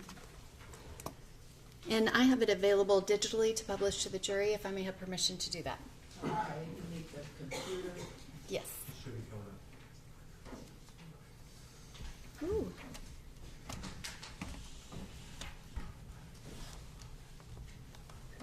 Officer Belcher, Exhibit 34A is on the screen. Can you describe what is shown here? The screen's not showing up, so I'll look back here. It should be the judge, I'm sorry. Oh, no. That one is,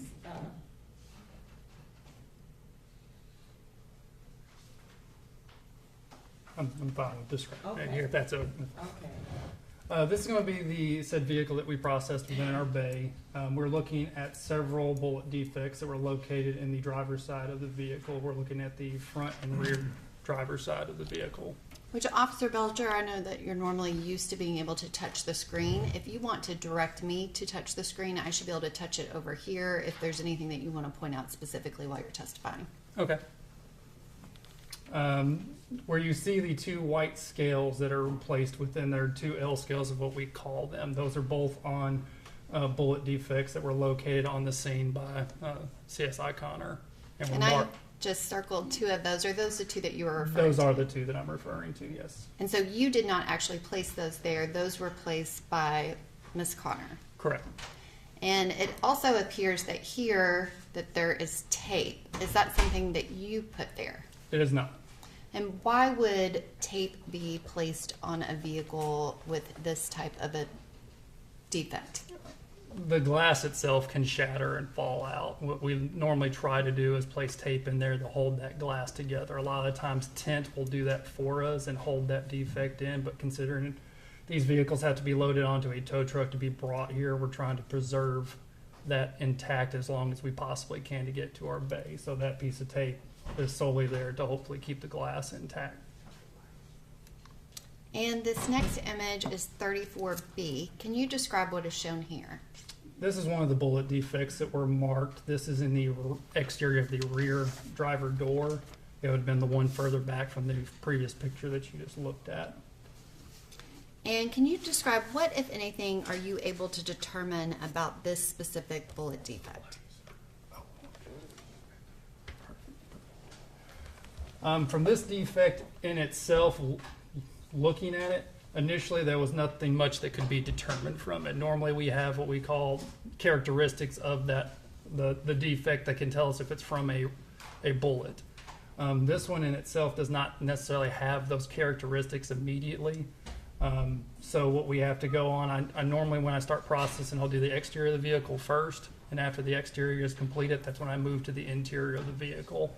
So until I completed that exterior examination, I do not go to the interior of it. And one of the things that this one had was a bullet path. So you had an entry, which would be this defect that you're looking at, and there would be an exit on the interior of this door. That path also followed all the way across the vehicle and struck the left side of the front passenger seat, the back portion of it. So we had a clear bullet path, and a bullet was recovered from that seat. Is there anything about this actual defect that tells you anything about directionality? No, besides that it's coming from the left side of the vehicle, the driver's side of the vehicle, towards the passenger side.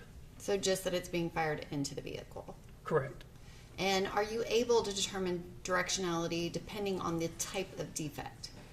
Yes, a lot of defects will show us directionality just by looking at it. This one does not necessarily show us that immediately upon looking at it.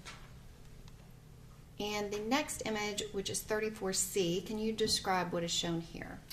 This is the interior of that back driver door.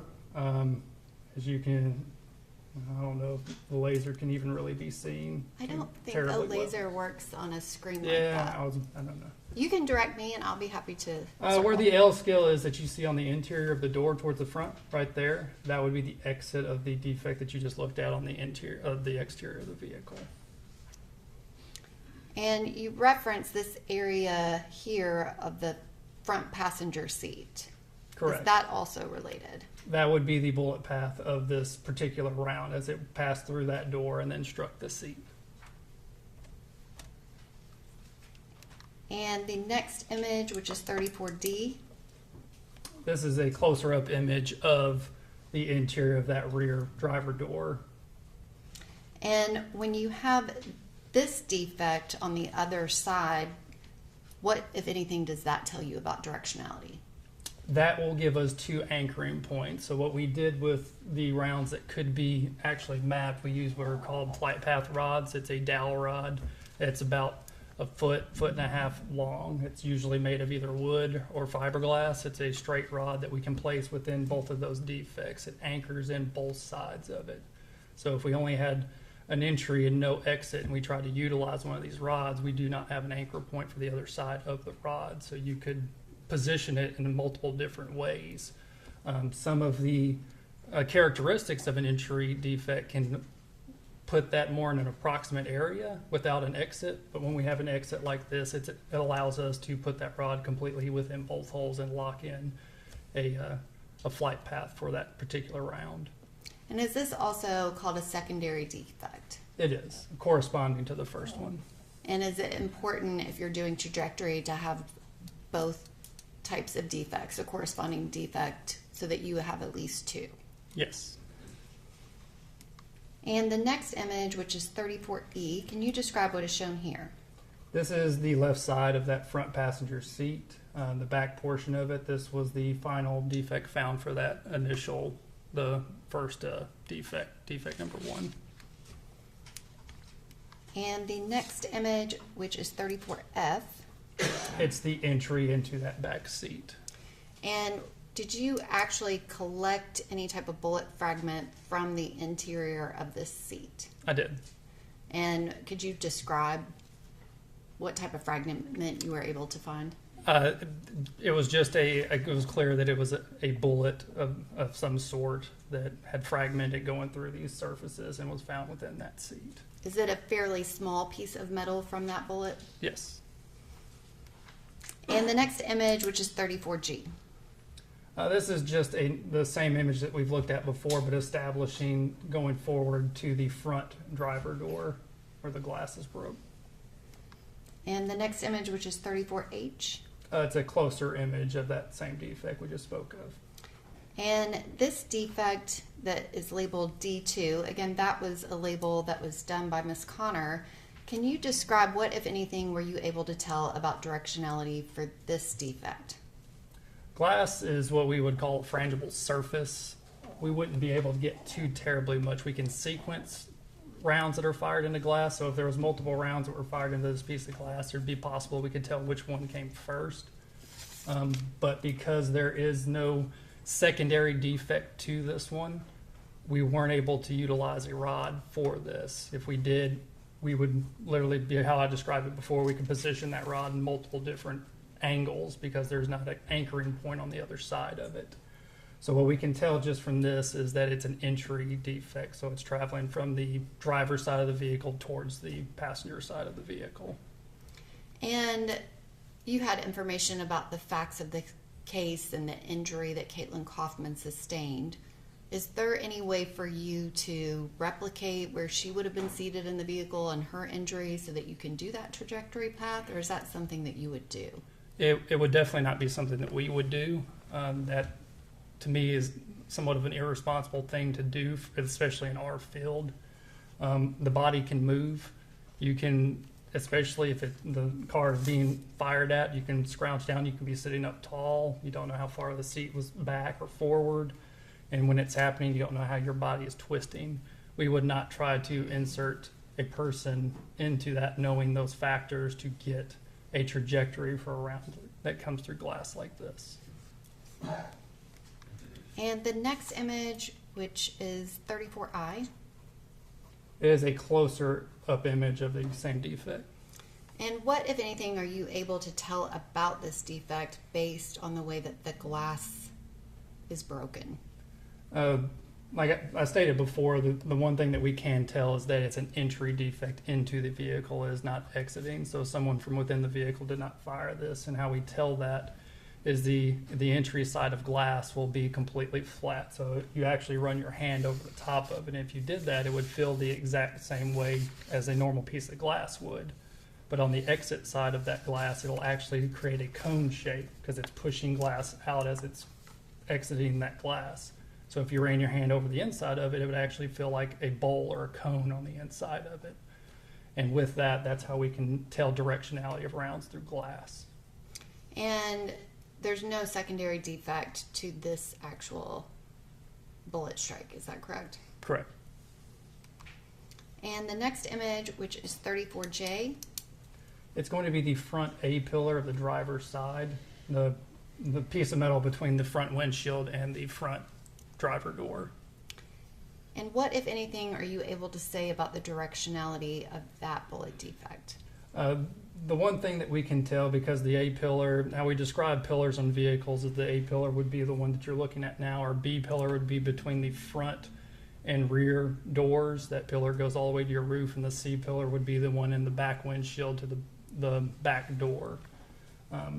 The one thing that we can tell from this, because all of the angle that you're seeing of the A pillar going back towards the back of the vehicle, and it's tapered in towards each other from the side, so both A pillars of your vehicle are normally slanted slightly towards each other.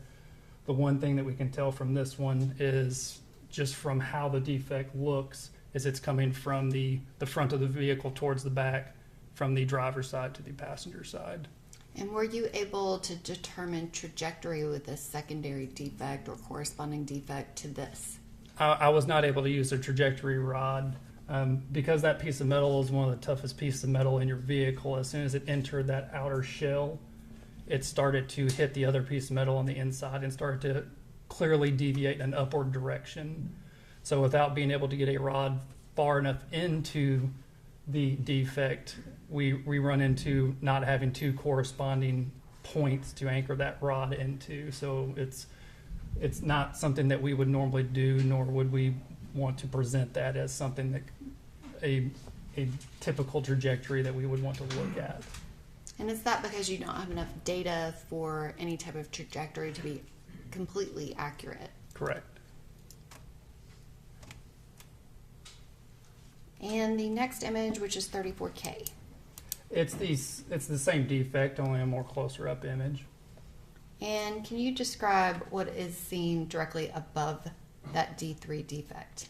That is the front windshield. So when the round penetrated that A pillar, it went through and then started striking the front windshield on the interior side. And the next image is 34L. It is the same defect, closer. And is there anything about this defect that gives you additional information based off of the actual defect itself? This is one of the first ones that we've seen that we can describe some of the things that we look for to actually determine a actual bullet strike. So if you look at the lower portion of that defect, you'll see what we like to call shouldering of a round striking it, or the leading edge of that bullet. What that is the first strike that bullet hits as it hits that surface and starts embedding itself within it.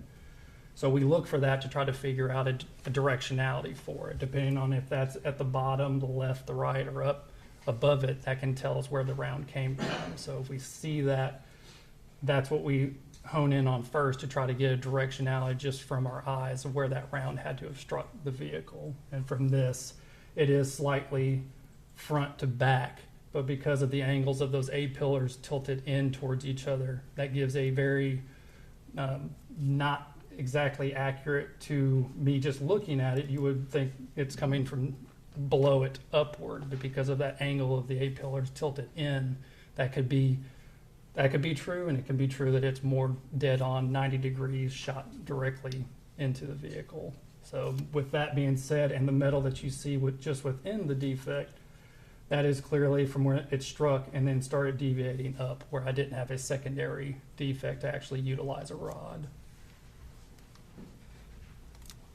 And the next image, which is 34M.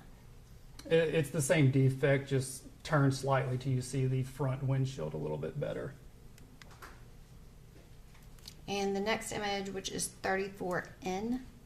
This is the front quarter panel of the driver's side of the vehicle. And can you describe what defects are shown in this image? Number 4 and 5 are labeled in this image. And is 4 on the top and 5 on the bottom near the wheel well? Yes. And the next image, which is 34O. This is a closer up image of defect number 4. And the next image, which is 34P. It is a close up of that same defect. And what, if anything, can you tell about this defect as it relates to directionality? The same that we just discussed before. So we're looking for that leading edge and that shoulderings that we can clearly see at the bottom of this picture. So how it's located on the vehicle itself, it told us clear indication that it came from the front towards the back of the vehicle. And along with this being on an angled surface towards the top of the vehicle, it told us that it was coming from a higher altitude going down towards the inside the vehicle. Also within that shouldering, you see a little piece of white and black that's in the center. That's what we call a pinch point. That will usually be the exact point that we know that the round started entering that surface, because it actually takes the paint that's on the outside of it and embeds it into that defect. So that would be all things that we look for to determine if it was actually a bullet strike or not. And was there any secondary or corresponding defect for this bullet strike? There was. And the next image, which I believe is 34Q, can you describe what is shown here? The same defect we just looked at is to your far right on the exterior of the vehicle, and you have corresponding defects that went through the engine compartment up into the front vent area of the vehicle. And are those all secondary corresponding defects to that defect that's labeled number 4? They are. And what, if anything, are you able to say about directionality related to that defect? It having now a clear bullet path, after we've opened the hood, we can see that that round followed a path going, confirming our initial thought that it came from the front towards the back of the vehicle and the trajectory that we thought it was flying. And the next image, which is 34R. That's defect 5. It's located in the front driver wheel well. And was there a corresponding secondary defect to that bullet strike? There was. It exited on the inside of the wheel well and then re-entered in that same wheel well. And the next image, which is 34S. It is a closer shot of the same defect. And the next image, which is 34T. The light that you see directly in the center is showing the next entry defect for this. The exit defect is actually on the inside of it. It was very hard to photograph that, but it entered through 5, it exited right through that lip, and then entered back where it is circled right now. And were you able to do trajectory for this bullet defect? I was. Due to having the entry and the exit, we were able to utilize a rod in this defect. And the next image, which is 34U. It's a closer image of the previous photo we just looked at. And that's that secondary defect, is that correct? Correct. And the next image, which is 34V. This is the front driver quarter panel bumper of the vehicle where you can see defect number 6. And is that in the front part of this image as well as the vehicle? Correct. And the next image, which is 34W. It's a closer image of the previous one showing defect 6. And the next image, which is 34X. It's a closer image of the same thing. And was there a secondary or corresponding defect to defect labeled number 6? There was. And what, if anything, are you able to say about the trajectory or bullet path of this defect? It's hard to see within this photo, but we see the exact same shouldering on the right side of the defect itself. So if you were really able to look at that, you would see that there is a shoulder the same way that you've seen with the previous defects that are shown there. So that would tell me it's coming from right to left as it strikes that surface and at a upward to downward angle coming from the driver's side to the passenger side. And as part of your processing, you've described that there was also a Faro scan done of this actual vehicle processing. Is that correct? Correct. I'm going to ask that the witness be handed a disc.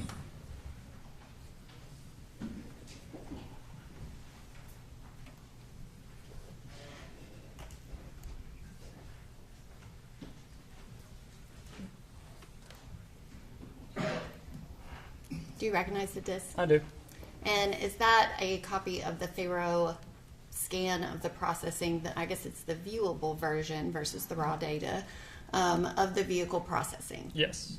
And Your Honor, at this time, I would ask that that be introduced as the next numbered exhibit, which I believe would be 35. Yes.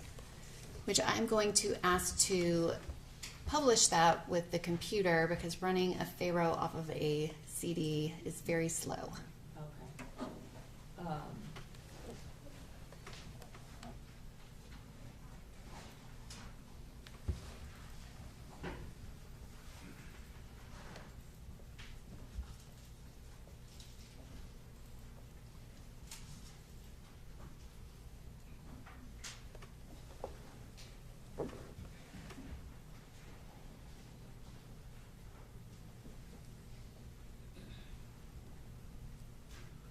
Officer Belcher, could you direct me and kind of tell me how to open this Faro scan just so that there is a record of it? If you click on the image that you see here, it's going to open up an overview map.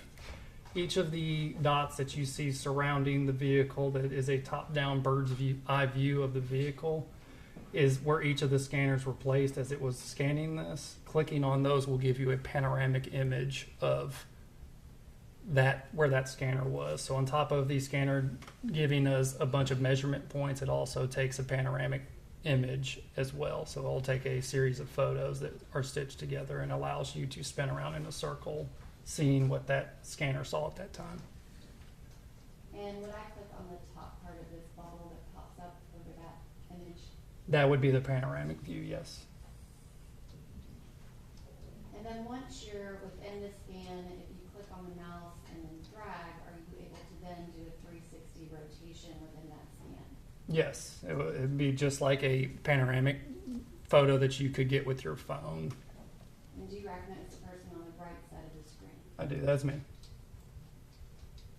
Could you describe what is shown kind of on the vehicle that was not shown in the photographs that we just looked at? What you see are the rods that have now been placed in each of the defects that we were able to actually place the rods in. On top of those rods, you're seeing 2 spheres. Those spheres are given to us by the Faro company that provides the scanner. The scanner scans things to scale, so we would be able to exactly measure the side of that vehicle within, I believe the error on this one was 0.043 of a decimal of an inch off. So it's that close to how close the measurements could be. Those spheres are known 80 millimeter spheres that they provide. So when you go into the program, when you're trying to run a flight path and trajectory on these types of spheres, It's the same way that you have the anchoring points for the defects that are in the vehicle. You had to have the two to put the rod in. The spheres themselves are two anchoring points on the exterior of those. So what it allows us to do in the 3D world of the program is to take that rod and extend it out as far as we would want to, and it would always be an exact straight rod from where that has been inserted. Which there are multiple scans within this one Barrow scan of the vehicle processing. Why is that done? We do that to get as much information as possible on there. So the one scan can give us hundreds of thousands of points. The amount of scans that we have done in this has now given us millions of points of measurement within this scan. So we do that to be able to get all different sides of those spheres, make sure that we have enough points on those spheres so they could be measured adequately. And once you have this Barrow scan done, what happens at that point? After we do that, we can go into the program and actually snap 80 millimeter spheres that the program has on top of these. And once that is done, we can take that rod and be able to extend it out however far that we need it to be extended. We can see what that would look like. If we want to stretch it several football fields, we could do that within an environment. Obviously, within the bay that you just saw, we don't have that much area. So if we were trying to actually, the old school way of doing this would literally be either attaching a string to each one of those and pulling it to the opposite side of the room, or attaching a laser to the end of it. Then we'd then use a fog spray to fog the bay and take a photo of that. The program actually allows us to see this now in a 3D environment that's to scale. And I think you referred to it as the old school way to do that. How long ago old school is that? We are just now using this type of technology. So this is newer stuff for us to be able to actually lay our hands on and be able to use. One of the older ways that this would have been done is if you could picture that same picture of the top-down view that you saw to begin with, we would create a three-dimensional box around the vehicle of walls that obviously would not be there. We would then have to use a protractor and an angle finder for the rods that are there, and then attempt to place that protractor away from the vehicle, because the vehicle's full of curved surfaces. The back of the vehicle could be tapered in more than the front. So creating that box gives us a wall that we can actually measure the angles that these rods would come in contact with it. That has always been not necessarily the greatest way of doing it, but it's been the only way that we've had to do it. With this technology, we can now place that wall within the vehicle right on top of the defect and square it up to where it would be to get accurate measurements of how those intersect those lines. And this Barrow processing, the three-dimensional that was done at the crime lab, does it actually generate a report, or what do you do with the information from the scan once you have the trajectory rods in with the spheres? It creates a report of each of the ones that we were able to run rods with, yes. And did you do that in this particular case? I did. And did you do it for all 6 defects? I did not. And why is that? 2 of them could not have rods utilized in them.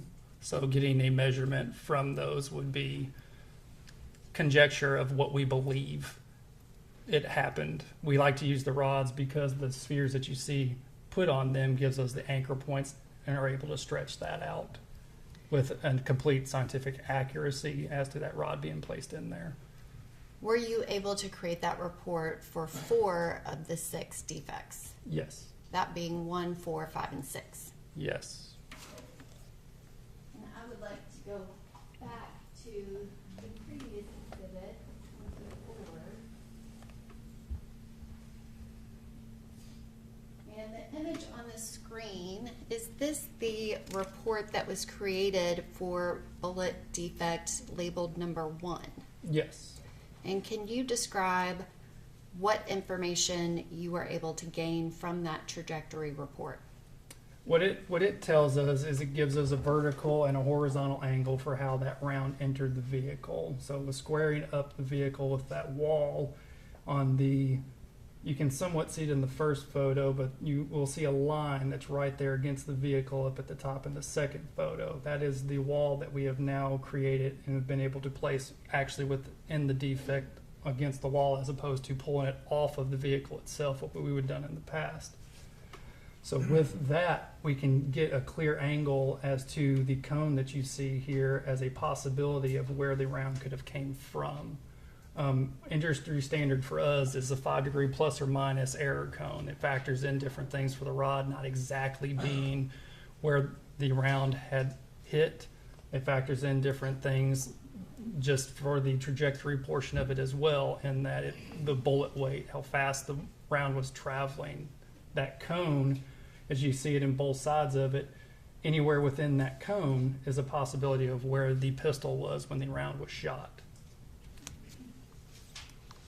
And the next image is a photograph of the vehicle processing, obviously. And does it show defect number 2 and 3 that you were not able to do the trajectory report for? It does. And the next image is the trajectory report data for defect number 4. Can you describe what is shown here and what information you were able to obtain? It shows the clear front to back directionality that we thought we were seeing already, and then the slight up to downward direction as it's going into that defect.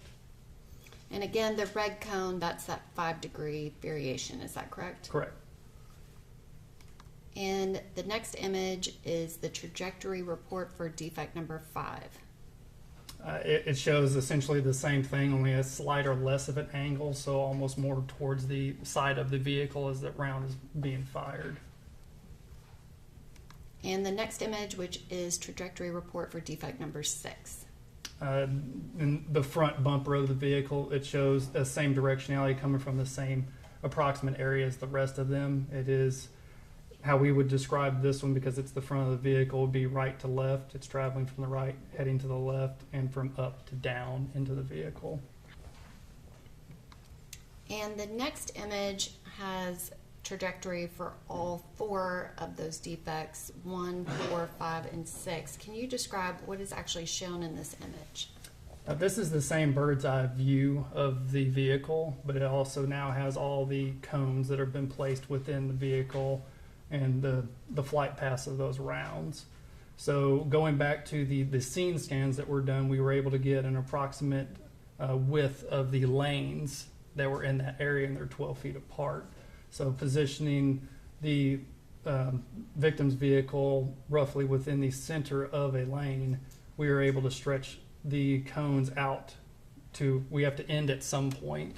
So ending within the middle of the next lane is where that is. The vehicle could be anywhere within that lane. This is just a visual representation of those cones and where they're going to within a known distance. And the next image, which has, I guess, 2 images on it with all 4 of those trajectories. Can you describe what is shown here? It is showing a view of those cones as in relation to the back of the vehicle, looking towards the front and directly along the side of the vehicle. We're just getting a good representation of where they end. So the lines that you see at the bottom that has the little triangles are actually those exact same measurements. So where they end are where the ends of the lanes are. So that's giving you a distance as to how far they're stretched out, as well as the elevation that it's starting, the trajectory as it's starting to get pulled back. And so it's fair to say that as you get further out here where the cone gets larger, that is less accurate. Is that correct? Correct. And when you're closer to the vehicle, that is closer to the actual trajectory that you were able to determine from those bullet defects. Yes. And the next image, I believe, is just a close-up of what you've just been describing. Yes. Which, again, you have kind of those 3 points of 12 feet in between. Correct.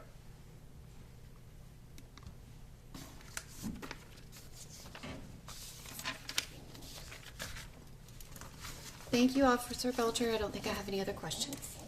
Okay, Mr. Muckabell, and who's inquiring this is? Okay.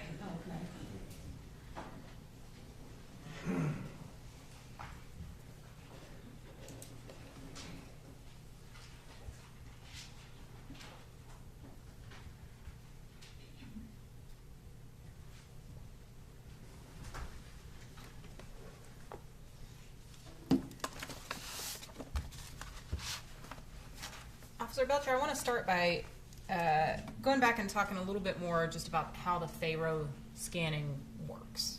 You've been trained in using the Faro scanner. Yes. And you told us that that's a little bit of newer technology, right? Yes. Okay. You've also had some training in crime scene reconstruction. Some, yes.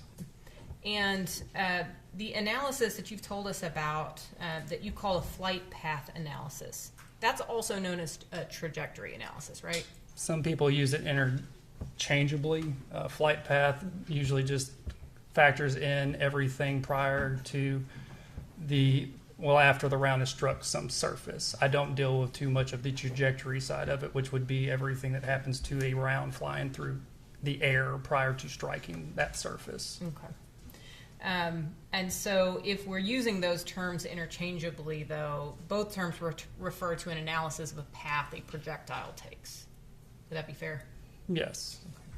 Okay. And as you just said, your primary goal is to look at the bullet defects and to determine the path that projectile takes as it relates to those defects. Correct.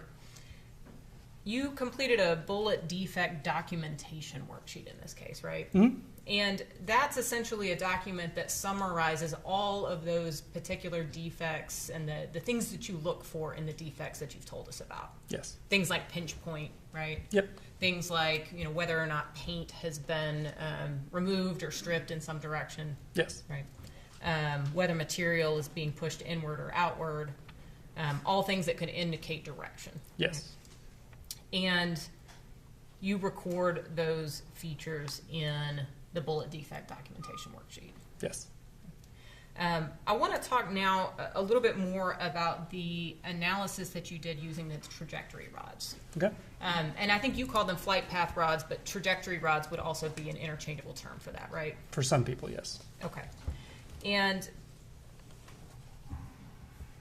when you are inserting those rods into the defects, it's important to center those rods in the defect, right?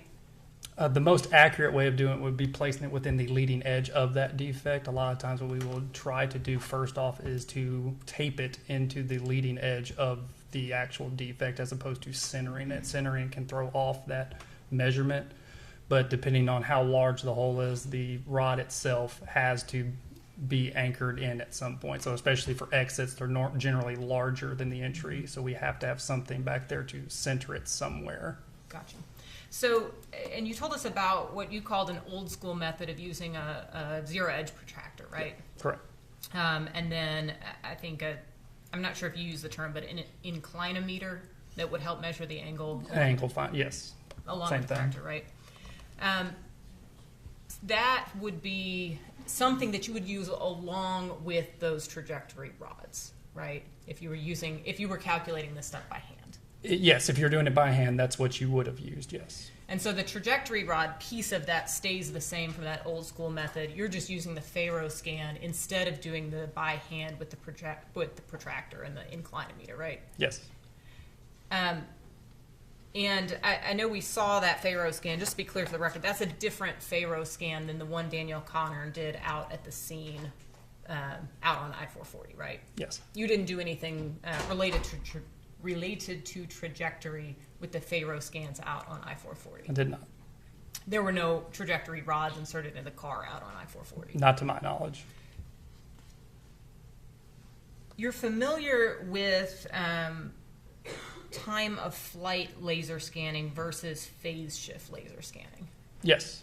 So the Faro, I think, used the Faro S350. Yes.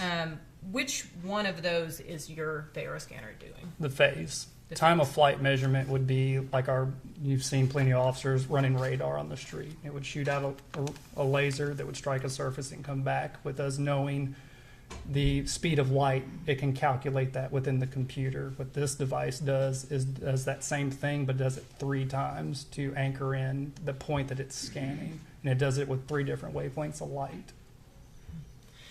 I want to talk now about how you then use the software to help calculate those angles that we were talking about.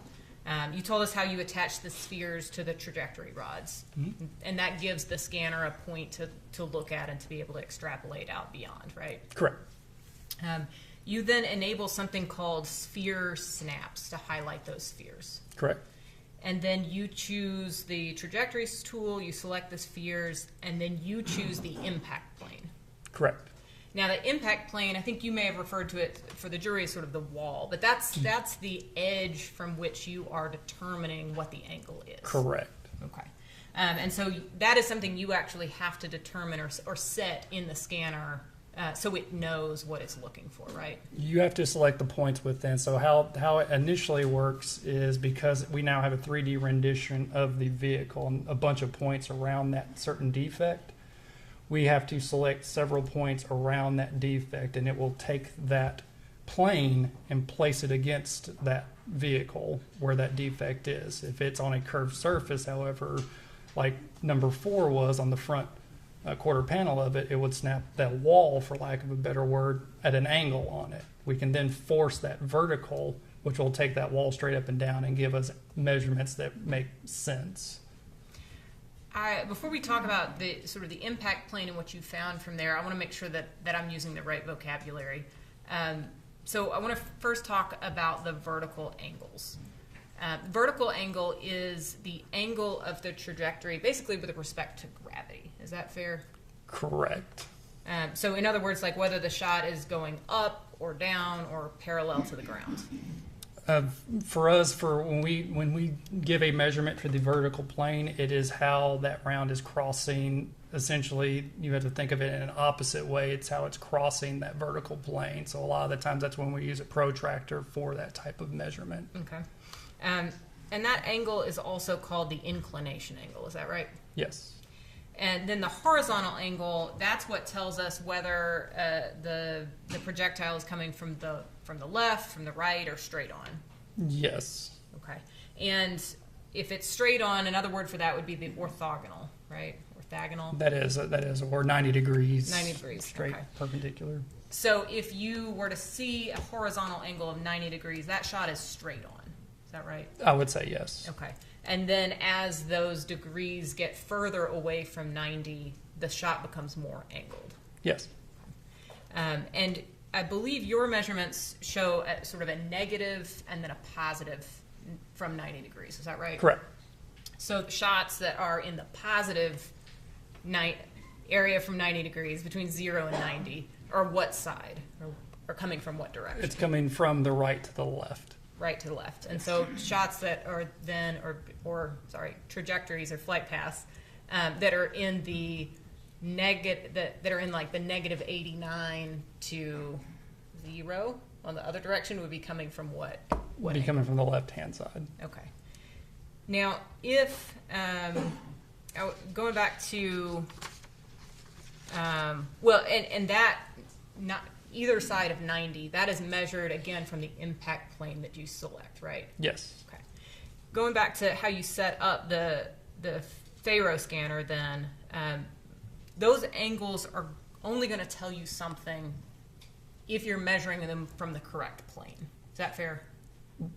Yes, the measurement that you're getting is dependent on the plane that you have selected. Yes. And then once you do that, the software scans, it calculates the vertical and horizontal angles, and then that report that we were just looking at is kind of the culmination of what that scan finds. Yes. I actually want to talk about a couple other things in that report that we saw, and you talked a little bit about it, the error cone. You told us that the industry standard for that is plus or minus 5 degrees. Yes. Okay. The software uses that 5-degree error rate as a starting point automatically. Can you manually change that if you wanted to? You can. But you didn't in this case. No. No reason to, because that's the industry accepted standard, right? And so in other words, it's accepted in the field. There could be as much as a 5-degree error rate in either vertical or horizontal angle calculation from any of these points, right? Yes. Let's see. Okay, I want to talk through now, and the jury has your report, so I'm not going to sort of go through point by point with each defect, what each angle shows. But you looked at, overall, you looked at 4 defects, right?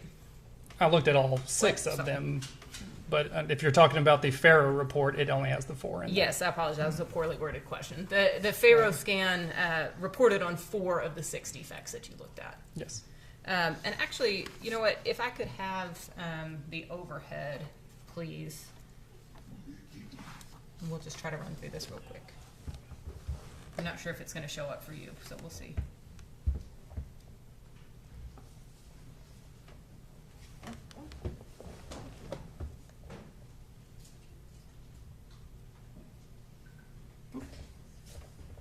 Hey, look at that. Working. All right. And let's see, can you see the whole, not quite down, okay, move down to the bottom. So just so the jury can become a little bit familiar with how the report looks. We see the inclination angle. You told us that that's the vertical angle. Yes. And that's a negative 10.94 degrees, right? Correct. And then the azimuth angle, am I pronouncing that right? You are. Okay. Which is the horizontal angle, and that's 83.31 degrees. Correct. And as you told us, the closer to 90 that angle is, the more closer to straight on or orthogonal. Correct. Okay. And then we see down at that bottom line, the error cone, that's the 5-degree difference that you told us about, right? Correct. Okay. So each of these pages of the report then go through. So if we look at, so that's defect 1, we looked at 4. We see the same information reported. This time the inclination angle is negative 10.81 degrees. Is that correct? Yes. And the azimuth is negative 56.64 degrees. Correct. So the difference between, line it up here, we're looking at the inclination angle here. Hardly any difference between the inclination angles between defect 1 and defect 4. Is that right? Yes. Okay. Correct. But a significant difference between the azimuth angle, the 83, and then to negative 56, right? Correct. So I'm going to look at defect 5 now. There. All right. And again, if we look at the inclination angle on defect 5, that's now negative 16.30 degrees. Is that right? 0.3 degrees. Oh, I'm but sorry. Yes. That's knock off the 0. Oh. fair enough. 0.3 degrees, which is within 5 degrees of the last 2 angles we looked at. Is that right? Yes. Okay. And then the azimuth angle is negative 77.22 degrees. Correct. Okay. And then, so if we look at those 3 together, do this.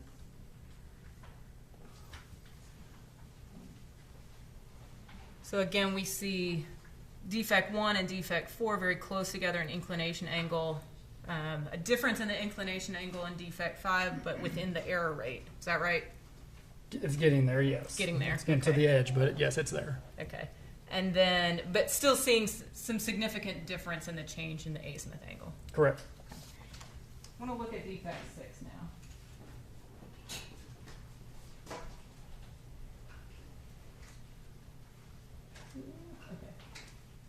Defect 6, the inclination angle again is still within that 5-degree error rate from that initial 10 point whatever it was angle that we looked at. Is that right? Correct.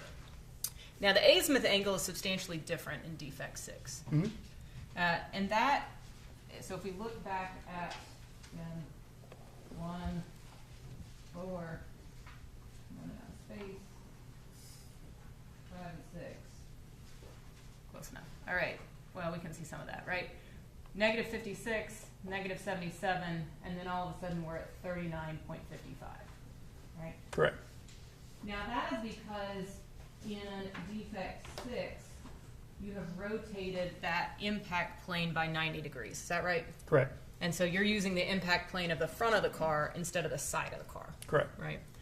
If you rotated that impact plane back to the side of the car, mm-hmm. subtracted 90 degrees essentially from that 39.55. That would give you an azimuth angle of negative 50, I did the math earlier because I can't do it in my head, negative 50.45 degrees. Is that right? I'll have to take your word for it. Okay. The dangerous space. But that sounds close, right? Yeah, it does.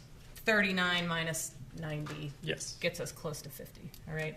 And negative 50.45 degrees is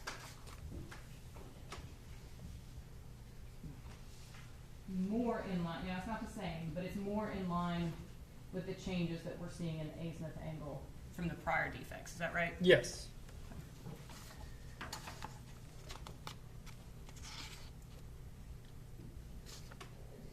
So if we are comparing sort of the difference in these horizontal angles, and I'm not sure if I'm going to get them all on the screen at the same time, but if we're comparing the difference in these horizontal angles, the closest to 90 degrees, as we already talked about, is that first defect 1 at 83.31, right? Yes.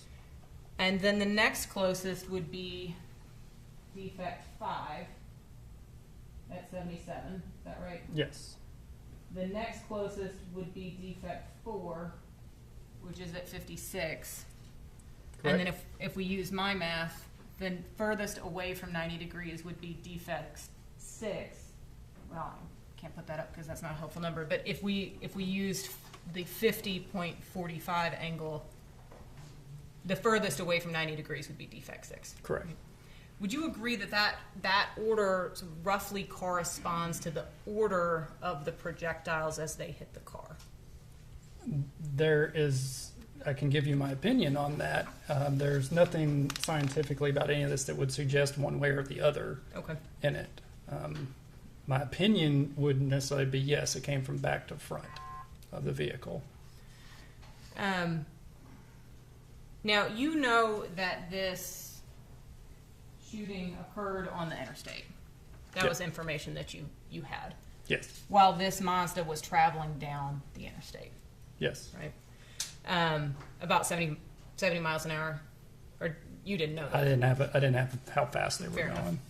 Enough. And you know that the gun was fired from another vehicle on the interstate. Yes. These defect locations, coupled with those azimuth angles, suggest there was motion of one vehicle relative to the other. Yes. If the Mazda CX-5 had been parked and the other car drove by, that could be consistent with the shot pattern, right? With other facts that I know of the scene, I don't necessarily know about that. Just if you didn't know any other facts about what had happened, all you can tell from these angles is that there was motion of one vehicle as it relates to the other, right? Yes. It would be inconsistent with both vehicles traveling at the same speed, right? I would say yes, very inconsistent. And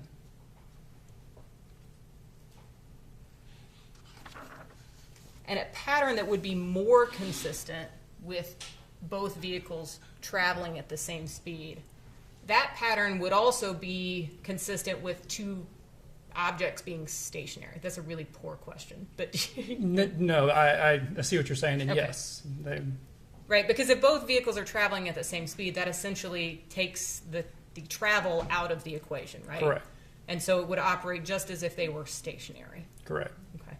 And you would expect to see a shot pattern that would be more concentrated and more straight on. Is that right? I would expect to see it, but if we go back to the vehicles traveling, that's wind resistance that rounds have to travel through. So you have that 70 miles per hour that is now pushing rounds, and I wouldn't be able to testify as to what that would do to the rounds. But stationary, yes, I would expect to see. Okay. So it's possible that the speed, the interstate speeds, in your opinion, could affect the trajectory of the projectile. I would think that they could. Now, you know that a typical 9mm bullet travels at 1,200 feet per second. I'll take your word for it. Which is about 800 miles per hour. Okay. Now, I want to talk about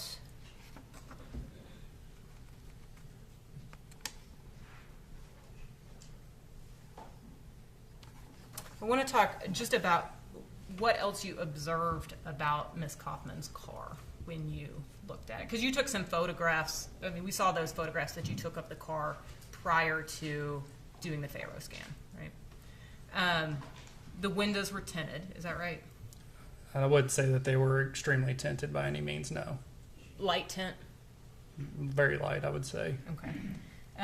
And you observed that there was a bit of damage to the right side of the car, the right fender, and the right sort of back passenger door. It's nothing that stands out to me at this point, no.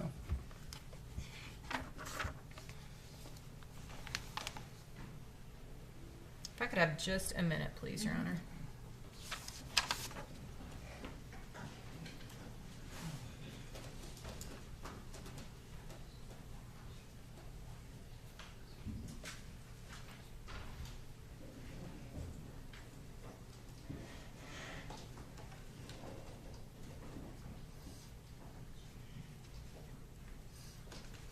One more question for you. Well, one more. I hate when lawyers say one more question and they don't ask one more question, but one more subject I want to ask you about, Officer Belcher. I want to, sorry, if I could have the overhead one more time, please.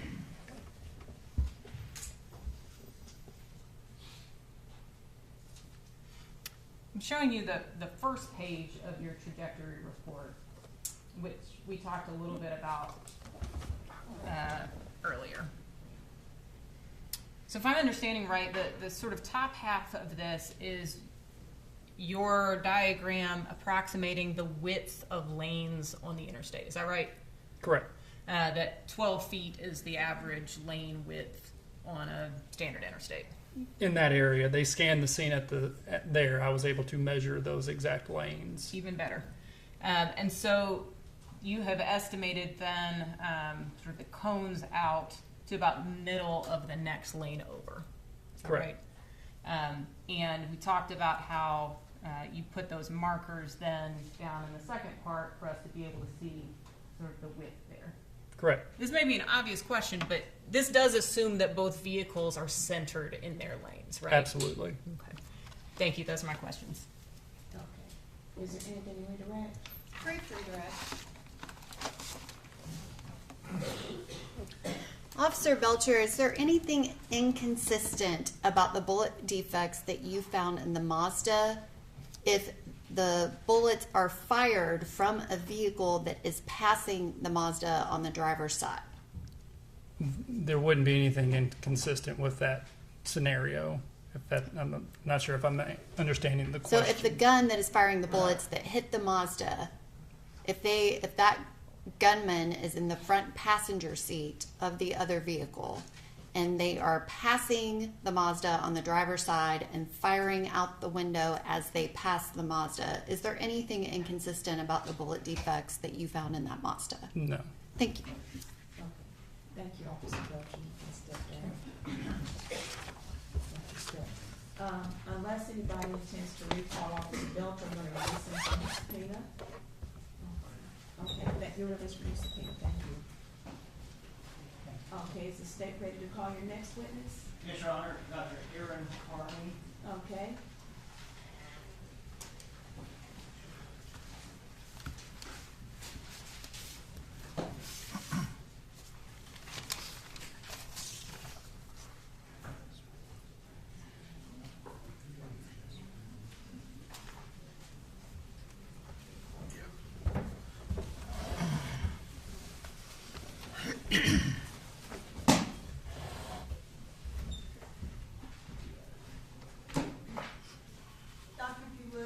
Raise your right hand, please.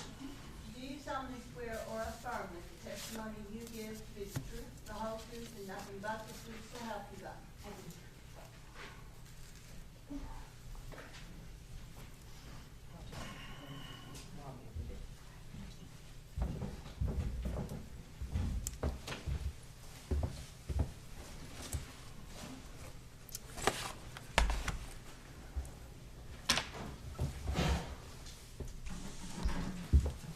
Could you please tell us your name and spell both your first and last name for the court reporter? Yes, it's Dr. Aaron Carney, first name E-R-I-N, last name C-A-R-N-E-Y. And what is your profession? I am a forensic pathologist. What is your educational background that has enables you to become a forensic pathologist? Well, I earned my Bachelor of Science degree in biology from the University of Tennessee, Knoxville. I attended Vanderbilt University School of Medicine, where I earned my Doctor of Medicine degree. I completed residency in anatomic and clinical pathology at the Johns Hopkins Hospital and forensic pathology fellowship at the State of Maryland Office of the Chief Medical Examiner. And what is your current position? I'm the Deputy Chief Medical Examiner at the Davidson County Medical Examiner's Office, which also serves as the Regional Forensic Center for Middle Tennessee. How long have you been with the Office of the Medical Examiner? I've been there for 9.5 years. And during your tenure with the Office of the Medical Examiner, could you estimate how many autopsies you've performed? I've performed over 2,500 autopsies. Okay. And have you been qualified and accepted as an expert in the field of forensic pathology in the courts of Davidson County and state of Tennessee? I have. And have you testified as an expert in that field on one or more occasions? I have. Approximately how many? I've testified over 50 times, most of those in the state of Tennessee. Your Honor, I can go further into her background, but at this time I would tender Dr. Carney as an expert in forensic pathology, if there's any for dire of her. The defense wish to voir dire Dr. Carney?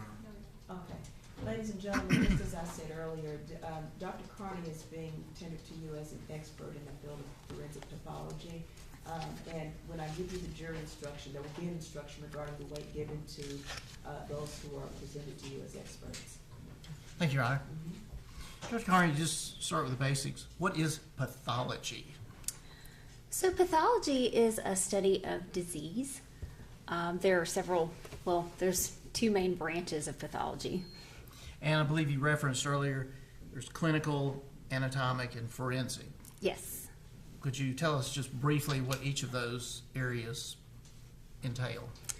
So anatomic and clinical are the two main fields of pathology. So anatomic pathology is more the examination of the physical organs, like if you had an organ or tumor removed, like in an operating room, and it went back to the laboratory to be analyzed, slides made, diagnosis made, that would be anatomic. That also includes things like autopsy, and that's the forensic subspecialty. Forensic pathology is a subspecialty of anatomic pathology.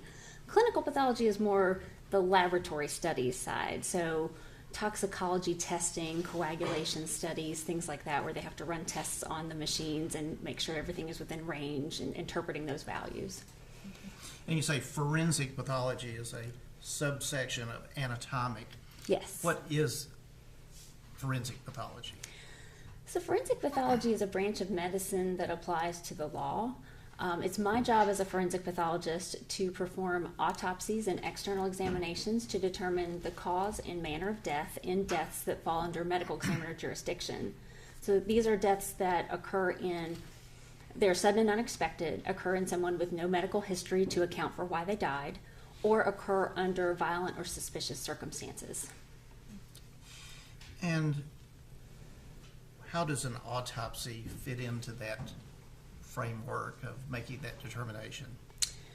So an autopsy consists of two parts. There's an external examination and an internal examination. In the course of those examinations, we look for evidence of disease or injury to explain why that person died. And in the internal examination to determine if certain organs were injured, if internal bleeding occurred, so that we can understand how that injury occurred and how it caused death. And without going into perhaps too much detail, but how is an actual autopsy performed? And give us the steps. What do you do? Okay. So the external examination is when we look up, obviously, the external outside surface of the body. So first we will look at the body the way it looks when it first comes in, when we first open the bag that they've been sealed in. Look at the clothing that they're wearing, any defects in the clothing, any bleeding on or any blood on that clothing.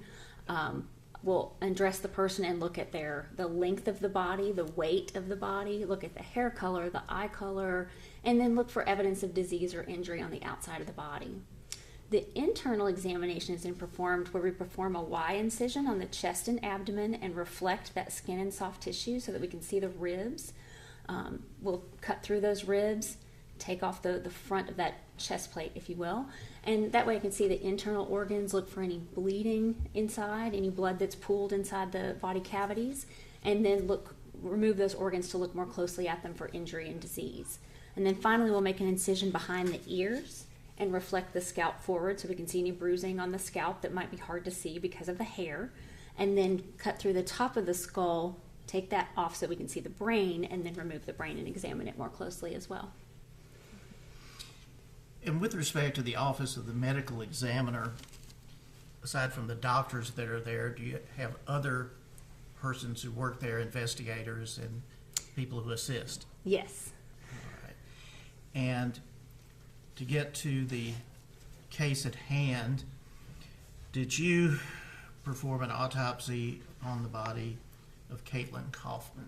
I did. And when was that performed? I performed my autopsy on December 4th, 2020 at 10 a.m. Okay. And was her body received into the Office of the Medical Examiner under the circumstances that you have related? Yes. And did her body come with clothing or without? With clothing. And now, one of the reasons I ask, are you referring to the report that we all have a copy of, the autopsy report? Yes. All right, and I was going to ask, if not, would you please do so? Yes. Because just to walk through that, so we have name, was her stated age at the time 26? Yes. All right. Now, one thing about in this report, date and time of death. Yes. How is that determined with respect to your office? So, Ms. Kaufman actually died at the scene. She was not transported to a hospital and pronounced there. So, in this particular case, an investigator from my office went out to the scene to examine her there, and when my investigator arrived, that was her official time of death. Okay. And what time did your investigator note that she was, for the purpose of the Office of the Medical Examiner, pronounced deceased? I have her time of death as 11:45 p.m. Okay. And the autopsy was conducted the next morning? Yes, sir. That's correct. If you would walk us through, you've given us the external examination occurs first. What, if anything, was readily apparent upon your initial observation of Ms. Kaufman? She was clothed. There was a defect in the left arm or left sleeve of her jacket that she was wearing, as well as in the sleeve of the shirt that she had on. Now, if I could interrupt, what do you mean by defect? Well, there was a hole in it. Okay. And these holes lined up with a hole that was in her arm, which we saw as we removed her jacket and her shirt.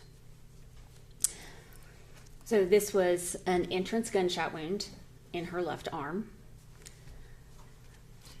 Were there any other, go ahead and ask this, significant or insignificant injuries to her body other than this gunshot wound? She had 2 small, pale brown bruises on her right knee. And would that have had any effect whatsoever on her death? No. Okay. So, what did you do next? So looking more closely at the gunshot wound, I saw that there was no soot or gunpowder stippling to indicate any sort of close range discharge of a firearm. Went on to the internal examination to find that the bullet entered her arm. It did not break her bone in her arm, but it continued on into her chest. It entered between the second and third ribs. It injured the upper lobe of her left lung. It continued on to hit her ascending aortic arch. So your aorta is the big artery that comes out of your heart and supplies oxygenated blood for your whole body. So shortly after it exited the heart, the bullet tore through at that point. It continued on into the upper lobe of her right lung, punctured through that. It went through her right fourth rib, breaking it, and then continued into her arm, and the bullet was in the back of her right arm. So would there have been then the one entrance wound? Yes. And no exit wound? Correct. So traveling through the chest and ending up in the back of her right arm. She had, I believe it was a bruise over the top of where the bullet was, and so I could recover the bullet from her arm there. Now, before we get too far into, you referenced no evidence of stippling. What is stippling? So stippling are little pinpoint abrasions on the skin, and that occurs when the muzzle of the gun is close enough that partially burned and unburned particles of gunpowder strike the skin, scraping it. So I did not see that in this case. Now, have you been given the essential facts of what occurred? That Ms. Kaufman was shot through a car window? Yes. And you've already said through the clothing? Correct. So would you expect to see any stippling? No. Okay. Now, how much blood does the human body hold? Or a person of her age and size? So just on average, an adult will have around 5 liters of blood in their body. So when you think about like a 2-liter Coke bottle, think about 2.5 of those. Now in her case, being shot through both lungs and the aorta, that large artery coming out of the heart, she actually had significant bleeding into her chest cavity. So it pooled around where her lungs sit in the chest. She had 1,200 milliliters, so a little over a liter of blood in her left chest cavity, 880 milliliters of blood in the right chest cavity, and then she also had a little bit of blood right around the heart, 25 milliliters. So over 2 liters of her blood volume are now in her chest around her lungs rather than in her arteries and veins supplying her organs.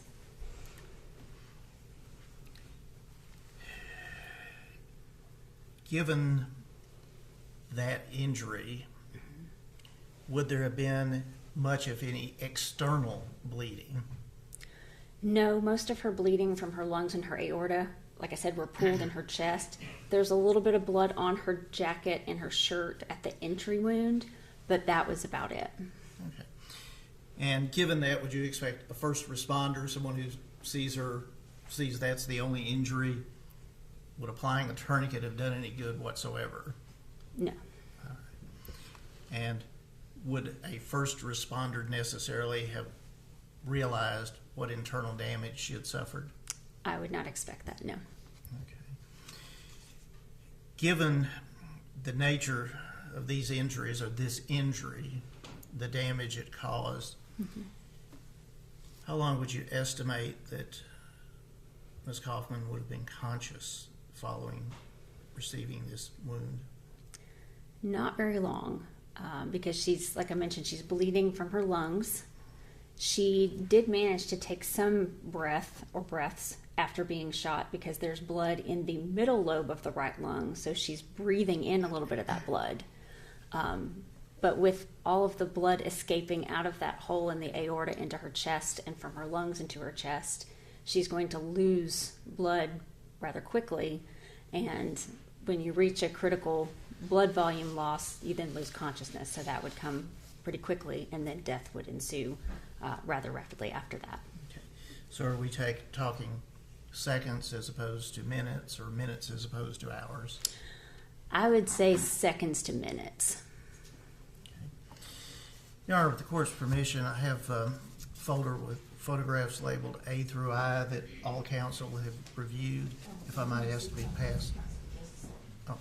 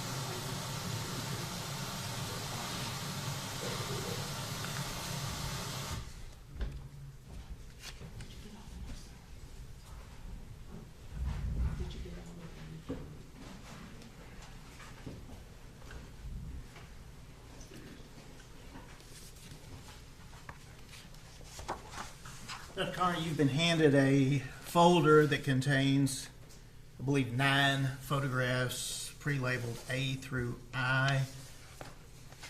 Does that appear to be correct? Yes.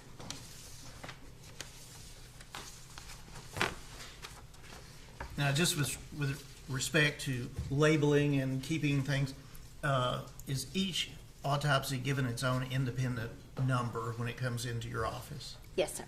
And what was the case number for Caitlyn Kaufman? Her case number is MEC 20-4279.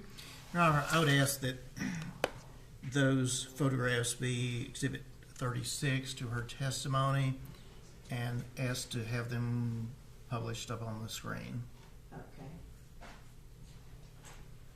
Overhead or computer? Everything. Well, I'll put the computer in there. your computer, yes.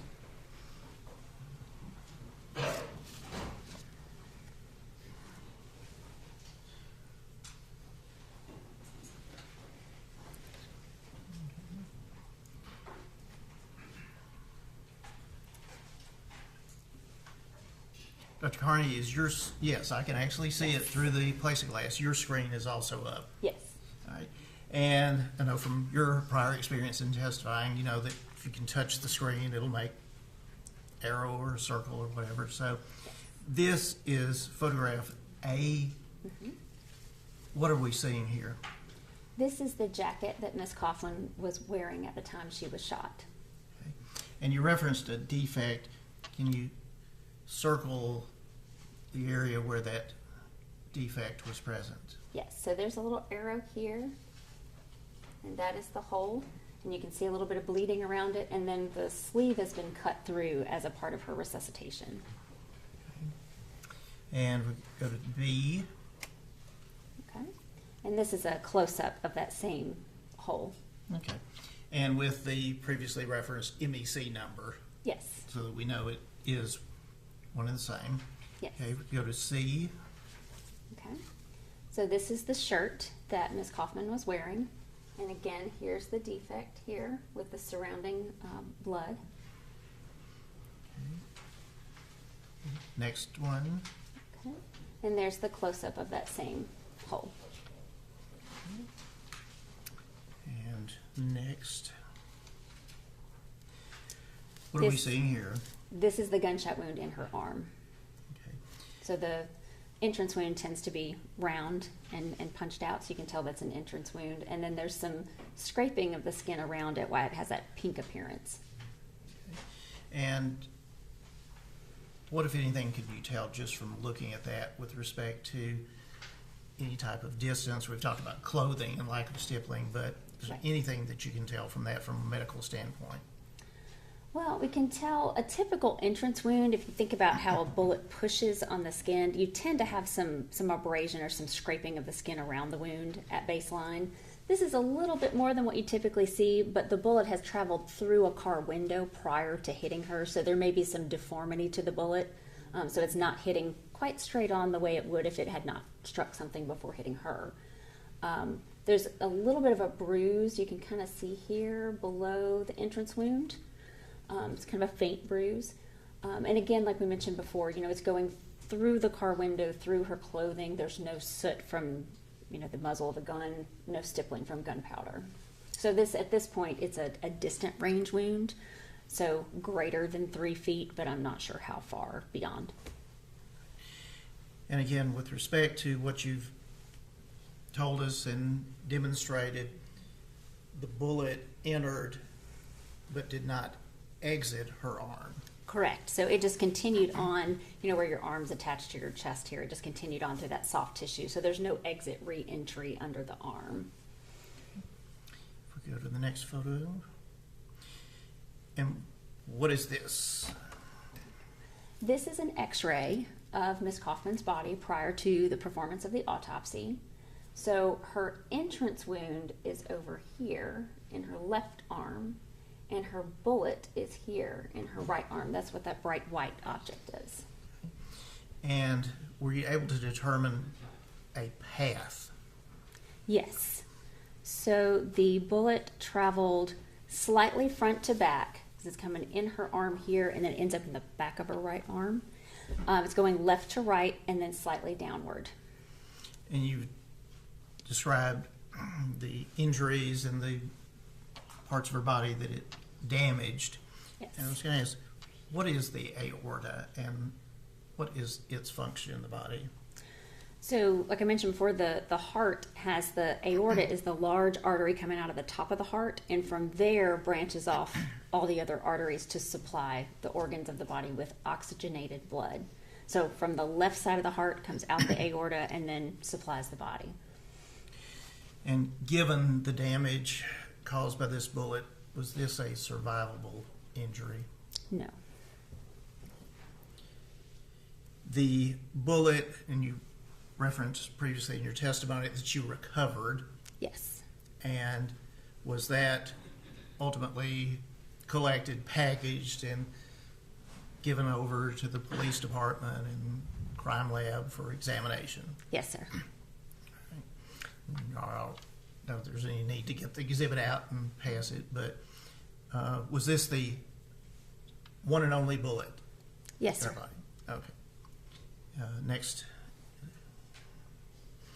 Now, after retrieving the bullet, recovering it, did you examine it yourself and obviously have pictures taken of it? Yes.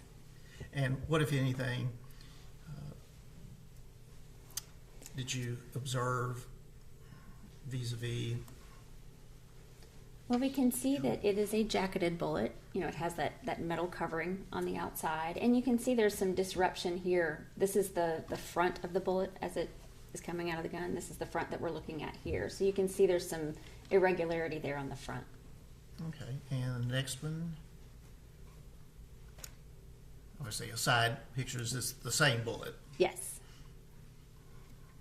And then the last. And that's the back of it. Okay. Thank you.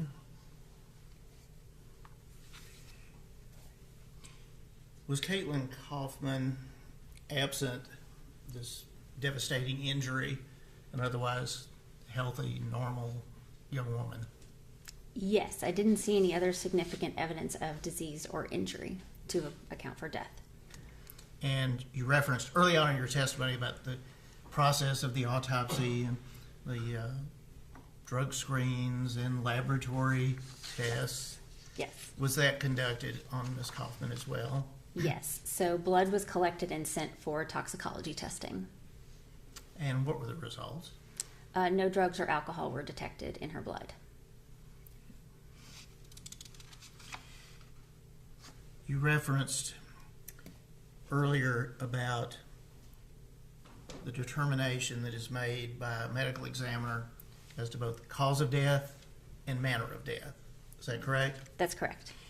And in your professional opinion, what was the cause of death of Caitlyn Kaufman? The cause of death is gunshot wound of the left arm continuing into the chest. And what was the manner of death? The manner of death is homicide. Did you reduce these findings to written report? And if I could have this, and again, counsel as copies, be passed.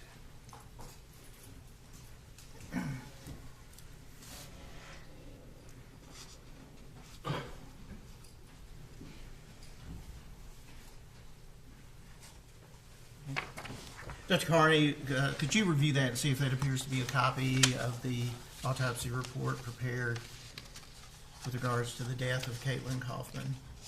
It is. Your Honor, I would tender that as Exhibit 37. Okay.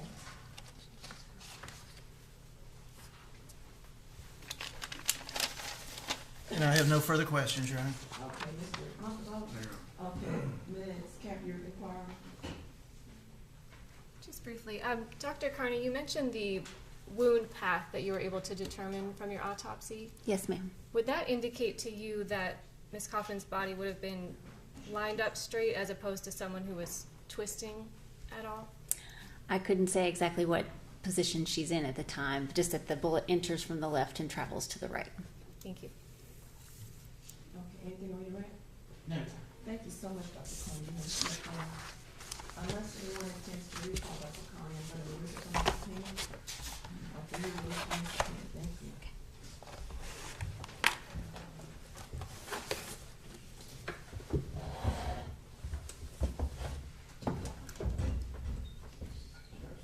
Approach for a second.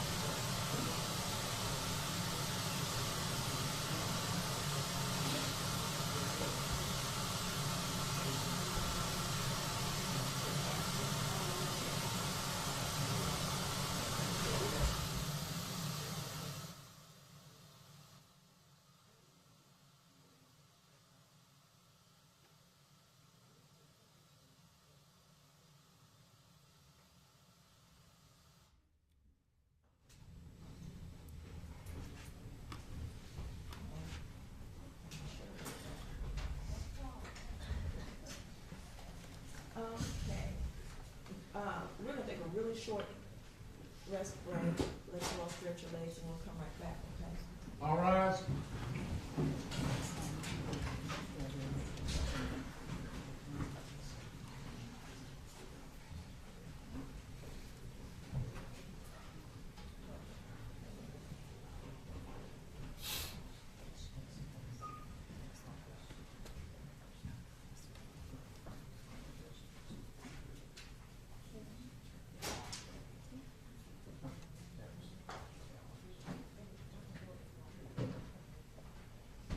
Okay. Your next witness, about how long do you think that witness will, who's examining that witness? General Taylor, she's fairly quick. She has, I think, maybe 6 photographs, and then there's a video clip that it is seconds. Okay, all right. I think we can get another witness in. Just take a really short break. We'll get them to the witness in. All right, short break.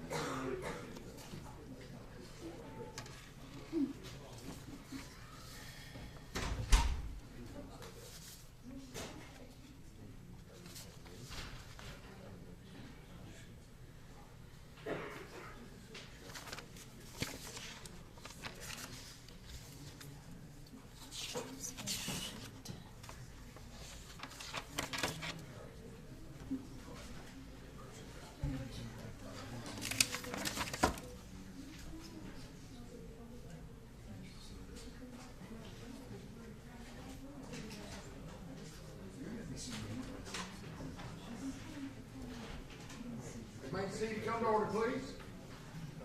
Order thank session.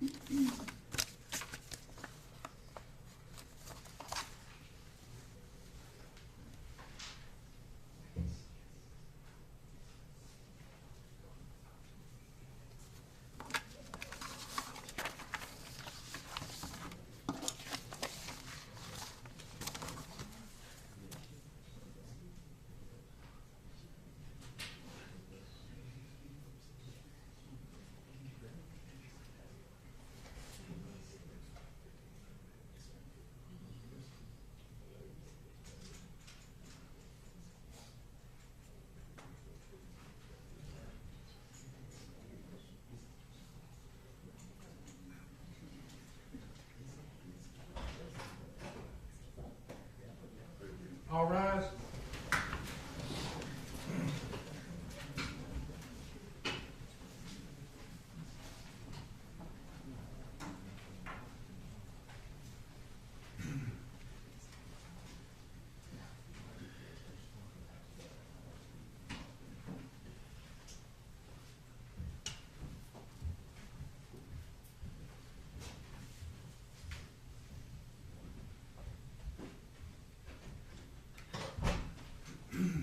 We may all be seated. Let the record reflect that the jury heard this trial back in court with a very short break.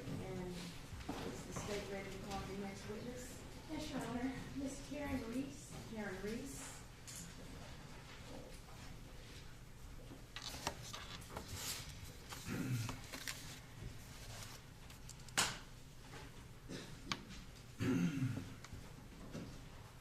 Ma'am, if you would, raise your right hand, please. Do you solemnly swear or affirm that the testimony you give to be the truth, the whole truth, and nothing but the truth, so help you God?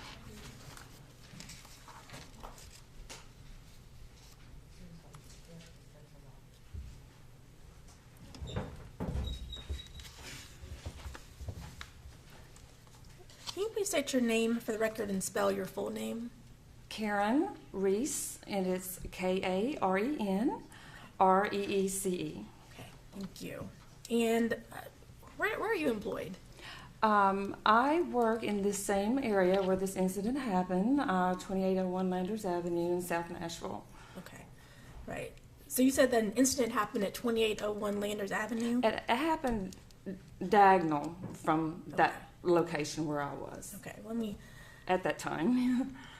So let me ask, on December 12th of 2020, did you call the police that day? I did. Okay. And why did you call the police? I was I heard an explosion, and I, immediately looked out the window and saw that it was increasingly getting, larger, and it was alarming because it was located next to a business that had high voltage on the fencing all around it, and it was just really alarming, and I just didn't want anybody to be hurt, and so I called 911 to tell them that somebody needed to put the fire out. And about what time was this? I'm thinking approximately around 1:30 a.m. And so you were saying that it was alarming. Can you describe what it is? The explosion that I saw, Okay. the car, yeah. Okay. You said a car? Well, it SUV. Okay. It was difficult to see exactly what type of vehicle it was at that time because I wasn't like right next to it. I was diagonal from, but the vehicle. Okay. And was this vehicle on fire? Yes. Okay. All right. And Ms. Reese, this time I'd like to hand you some photographs and ask you if you recognize them. And they have been pre-marked as Exhibit A through G. Okay.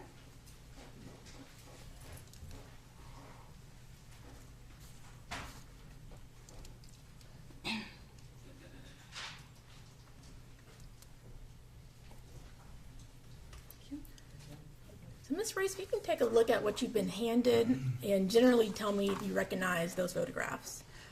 I do. Okay. And what are they photographs of, just generally? This looks like a Google map of the area of which I work in and which the incident of the fire happened. Okay. And are there any other photographs in your hand? Uh-huh. Okay. Do you recognize those? Yes. The second one is... Well, I just didn't, if you recognize them generally together. Oh, you want me... I do. Okay. Now, I'd like to make that the next numbered exhibit, which is number 38, and publish a digital copy of them to the jury. Okay. Go. You're welcome. Do I have permission to publish a digital copy? Yes. Okay, sorry, thank you.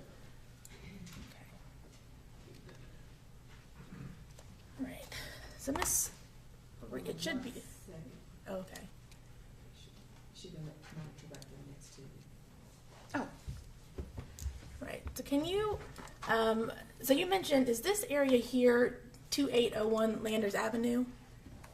Yes. That I've circled? Yes. Okay.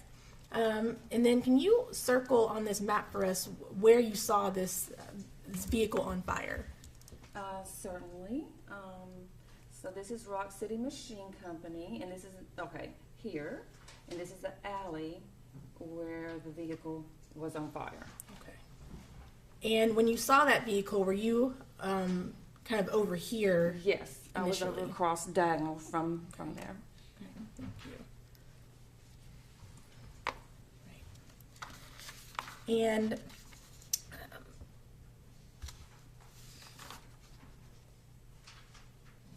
so at some point, when you called the police, did the Nashville Fire Department respond to the scene? They did. Okay. Were they able to extinguish the fire? They did. Okay. Mm-hmm. And then after that, did you take any photographs of the vehicle that you saw that was on fire? I did. Okay. Right. Your Honor, and I apologize for the record. This is Exhibit 38A. So this is 38B. Ms. Reese, can you take a look at what's on the screen and tell me if you recognize it and describe what it is generally? Yes, this is a photograph that I took of the vehicle that in question is on fire. Yeah, that's Okay. it. All right. And 38C? Same vehicle. Okay. Is this just a closer shot of that same vehicle? Mm-hmm. Okay. And was this after the fire was put out? Yes, it was, and after it was, cooled down a little bit. Okay. Right.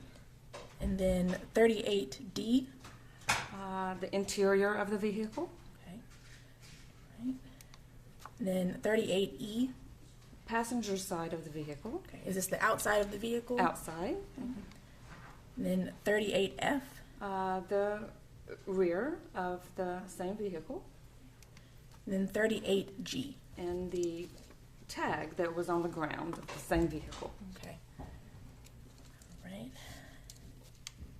And this was, you said this was the tag that was on the ground near the vehicle? Okay. All right.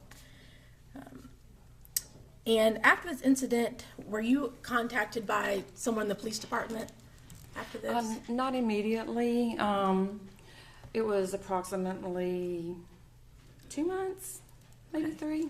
Right. And at some point, did you have the opportunity to view some surveillance footage Yes. that showed this vehicle fire? Yes. Okay. Your Honor, at this time, I would ask for permission to play, it was exhibit number 24, marked for identification only, and then ask the witness if she recognizes it after we play the clips. I have it digitally on the computer and can play it from there. Okay. Are you asking that she be past the exhibit, or are you just going to play it? I'm just going to play it, Your Honor. I just wanted to let the court know which exhibit I was referring to.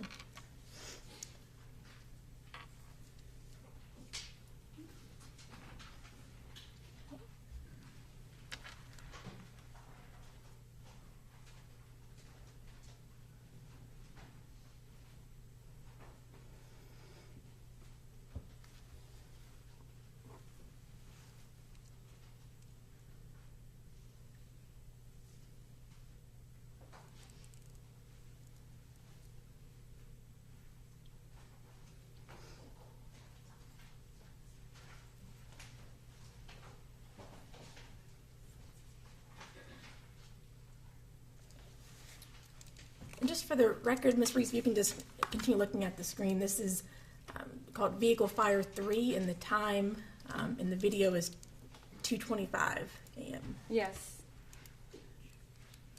Yes, that's the same exact location that I saw, the vehicle. And was the time when this fire happened actually around 1:25 a.m.? Yes, because, yes, on video surveillance cameras, when time changes, I know this because we have one, it doesn't automatically change. You have to manually change the time, so.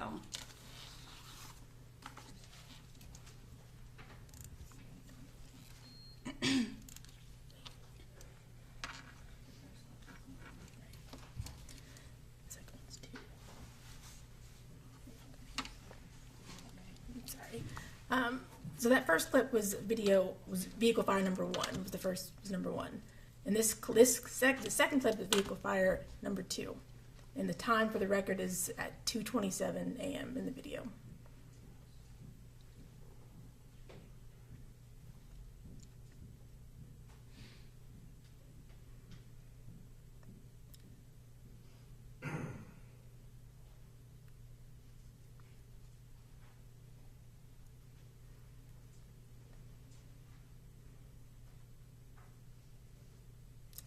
And again, Ms. Reese, just for the record, the time indicated in that video said 2:20, said it was about 2, but it was actually about 1:25, 1:27. Correct. Right. And so do you recognize the images that were shown in those videos? Absolutely. Okay. And how do you recognize them? Well, I know the area very well. The parking lot was of the building across. I see, almost daily, and then the alley, was. I mean, it was just it's the same vicinity that I'm in every day. So let me ask you just a different way. Did those videos accurately depict the vehicle fire that you saw on December 12th of 2020? Yes. So, Your Honor, at this time the state will move to make those videos moving into evidence as an exhibit, so number 24 at this point.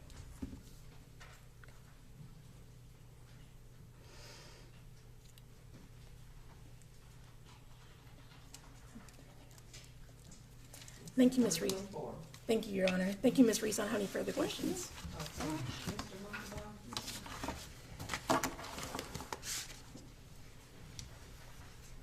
Good afternoon. Hi. Ms. Reese. How are you? I'm well, thank you. Going back to December 12th, I just want to talk about what you personally saw on December 12th. You saw a car on fire. I did. You didn't see anybody start it. I did not. You didn't see anybody run from it. I did not. You did not see anybody in the area of it. I did not. Okay? And this man right here, sitting next to me in the blue, Mr. Cowan, you did not see him start it I did not. or run from it Nope.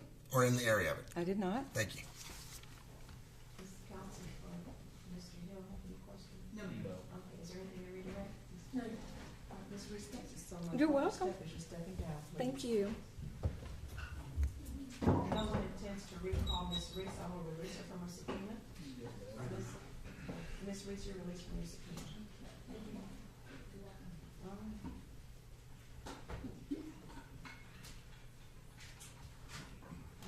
Is that, okay. Ladies and gentlemen, I think, guess what? You get to go home early today. Wow, the jury is excited about going home. But we just have, some things we have to take care of, but thank you for your time. Now, remember my instruction, do not do any outside research or discuss the case among yourselves or with anyone else. Around the same time in the morning, if I get here around 8:15, we can start at 8:30. Let me ask you this, while I have you, because it helps us in terms of planning. I don't think that we're going to finish tomorrow. And I think that you all could tell from jury selection that was probably gonna happen. We are prepared to come in on Saturday. Is there anyone who cannot come in on, and if you can't, I get it, but if we can get it, I think we could possibly, well, I'll say we'll finish Saturday, but then we won't, but, I think that the more we get in, the sooner we can get in. So is there anyone who cannot come on Saturday? And if you can't, I get it, I understand. Yes, ma'am. I made plans prior to this. Okay. For celebration. But I'm just. Was it gonna be an all-day event? Kind of, sort of. If we come and we kind of leave at a decent time on Saturday, maybe not keep you all day Saturday, but that we can work with that. Okay, why don't we plan to come Saturday and maybe just see how much we can get in and then leave at a good time so juror number one can, so we started with your sister, you said? Okay, all right, why don't we try to do that, okay? We'll see that when we come Saturday, try to get as much in as possible. Again, thank you all for your patience throughout this process. All rise.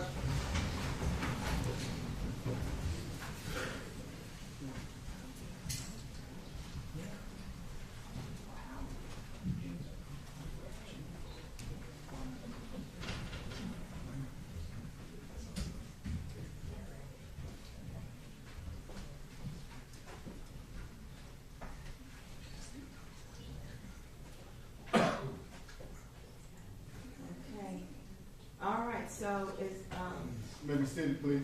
yes, sir.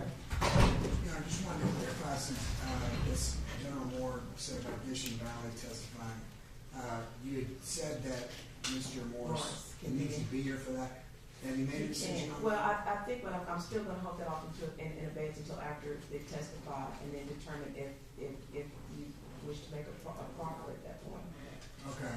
Well, the reason being, if I need to, he needs to be in here regardless of notice of, I've also got the notice of co-counsel if you're not gonna go that way to be able to.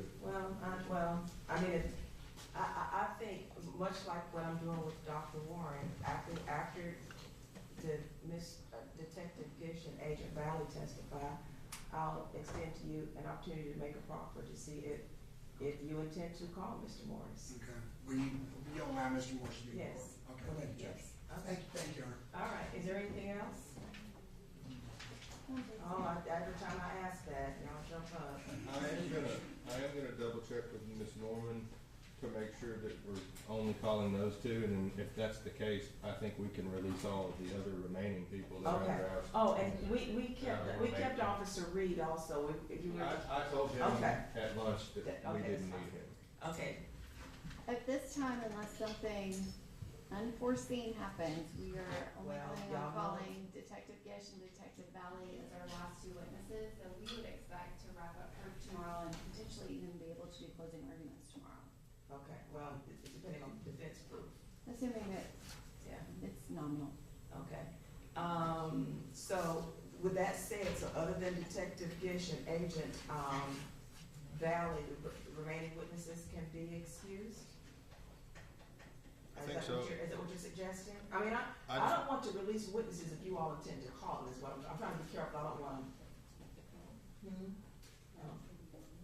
Give us a couple minutes, we'll let you know here in like Oh, 5 yeah, minutes. okay. I have a list, I just wanna make sure we definitely do not need them, I'm pretty sure we do not. Okay, all right.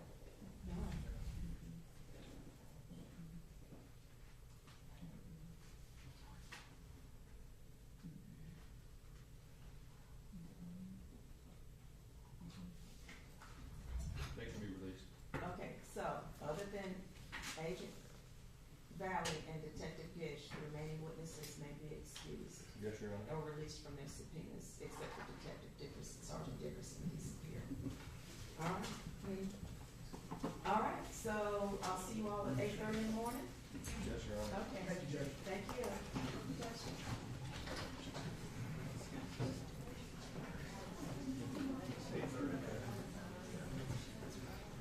See you, bud.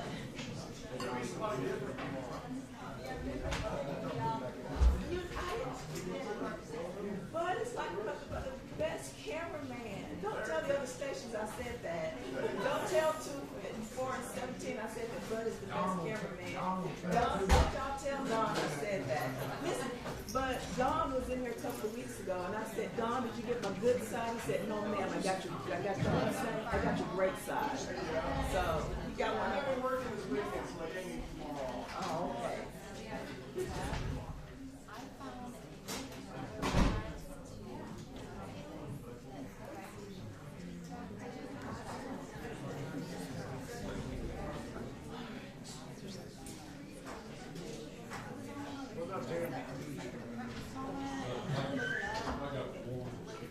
It was a lot, so. So, I went ahead and rejected that, and then I did all the rejections.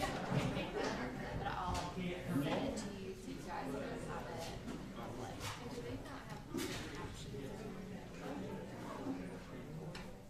So what I did is like if he gave it a description, usually the first part was kind of the description and then the second part would be a little bit more. I took the little bit more out.